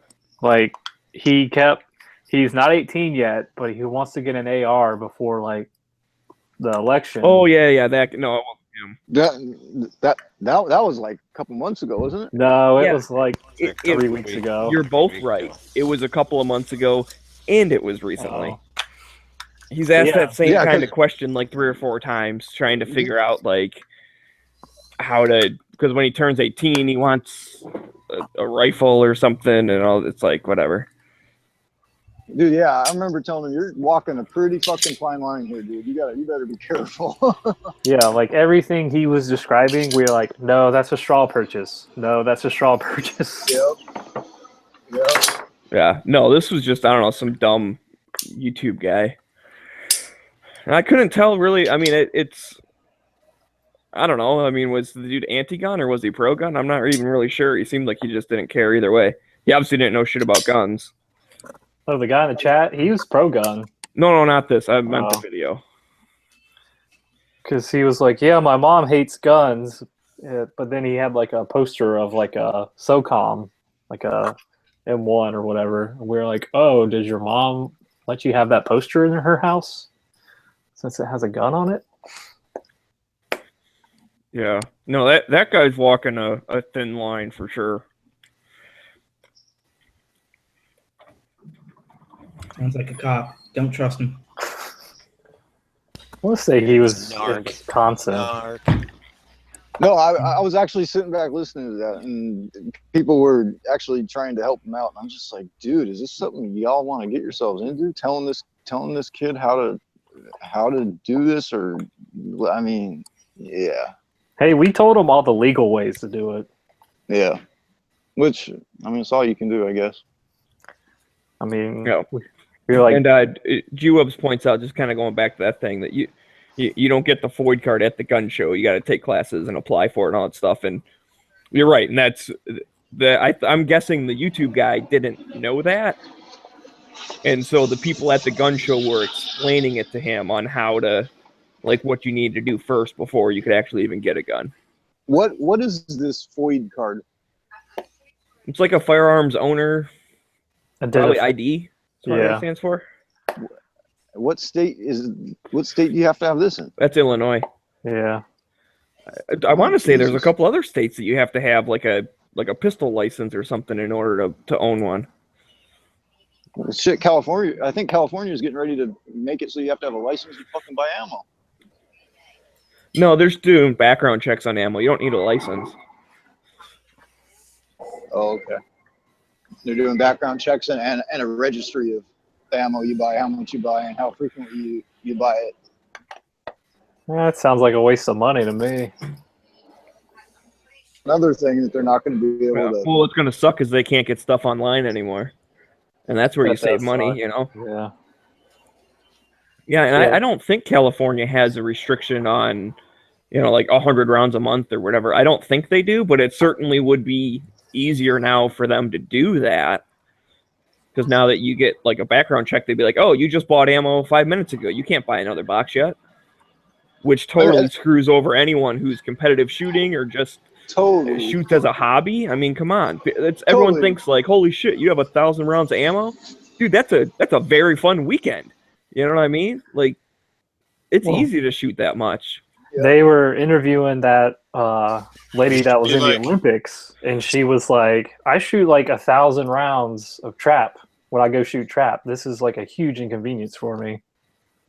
Just be like it's an assault rifle. It shoots 1,000 rounds a second. What do you Yeah, think? use their own logic fuck? against you. Yeah. Yeah. But I mean, realistically, like when I talk with people that, they're in the middle or they're kind of normal or whatever, they just don't know, right? It'd be like someone with a drag car or something being like, well, why do you need more than 10 gallons of gas? It's like, well, because I use up a gallon every quarter mile when I fucking gun it. I don't even know how much gas used, but you know what I mean? Like it's something like that. They just don't get it. So I always tell them, when I go to the range in like a half hour, if I just go for a half hour, I shoot 50 to 100 rounds. And that's, kind of 50 rounds if I'm taking my time and, shooting for groups and moving the target in, looking at it, moving it back out and shooting slow. 100 if I'm just playing around, that's easy to do that in a half hour. You can blow through 100 rounds pretty easy. Yeah, it's like if you take a buddy out just, messing around with like a 22 LR, I mean, you could go through 2,000 rounds in the afternoon. And Yeah, you tell people that it's like, oh, I have 10,000 rounds of 22 LR, and they're like, oh, you're fucking crazy. It's like, no, that's like a month's supply of like having fun. Right. I mean, just think about it. Like if you go once a week and blow out, 100 rounds of ammo on a weekend or something. Okay, a couple of months, maybe you do a little bit more. So in a couple of months, you've used 1,000 rounds. That ain't nothing. Yeah, it's like if you shot 100 rounds of 22 every week, what is that? 5,200 rounds in a year?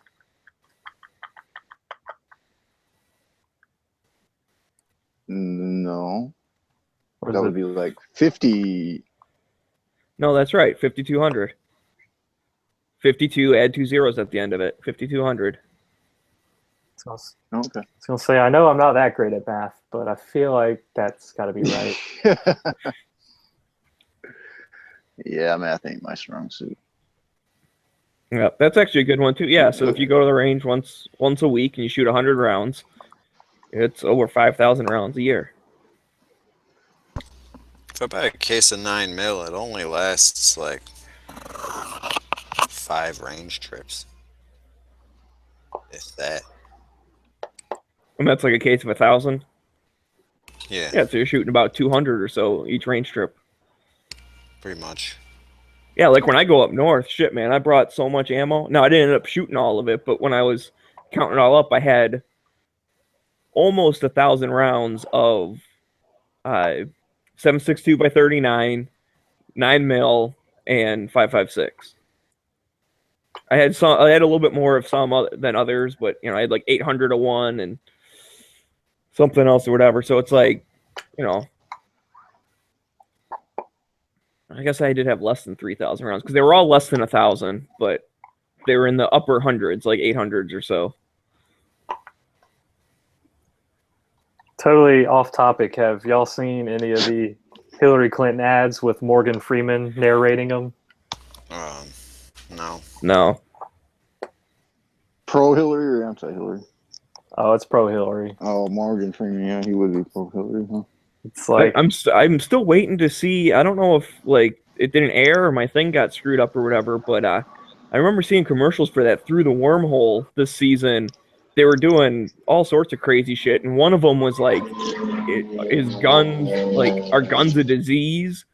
And like the catch line was like, "So maybe when you put your finger on the trigger, it's the trigger pulling the finger," or like something stupid like that. Like maybe the trigger's pulling the finger. And I'm like, no, that's not how it No, works, dumb fuck.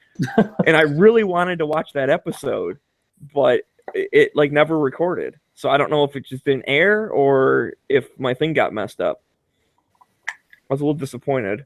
And then they did one on like the NSA. I haven't watched that one yet either. I didn't actually watch any of the new season. There was one about kind of like transgender, like, are there more than two genders? Like, no, there's still only two, just people sometimes Yeah. fall in between or one or the other. Like, it's, you know.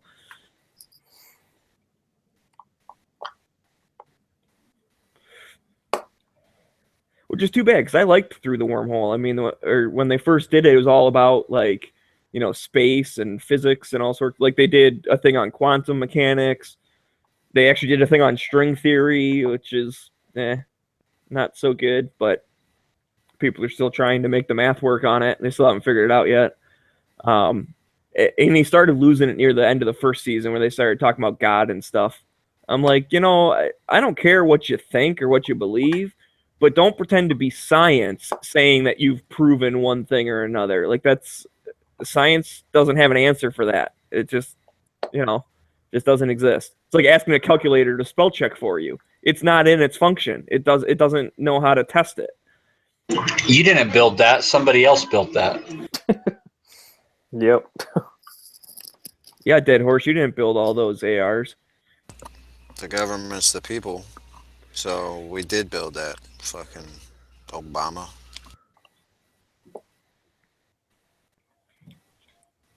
Just another great flub quote by Obama, along with ISIS being the JV squad. It's like, oh, that JV squad that's taken over half of Iraq and most of the Middle East.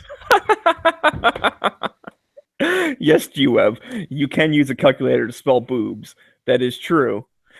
But it doesn't know if you spelled it right or not. It still can't spell check you. Yeah, if your calculator's got a long enough string.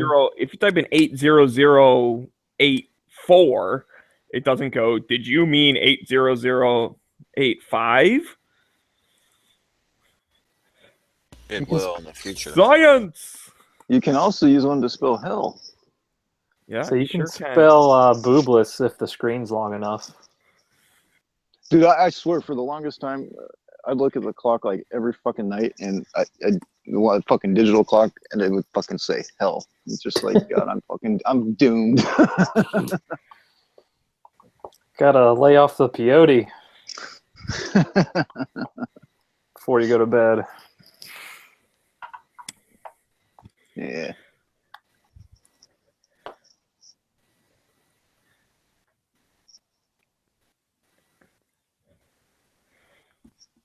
What was that shit? Peyote? It's that cactus thing that the Native Americans like get high off of. Okay. Yeah, it's like a psychedelic thing. Yeah. Mm. Yeah, no thank you. Not a fan of shit fucking with my mind. Yeah, that's my mind's screwed up enough as it is. I don't need help. Yep, no shit. The Indians did it to go to the spirit world and become one with their spirit animal. So I suggest you all do it. And you know. You gotta at least try it, That's right? stuff I just did. You gotta at least try it, right? Yeah. I heard it expands your mind and makes you smarter. So you just got to make sure you do it on the reservation because you probably don't want to be tripping on that shit when you're out in public.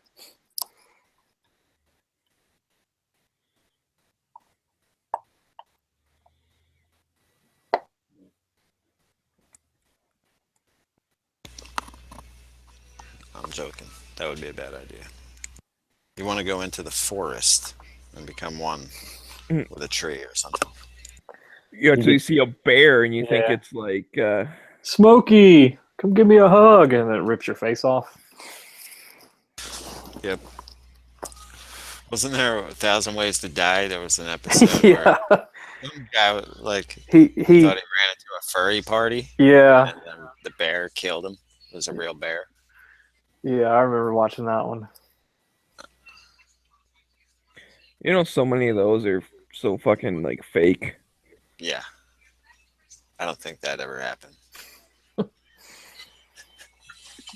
Got an email from Richard Thompson at the Firearms Policy Coalition. Looks like the West Coast Wall is gonna become a reality.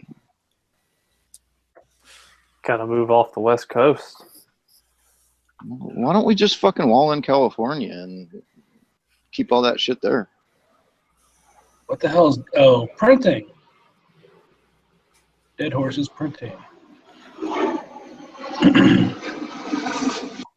Hey, Too Hotty, you gonna be around this weekend? As of right now, I should be.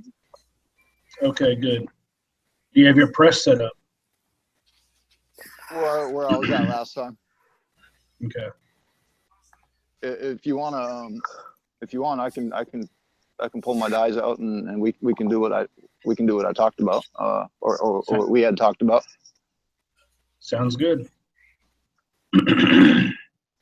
But fuck, that means I'm gonna have to go hit the reloading shop tomorrow and get a powder trickler and a scale. Okay. God damn it! That money was gonna go to ammo. Shit. But I guess anyway, it still will go to ammo. So all right. All right. Yesterday, I bought another 12 pounds of pistol powder, and will be shipped to me. Powder Valley. Yeah.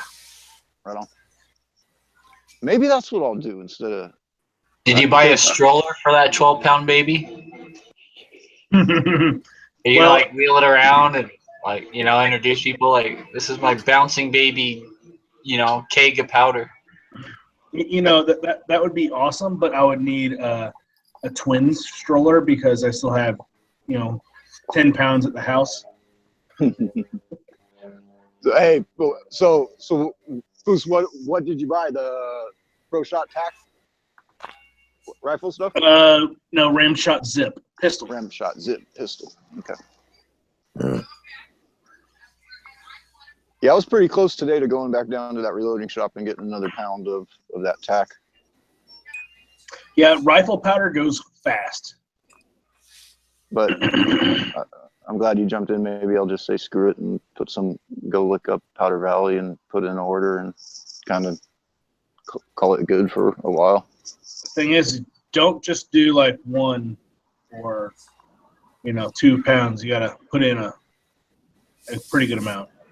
You got to make it worth that the hazmat fee and shipping. Yes. Yeah, I hear you.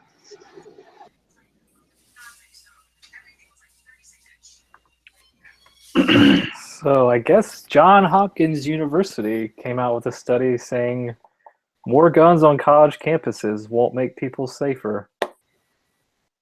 They're a fucking idiot. Yeah, they're wrong. You can't trust these kids with guns in class. That's essentially what the article said. Yeah, and you have to be 21, so yeah. You can't trust these adult kids with guns in the classroom. Mm-hmm. Well, all you would have to do to neutralize a threat is just say that you have a gun, and it would just trigger everybody, and they would just like curl up in a corner somewhere. Yeah. And that way they'd avoid all the gunfire. Yeah, it's like perfect.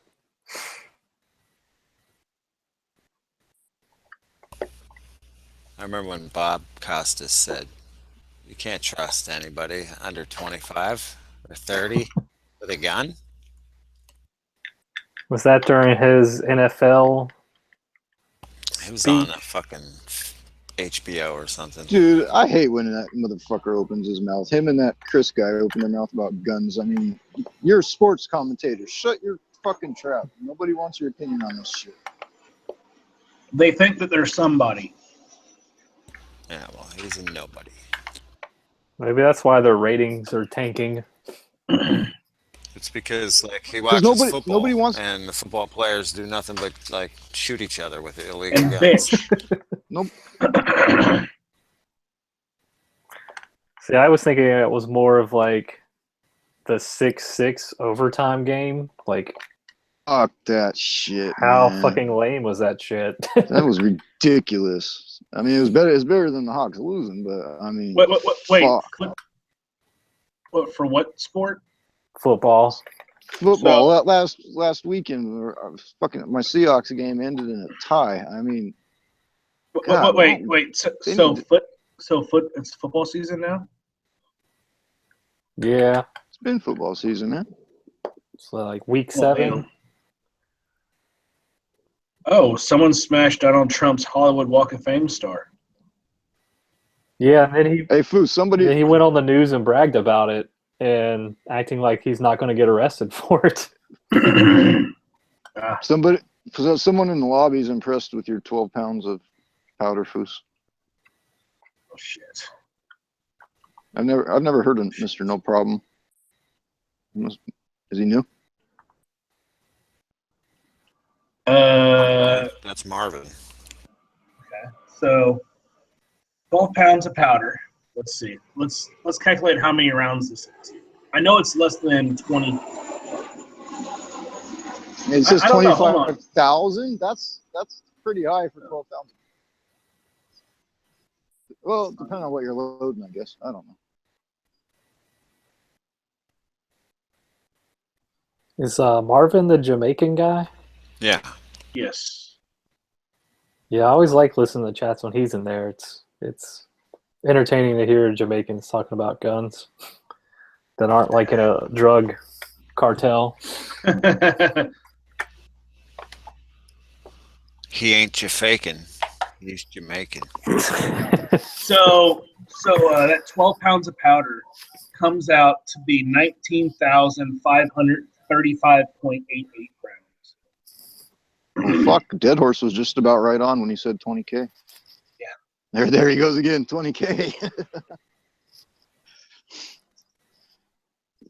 So, yeah. That's what I'm Yeah, gonna just do. shy of 20K. That's what I'm gonna do. I'm gonna just say fucking 12 pounds. So that 12 pounds of powder will last me about a year and a half of shooting. Actually probably about a year and a quarter worth of shooting. Hey, if you don't mind me asking, what did that run you? I'm How looking did right now. Oh, right on. I was about to ask the same thing. I was curious. Because I'm definitely contemplating just pulling the trigger and doing that, and then I'll be set for rifle powder. Just under $300. Oh shit! Well, I just went and put 325 on a Visa card, so that'll work out. There you go. But if I do that, I got to go put some more on it so I can get set up with pistol powder too. Might as well do it all in the same order, get it over with before shit really hits the fan. It's like I want to get back into reloading, but I feel like by the time I have enough money and a space to do it, that shit's going to be so hard to find after the election.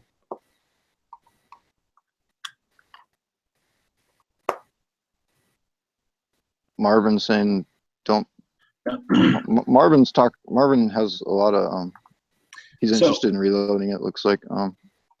Why? I'm curious, Marvin, if you're listening, why are you saying don't buy that much powder?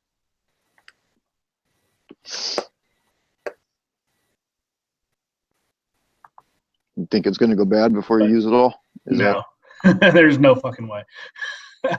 No, I'm kind of talking to Marvin through the. Yeah. So he asked if I use a flash hole uniformer on my rifle brass. No, because I don't. All my rifles are not like made for pinpoint accuracy. It's either a battle rifle or it's just something I like to play with every now and again, like my Mausers and stuff like that I'll pull out a couple times a year and just try to hit steel at 100. And if you have to, you suede your primer pockets, which basically uniforms it anyways, correct? No, I don't suede. No, he's talking I don't swage my pockets, no. And if I need to, because most or all reloader charge powder. I don't understand that. No, he's talking about the flash hole uniformer. So that's what the flame goes through from the powder. I mean, from the primer to the powder. If that's uniform, I got you. Yeah. So is he talking about just going in and taking off the burr on the inside of that? Yeah. Well, that hole from different manufacturers and stuff is, it's not always uniform. So, yeah, you could actually take and cut those and make sure that they're all the same. Right. I do not do that. I don't have a rifle that I want to put hole in hole at like 3,000 yards. Yes, I said 3.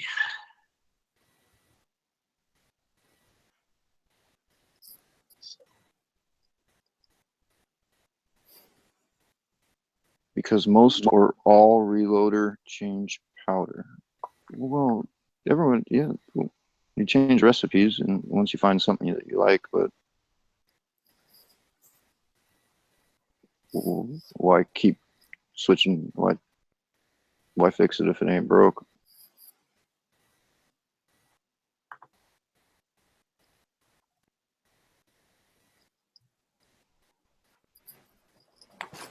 It's different. It's different when you break it down into certain gun and a pet recipe for what shoots best out of that gun. But if you're loading for your just ARs in general and you want to shoot through everything, I don't see a problem in buying that much powder and sticking with it.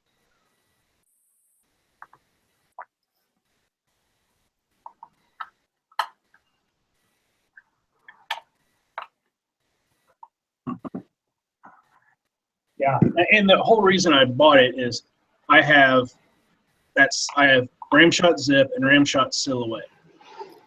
And I got looking, and I'm like, I only have 10 more pounds of Zip. And I'm like, that's enough for about 15,000 rounds. I went, I have enough powder for 30. And I have enough primers for 30.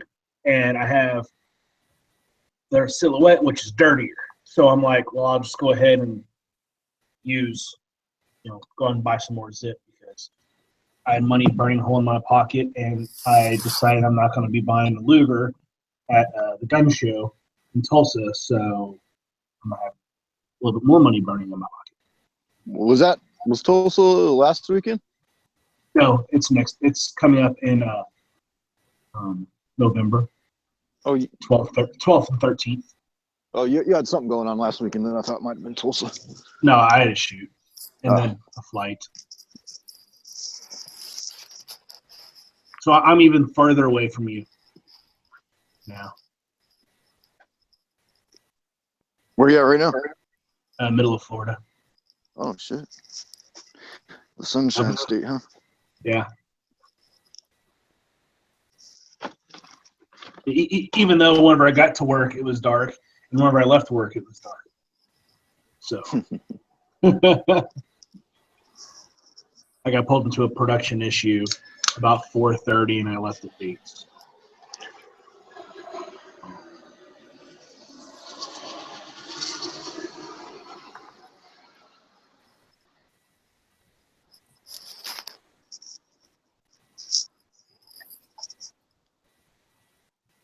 Come on, Marvin, hurry the hell up.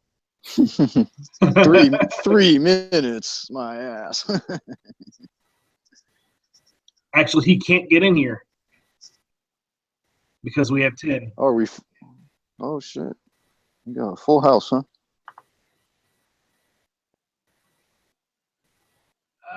Dead horse. Oh, why'd you do that? You're so nice.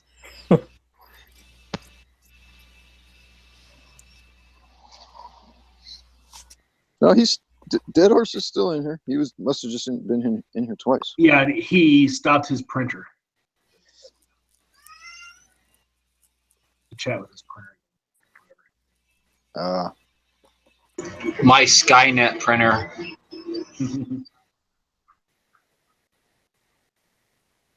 What are you building now? I'm printing a red AR grip Okay. for my build I'm going to do tomorrow night on G-Web's show, I think. What's on the Is bench it right now? the Little Red Riding Hood one? Yep, the Little Red Riding Hood one. What do you got on the bench right now? Black Betty number 40. You want to see what I got on the bench right now? No, it's not number 40. It's number 915. Wait, let's see here. You see that rail? Yeah. Turn off that light and Oh, this is shit. Oh, you're gonna light it up. I think I know what's coming here. You got that shit figured out, huh? Christmas AR. Nice. yeah, Dude, it'll look even better once the stainless barrel is inside of it and shit, because then it'll It reflect on. shines off of. All that reflection. Polish Totally. that barrel up real good with some mothers. Actually, that might not be a bad idea. I didn't even think about that. That is a good idea. Yeah, it looks sweet, dude. Yeah, I jumped into the chat the other night when you guys were talking about the electronics of that. I'm still searching for spinners and curb peelers for it. So as soon as I find those and some balls, I'll be fucking. Curve feelers. Huh? Just pimping that bitch out. Can you hear me? No. Yes, sir. Yeah, we can hear you. All right, here goes. The reason why I was saying that you don't buy so much powder, and the reason why I do it, is that reloaders are just like gun owners. We tend to buy a lot of different things. So you have a powder and you use it for 4 or 5 months, and then you're like, somebody told you about another powder, so you buy another pound of that one, and you buy. So you end up with 50 different types of powder, but when you have 12 pounds of it, it's hard to change. So what happens is that I may be using now Hodgdon 4350, which is the go-to powder for most rifle shooters, or Creedmoor 6.5 shooters. However, maybe in 5 months, there's a new powder that comes out that, or somebody finds out about a new powder with a new load. So I want That's to for try like match shooters, not for like plinkers and shit, though. Yeah. So Here's my thing on that. With me being pretty new coming into this, I'd rather buy a large quantity of that so that what I have is consistent and I would fine tune. And I would say that I'd go the opposite. The reason why, if you're a new shooter, my suggestion would buy is you don't know what your gun likes. Well, I'm loading for many different rifles of the same caliber, though. Right, but you still don't know what it likes. So, there's two schools of thought on this. There's one that says, "Oh, I'm just going to buy a pound of this, pound of that, and see what my gun likes," and then the other school of thought is, "I'm going to buy it deep, buy one powder, buy it deep, and I will make up a load that is best for my gun." Agreed. And then run with it. And correct. If you're doing hole in a hole at 50 yards like you, yeah, buy a powder, 1 pound, and figure out what your gun likes. But if you're okay with a 3 or 4 inch group at 30 yards, buy a powder, buy a deep, and then find one that your gun likes. I fully agree. When I just started out, I took the one thought of is that, hey, you know what? Everybody's telling me to buy this powder, so buy that powder, buy that bullet. So I just buy a little variety of things and did my own. And I learned, and I said, like right now I have maybe 2 or 3 powders that somebody said, hey, Marvin, go deep with that one, buy that powder, it will work. I bought it, and it's not what I thought. But then you go to the range and you meet somebody else and they tell you, hey, try this one, and you're like, okay, I'll try it. And you try it and you're like, ooh, the group is tighter, looks better. Once you have a low development, it's like cooking a recipe, or like you're like a chef. Once you have it down, then you can go deep with powder. Meth dealer. Yes. And once you have it, you have it, and that means that you want to go you want to buy as much as you want, Yeah, or you can afford, or you want to say like me, where I get a load, I developed it, and I feel confident this load is the best load. I am shooting quarter MOA, and I'm like, all right, quarter MOA. Then I'm like, you hear about another powder and you want to get better. You want that addiction of developing a new load. Because we rifle shooters, if you don't shoot for hunting, all you want to do, your game is to get the most out of your powder and your gun. So when you go to the range, you're like, I'm using this powder and that powder, and this is what I get. That's the fun part about it, you know? Again, that all depends on what you're trying to do with your rifle. True. And I hate load development. I absolutely. Oh, I love it. Well, and for me, I don't want to.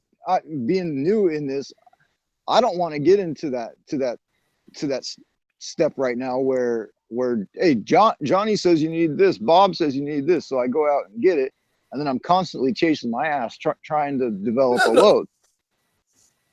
I agreed, but I mean, once you get started, you're going to start doing that. You're going, even when you become good at it, you're going to be like, it's like a chef or a meth addict or whatever you guys do. Like any other sport where you get so addicted to it because you want to try. Yeah, you want to get so much out of it, and you're like, all right, I need to buy a chrony because I need to measure the FPS. Okay, no, Yep. I need to buy this. I need to buy because you want to get more out of it. You know, I need to buy this gauge because I want to get more. But for like a pistol, I will tell you, for pistols in general, you can be safe. I mean, you don't need much. Rifles is different. Pistols, we're shooting 7 yards, 8 yards. You know, you don't have to be that. I don't care. When I put it in a 9mm and I reload for 9mm, whatever it is whatever it is. 7mm, 7 yards is nothing. 21 feet is, if I get a group enough, 3 inches, I'm okay. Even 4 or 5, it's no big deal. As long as they're consistent. Yeah, dude, I totally hear you, and I totally see the two sides of the coin here. And it's all just what's right for you at that particular point in time. And I'm sure once I get fucking neck deep into this, then I'll start pushing for, all right, I need to make this better. I need to shrink the groups. And that's when all them other powders and low development and messing with recipes is going to come in for me. Right. So let me ask a question. I know Foos maybe gave you some great advice as always. What are you reloading rifles? I do. Yes. Oh, me or him? Him. You're a professional. I shouldn't tell you what to do. You should tell me. I'm not a professional. Oh, yes, you are. I was watching that video the other day. You're a professional. Which one? The one that you had with the basic requirements to reload. That was good. Oh, okay. Well, it was good. I watched through and through. So what you're saying? What you're reloading rifles, correct, or pistol? I'm getting into both. Okay. 223, 5.56, 9mm. Okay. And which dies are you buying first? What are you going to attack? You're going to buy one die first. What I'm going with right now, and this is against advice that I've heard, is I'm starting with rifle. That's fine. Rifle is the perfect way to go. There's nothing wrong with rifle. You have to hit one of them. Choose one caliber. Don't choose more than one caliber. Learn on one caliber. It will cost you arm, a leg, a foot, and a toe to learn 3 different calibers at the same time. It's like you're a chef and you're trying to cook. You're being taught how to cook fried chicken, and then you say, no, you're going to bake a cake, and then no, you're going to do something else. It's a little difficult to learn all 3 because every one of them has little different nuances. So you want to stick on one caliber, and remember, to get the dies, it's like $40 US to get the 4 dies. And rifle is simple. If you're doing reloaded and you're doing a single press, which is the cheapest way out to do it, it's very simple. It's not time consuming. Just take your time. You need a trickler, you need a scale, Yep. But it's fun. Yeah, most definitely. God, I've been having fun in the past 2 weeks just making up dummy rounds for practice reloads in the So you have the AR. machine already? Oh yeah, I got a Dillon 550. Oh, so you're way ahead of the game. Yeah, I was stupid and I bought the 550B, I think is what it is. So it didn't come with the primer feed tray and all that stuff. But Got a 650 would have been.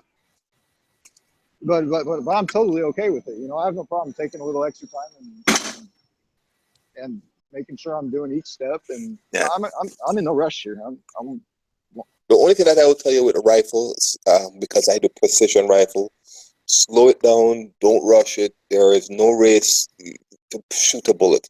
Every time you shoot a bullet, it costs you money. It's not free. So you tend to forget that it is, it's like, I just made it, so it's kind of free. And when I buy it, it's $20, $30, and you're like, it cost me so much money. It still costs you. The powder, although you invested in it months ago, it's still costing you. So take your time, slow it down, and when you measure the scale, what is important in rifle mostly is that every charge or every powder that you put in that brass is the same as the next one. It's consistent. It's consistent from round to round. The length must be consistent, and the powder must be consistent. That is the most. I'll tell anybody the most important thing, because you want a tight group. You want to repeat the same thing over and over. So if you're firing that rifle, why the group is wide is maybe you, not the round. Yep. No, I'm totally with you here. Yeah. So you trickle it in. So what you do is that when your dispenser, not 90% of all of these dispensers are, off. They're not perfect. What is perfect is when you trickle it in. You take a trickle and you just manually drop one grain and another grain and another grain, and you trickle it to where you want. It's fun though. Yeah, and for me right now, I have no problem doing that. I mean, like exactly like you were just saying. I'm taking my time. I've had my press for probably over damn near a year now. And I'm not rushing into this. Have you fired any of your rounds? What's that? Have you fired any of your rifle rounds? No, I have yet to put anything together yet. What's holding you back? I still have a couple pieces of essential equipment that I need to get. Like what? Well, powder throw that I wanted to be able to mount on top of the Dillon, and just simple scale. That's it. But other than that, nothing's holding me back. All right. Because the reason why I say that is that you don't have to. If you're doing rifle, you don't have to get a perfect powder thrower. You want it to show close to where you are. What you want is a scale. Those cheap. I think my own is I don't remember. It's a digital scale. One of those cheap. That's it. Correct. The digital scale. It works good. It may not be the best in the world, but it's precise enough for me. Don't use those. Go ahead. And that's that like $20 or $35 one that comes with your zeroing weights and all that stuff. Right? Yeah. Yep, I got you. Yes. That it works perfect. I mean, we are not champion shooters that we need to be 0.000000 grains within, tolerance. Right. That's so 1% or 5% plus or even 2-3% plus or minus is okay for us. We it's negligible. So what you want is, and how I do my own is that even the powder thrower, the dies come with this little scoop. They come with this little the lead dies come with this little scoop. Correct? If you had a lead die, you can take the scoop and pour it inside the brass. You don't even have to have a thrower. You can pour the powder in there and measure the powder. You see what I'm saying? So it's like anything else. You have the scale. The powder thrower, what it does is throws it very consistently. So it will say, if you want 40 grains, it will throw 40 grains or 40 grains on every bullet. Oh. However, when you're doing rifle, you're measuring every one. Even though it throws 40 grains, you're weighing every rifle round to make sure it's 40 grains. So if you want, for example, if I'm doing a rifle round and I want 40 grains worth of powder in my brass, I will set it to 39.5 grains, 39.8 grains. That's what I will throw it to. And I use the powder thrower and I throw it and I put it in the brass and then I wait, and it weighs 39.8, and then I trickle it in. I drop 2 grains, 1 grain until it reaches 40. And every one of them I'm going to weigh myself on the scale. When it comes to 9mm, I don't care. The powder thrower can be off by 5%, 10%, big deal. You know, it can do 3.2 grains, 3.4 grains, 3.1 grains. I don't care, because I'm shooting a 9mm. I don't care about accuracy. So why I say that a powder thrower is not really holding you back. You could actually pour the powder inside of it. Oh, yeah, I totally hear you. I haven't been in a huge rush to start producing ammo and go out and do it. I've been enjoying hanging back and talking to Foos for these past few months, jumping in on the reloading chats and just fucking learning. I mean, gotta fire one though. Gotta shoot one. Oh, absolutely, absolutely. I disagree. 9mm is such an ineffective round. I think you need all the accuracy you can. So you got to like measure that down to like the thousandth of a grain. Get it like nice. Yeah, but when you're doing so many, like 1,000 in a day. But Dead Horse, if you're reloading 380, you're pretty much good no matter what you put in there, right? That or you could be like Robbie and just like fill the entire case to the top, and then just push your bullet in. Yeah, a compressed load. That's what you do at 380. Well, Quit stealing my load data, Foos. That's my trick to 9mm. It's the perfect size case. You just scoop it up and push a bullet in. You don't even need a press, dude. Just use your hand to push it in. You'll be fine. Of course. Did you see that one YouTube channel where a guy's like, this is how you load, and he has like 50 cases of rifle brass, and he just starts pouring the pound of powder over everything. Wow. I did not see that. That sounds funny. You could do that, and then you weigh each one. If you're going to weigh it after. Yeah, but if you're standing up 100 pieces of brass and then just dumping your powder over the top, I don't think you even care about setting it on a scale and weighing each one. Yeah. Yeah, that's the only thing I don't like with rifle. It takes me I would say, per rifle round, even when it's prepped, meaning that I do all of it takes me maybe 5 minutes, 10 minutes to do each round. This is what you do. Spend about $300 and get yourself a RCBS Chargemaster 1500. Oh yeah. They trickle in, and yes.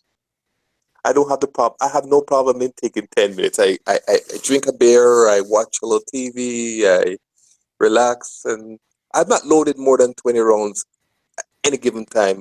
20, maybe 40 rounds at any one given time. So I never have rifle rounds sitting down. 1, 2. When I go to the range, I don't shoot more than 20 rounds per rifle anyway, because the bar gets so hot. It makes no sense. That's just so wrong.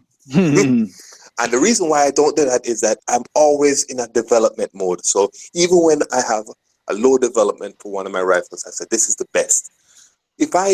Why am I going to make 100 rounds? I may make 20 rounds, and then while I'm at the range, somebody says to me, hey Marvin, why you don't make the CBTO a little longer? And I'm like, let me try that. Then I already have 100 rounds made. What am I going to do? So I want to make 40 rounds. So Marvin, you're in a constant state of development and chasing a better group and all that. always because I am not killing anything. I'm shooting paper. So your goal when you go to the range is to get a tighter group. You may not think that now, but I guarantee you the day you sit at the range and you fire 3 shots, and you said, I developed that load, and it's only 1 MOA, and I can do better. You're going to start the load. It doesn't cost you anymore, you know. It just means that you're going to start taking it serious. So you're going to say, suppose I put half a grain more. Yeah. And suppose I do 0.1 grain more, or suppose the length of the bullet was a little shorter. Let me try that. And you go back. So you're not bought anything new. You're just changing your load powder charge amount, and you're lengthening the bullet or shortening the bullet, or you said, let me try this. Same powder, same everything, and you just keep on working on it. So you get it better. Okay, Marvin, but if Hillary was running for like Queen of Jamaica right now, like how many rounds would you have like loaded up? Same 20. It only takes 1 to take anybody down. That's the first correct answer. There you go. I only need 20 rounds. I need 1. I can reach out and touch you at 100 yards, 1,000 yards. Yeah, I mean, the whole chasing perfection is just kind of the rabbit hole of the nature of us and what we're doing here. I mean, yeah, totally. It is like a chef. When you are a good baker, like my wife bakes well, she wants to continuously make a better cheesecake. And when people come over, she wants to make a better cheesecake. She's not a professional. She doesn't sell it, but she wants to make a better. Like, it's a human nature. So when you make a reload and you go to the range and you fire it and it's like, wow, half a MOA, and you're like, I can do. And your friend comes to you and says, damn, you did that? You made that load? Let me see. And you want to do better, and you want to do better. It's just a human natural, but it doesn't cost you anymore. It just costs you the time to go back to the range and try something new. Same powder. That's why I was telling you, be careful when you buy 12 pounds of powder, because what happens now is that you buy 12 pounds and all of a sudden you've worked on 6 months working on this one load and you cannot get it any better, and you're stuck with this 12. Nobody buys anybody's powder. I've never bought a friend's powder. I only buy sealed powder, and I would suggest only buy sealed powder because you don't know if it was contaminated, who had it. And it all depends on what you do. Like I instead of being at absolutely mechanical accuracy, what I do is I try to make myself better because I already know that the gun could outshoot. But anyway, I'm hopping to Nathan, Never Enough's chat. Right on. Yeah. Hey, do me a favor. Oh, never mind.